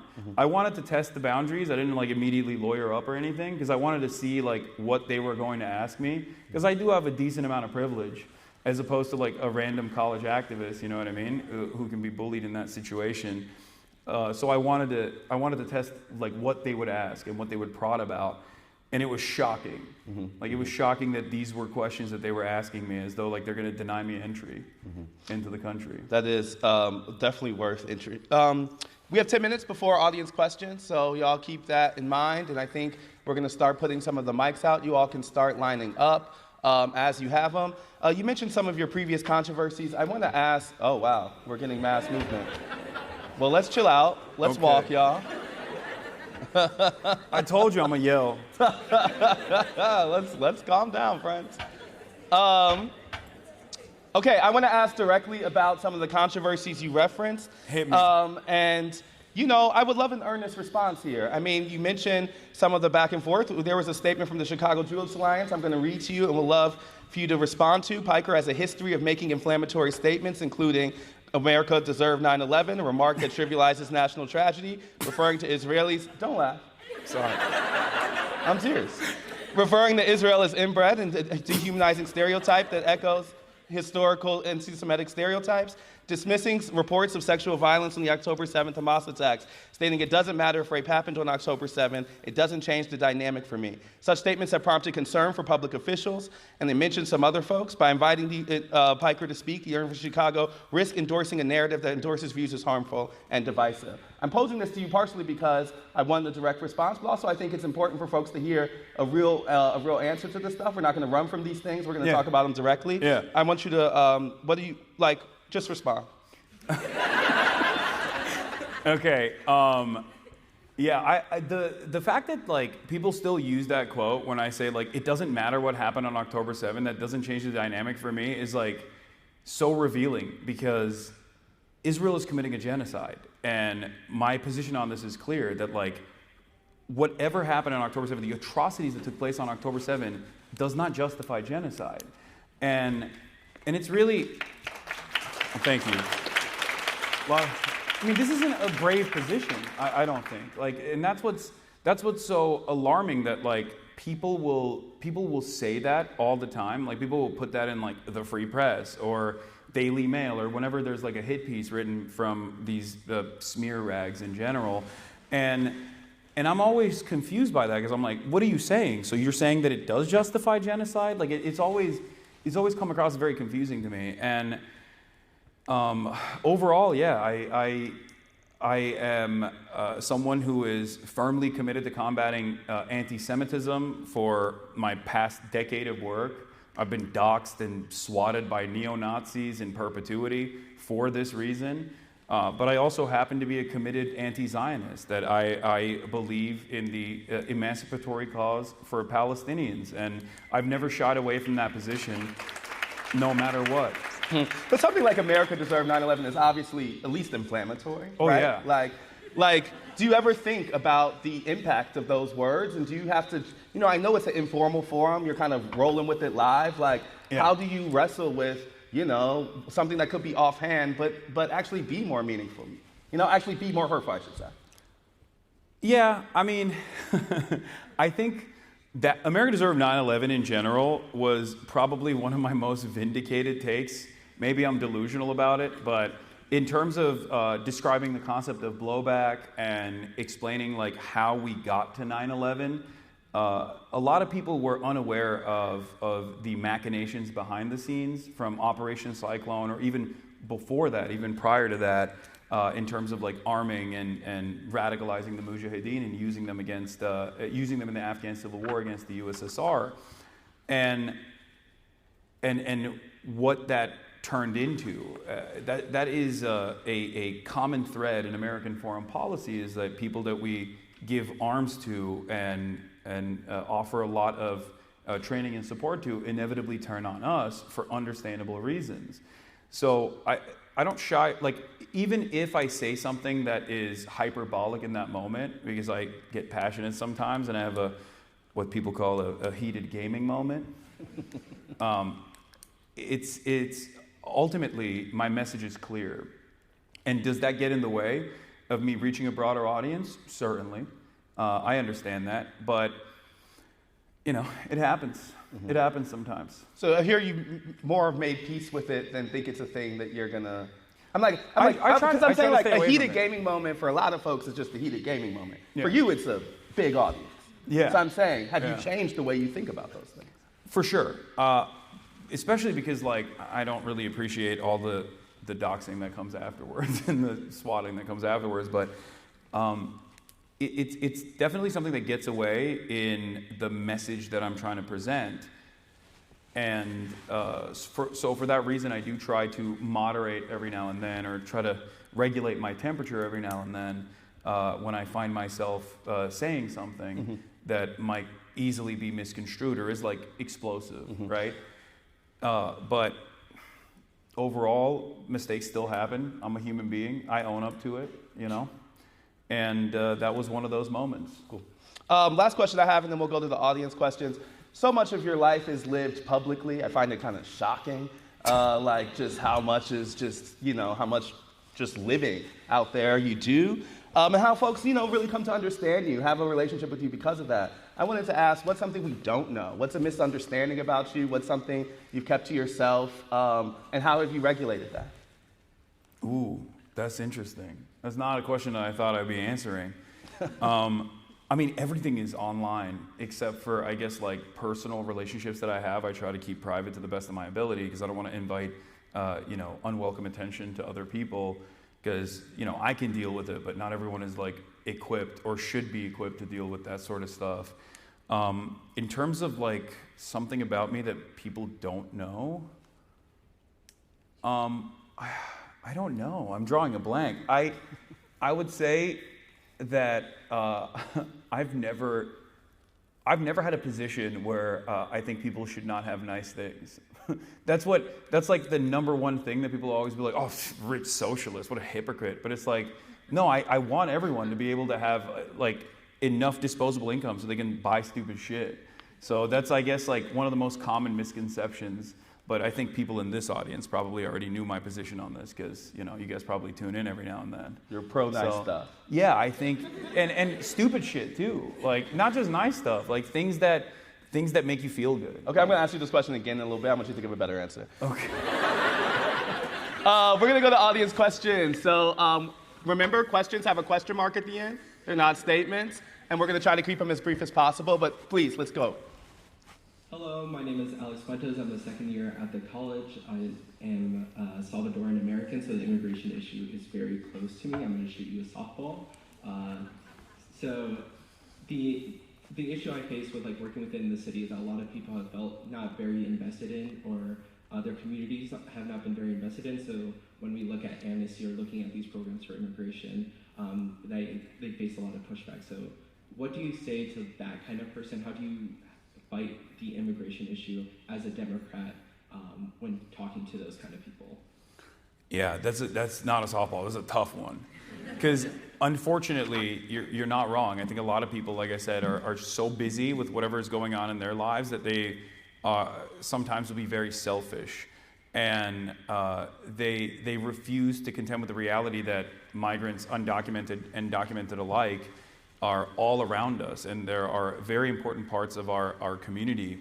And I feel like the best you can do in that regard is to showcase the humanity of the people that you're talking about, and try to present that as to the best of your ability over and over again, and keep hammering on that point.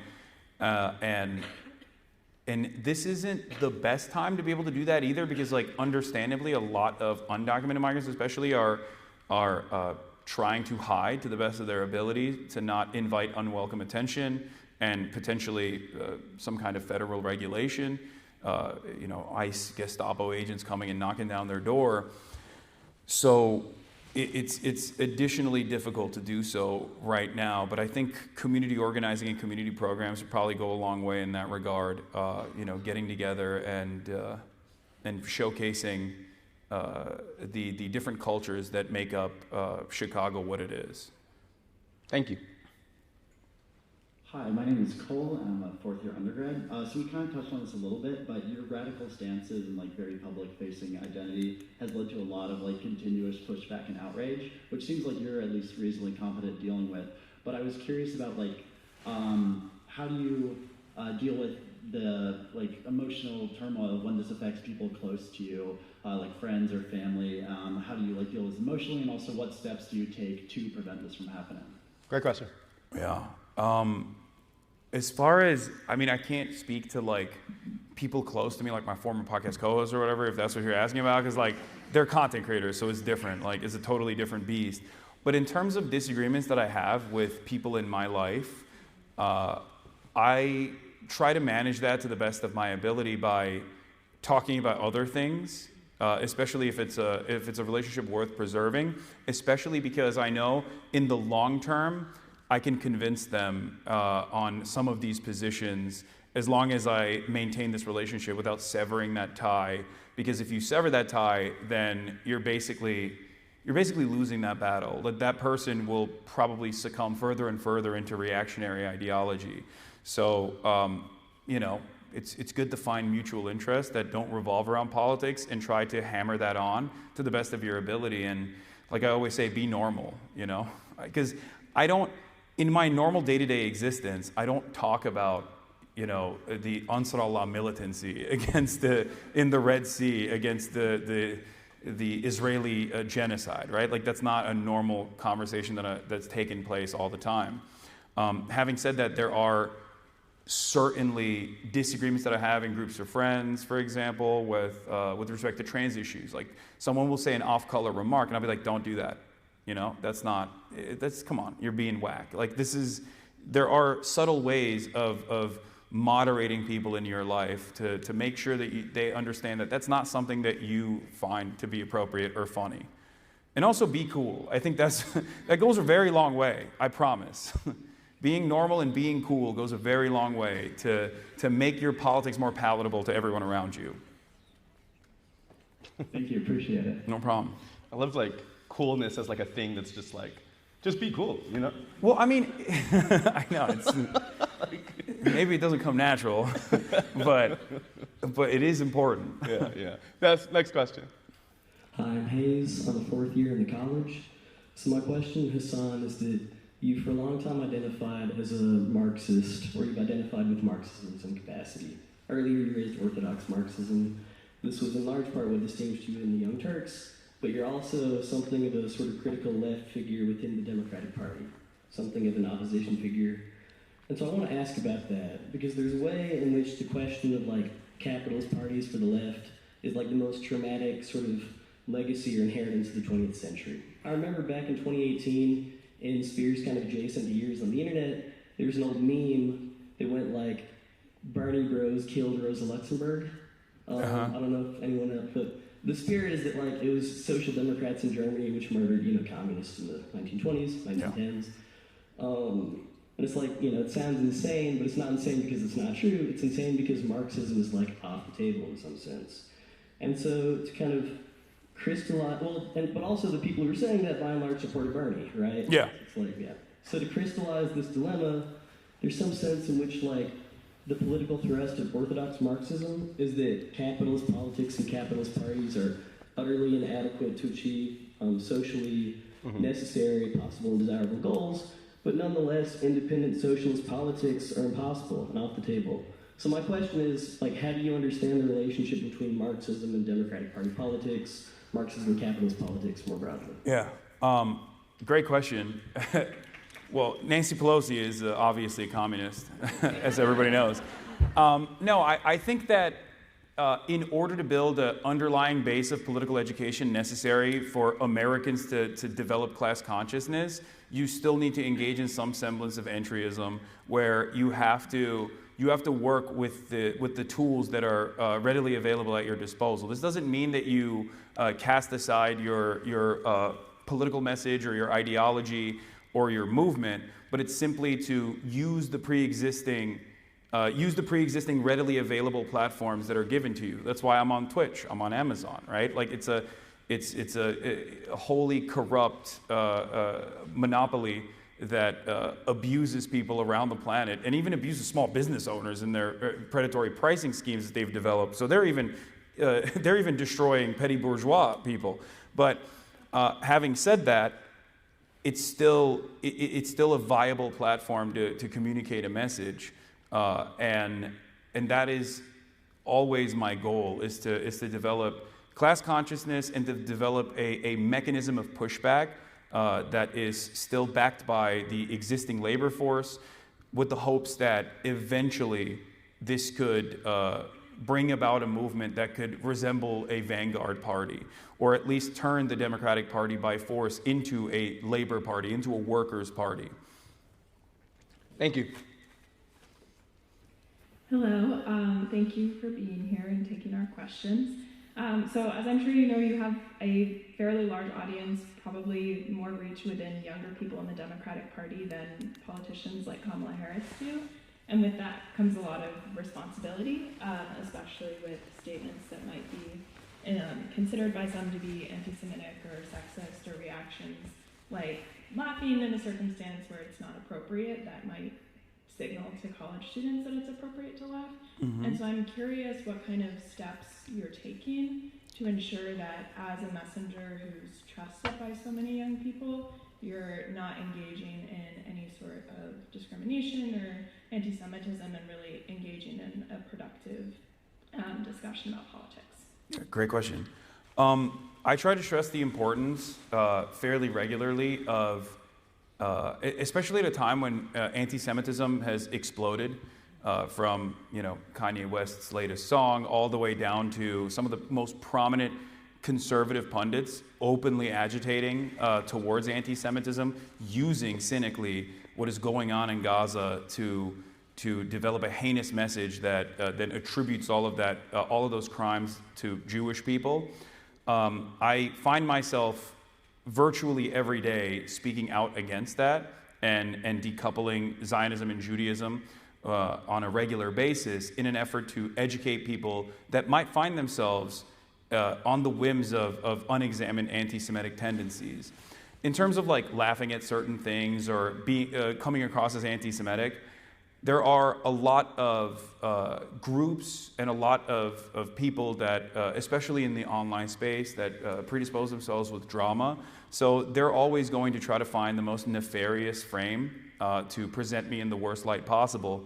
But I always say the antidote to all of that is to simply pay attention for an extended period of time to what I'm saying, and you will very quickly realize that you might have gotten duped into believing a certain thing that I believe that I definitely do not. So in terms of nefarious clipping or things that get clipped out of context, there's not really much I can do about that. Unfortunately, it's just the name of the game. And I just try to put my best foot forward to the best of my ability, and hope that people can still maintain charitability and understand where I'm coming from. But yeah, as far as education goes, I think it's a very important part of my commentary to constantly talk about the growing dangers, the canary in the coal mine of anti-Semitism, which is usually a first step towards growing fascist ideology. Thank you. Great question. Hi Hasan, my name is Danny. I'm a third year at the college, and I don't know if you're aware, but the university recently received a very hefty free speech fund. And when I told my roommate that you were coming here, she said that you were a product of that free speech fund. And this university has made itself a reputation for handling student movements on the notes of Palestinian struggle in a very particular way. And I was wondering if you ever felt tokenized by the university as a way for them to be like, oh look, we care, as a gotcha moment, for you.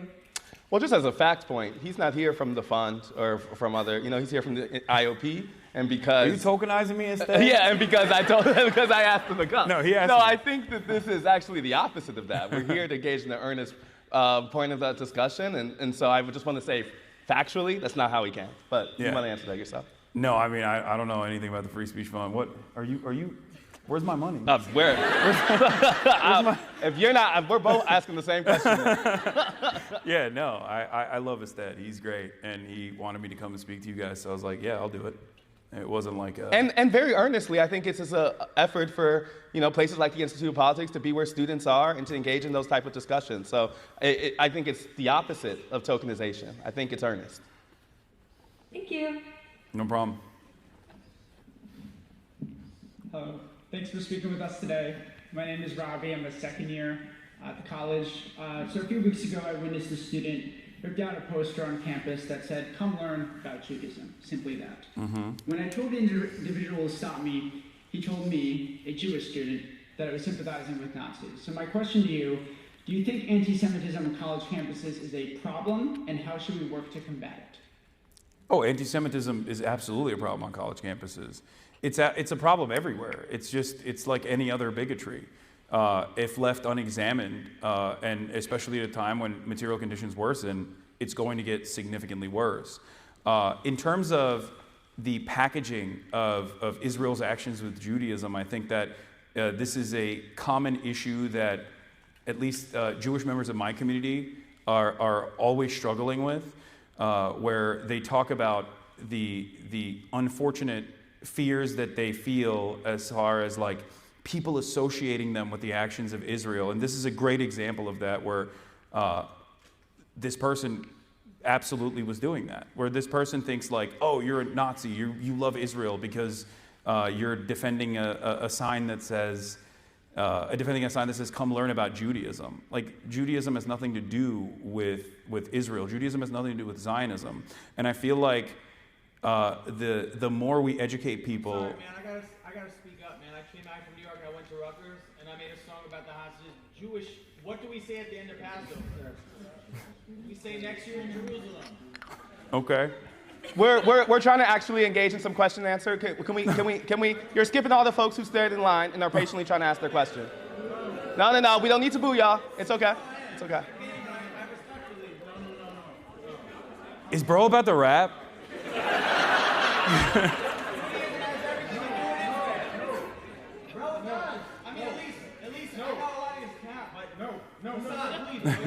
Let me ask you something. Let me ask you something. Wait. Not that person. Okay. Not that person. Okay. The student who raised the question. Yeah. Raised the question about the Judaism sign. Like, do you feel comfortable being associated with that dude? Israel is a very important part of Judaism. I do not agree with what the Israeli government is doing, but Israel is very important to Judaism. It is a home of democracy in the Middle East. It is a safe place for Jews after the Holocaust, and Jewish people need Israel to exist. That is what I believe. I appreciate that. Now we're going to focus on questions, y'all. So next question. It's my bad. I asked the question. No, I get it. Okay. Thank you for asking the question too. I want to follow up.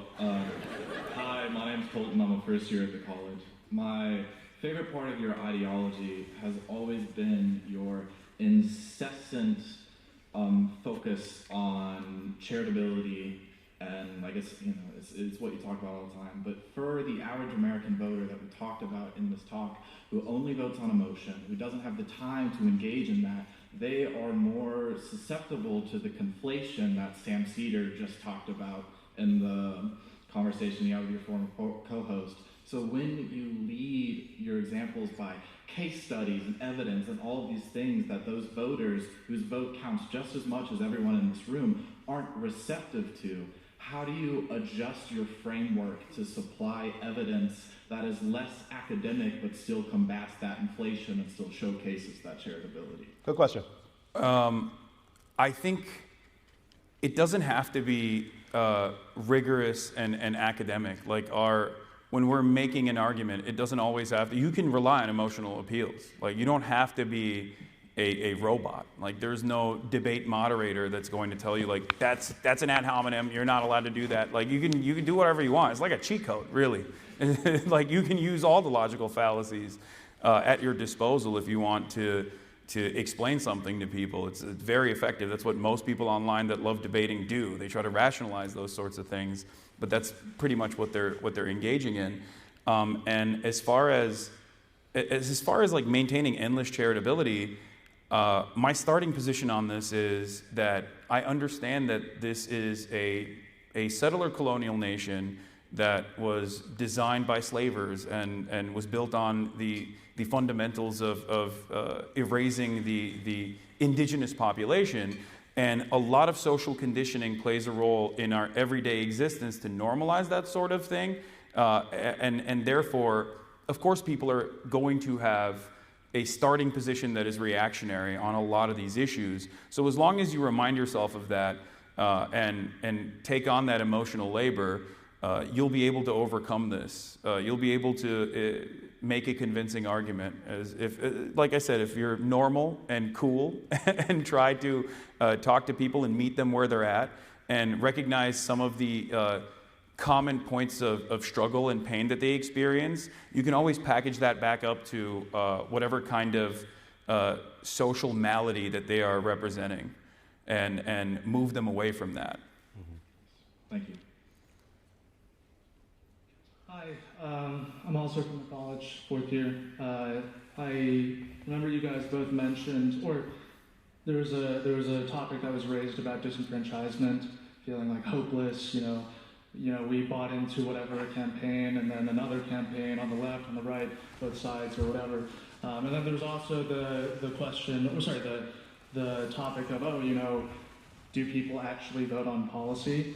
I wanted to ask to, what extent do you think the populist movements, your Peter Thiel, your David Brooks, you, for example, to what extent do... I feel like that was an interesting That is a crazy spectrum. It is kind of crazy. To what extent do you think it's kind of like a response to a global phenomenon, but then maybe like projecting on something else between those different groups? To what extent do you think, we can avoid some big disaster before, people actually start voting on policy, start thinking about what we can do together, not just blaming somebody else? Well, I don't think that there is any way to vote on policy right now. That's at the heart of the problem with the Democratic Party, especially, is that they're not crafting a message that revolves around discernible policies that you can point to. Like, you can do that for Bernie. You could say he's for Medicare for all, he's for free college. He said that for 80 years, right?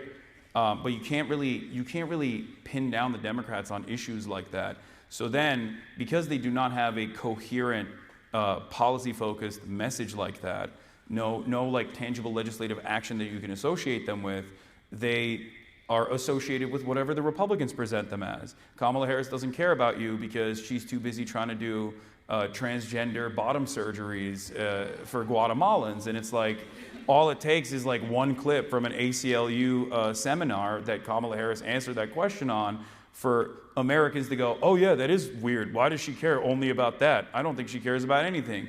If Kamala Harris had policies that you could associate with her that truly address some of the issues that people are experiencing in this country, everyone could just go, oh, shut up, it's nothing. Like, okay, that's one answer that she gave. Why do you care about this? She cares about Medicare for all. Do you not want health care? So that's what I want the Democrats to get to, so that they can actually more successfully be a counterbalance towards growing fascism.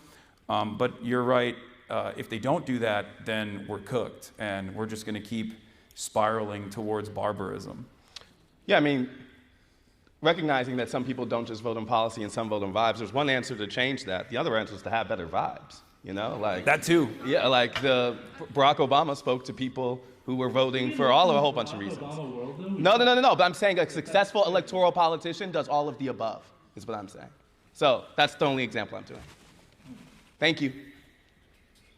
Hi, Hasan. Thank you for doing this. My name's Lance. I'm a second year at the college, and growing up in a rural area during this time, I've seen the polarization of young men particularly, and I was wondering how the Democrats could begin to activate some of these young men or bring them to their side, and also when is the Subnautica playthrough going to get finished?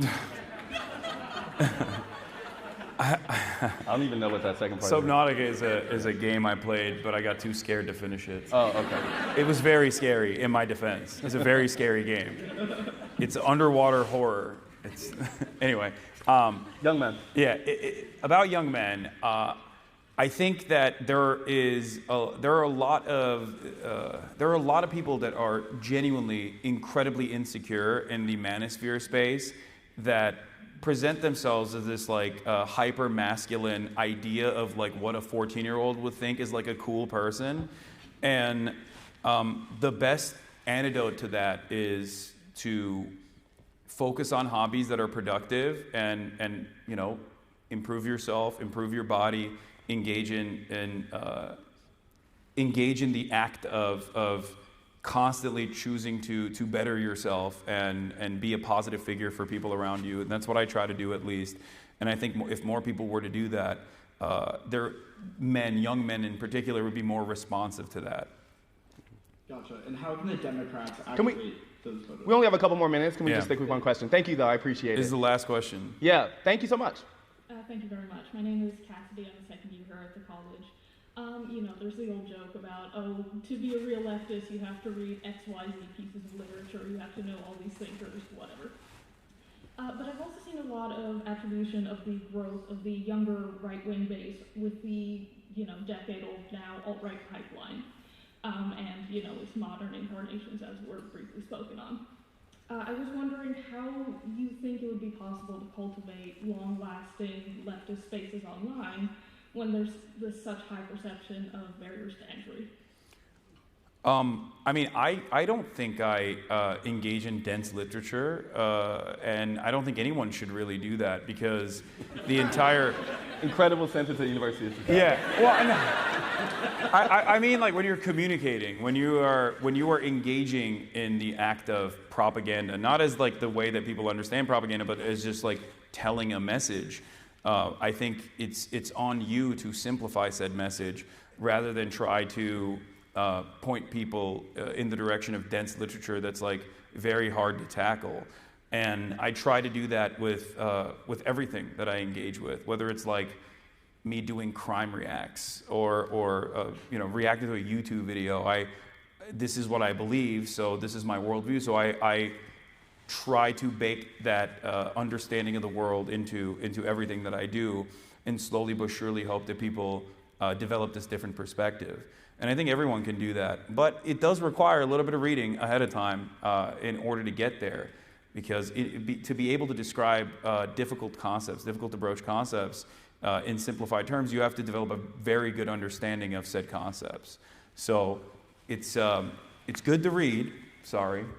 For saying, but when you're engaging normies, you probably shouldn't you know, point to dense academic literature, but instead try to summarize the positions that you know from these places. Mm-hmm. Y'all, thank you so much for being here. We had a great time.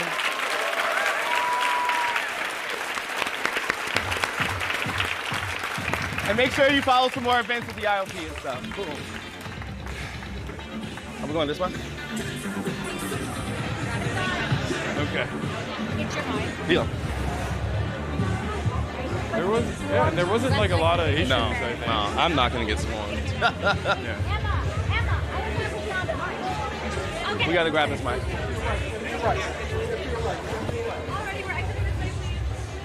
Bye, guys. Thank you. Can you grab his bag from behind the yeah. Appreciate it. Yeah, all good. Where's it at? I got it. There we go. Thank you so much.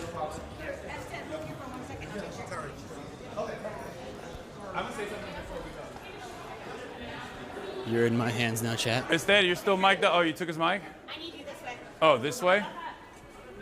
Okay. All right. What did chat think about that? They loved it. Okay, hell yeah. Oh, this? Yeah. Hold on. There's a magnet. I think it was super good. I think you did a great fucking job. Thank you. And then, awesome, and I'll just unplug it so I can feed it. Okay, boom. Thank you. Audio was Oh, good. so we just go out to the car now? Yeah. I think Astead might have wanted to say something to you real quick, but Oh, I could be yeah. wrong. I don't know. It's up to you. Yeah. I can bring Astead out there. We can be in that like back. I mean, people are probably going to walk up to the back. Yeah, actually, yeah. It's got a key. Okay, wait, up to you. let me see. Astead! It's to the right. Astead! Is he? Hi. Sure, I can take a photo of them, it's fine. Oh, you're... Oh, okay. It's good? Okay. No, I know, I can take one photo, it's fine. Yeah, you can do it over here. Do it. We should do it over Here. there, down here. Yep, sounds good. Yes. Or maybe. Hell yeah, nice to meet you, man.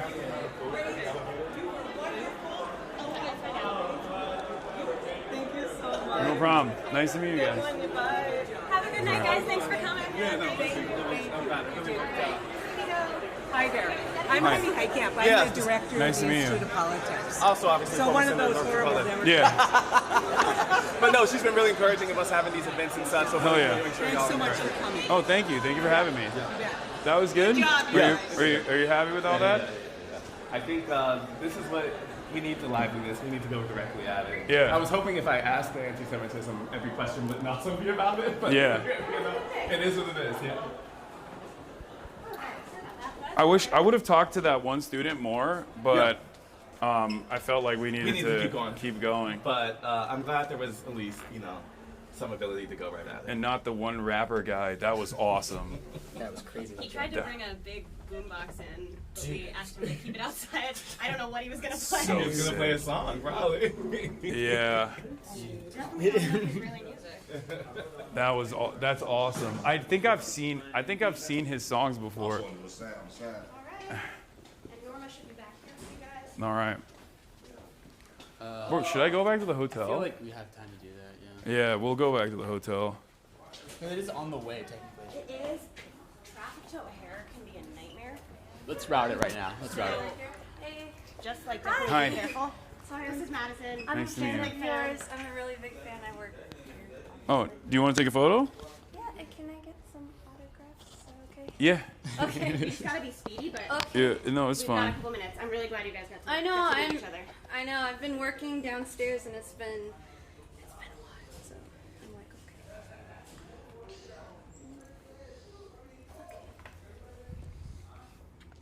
Apparently they're all laughing and smiling as they leave, which we don't often get. That's good. Yeah. No problem. You're so nice. Are you routing it? Or- Just one for me and one for my sister. I'll check Langham. Got it. Eric, you wanna check for Langham? Sure. Here you go. Oh my gosh, thank you. No problem.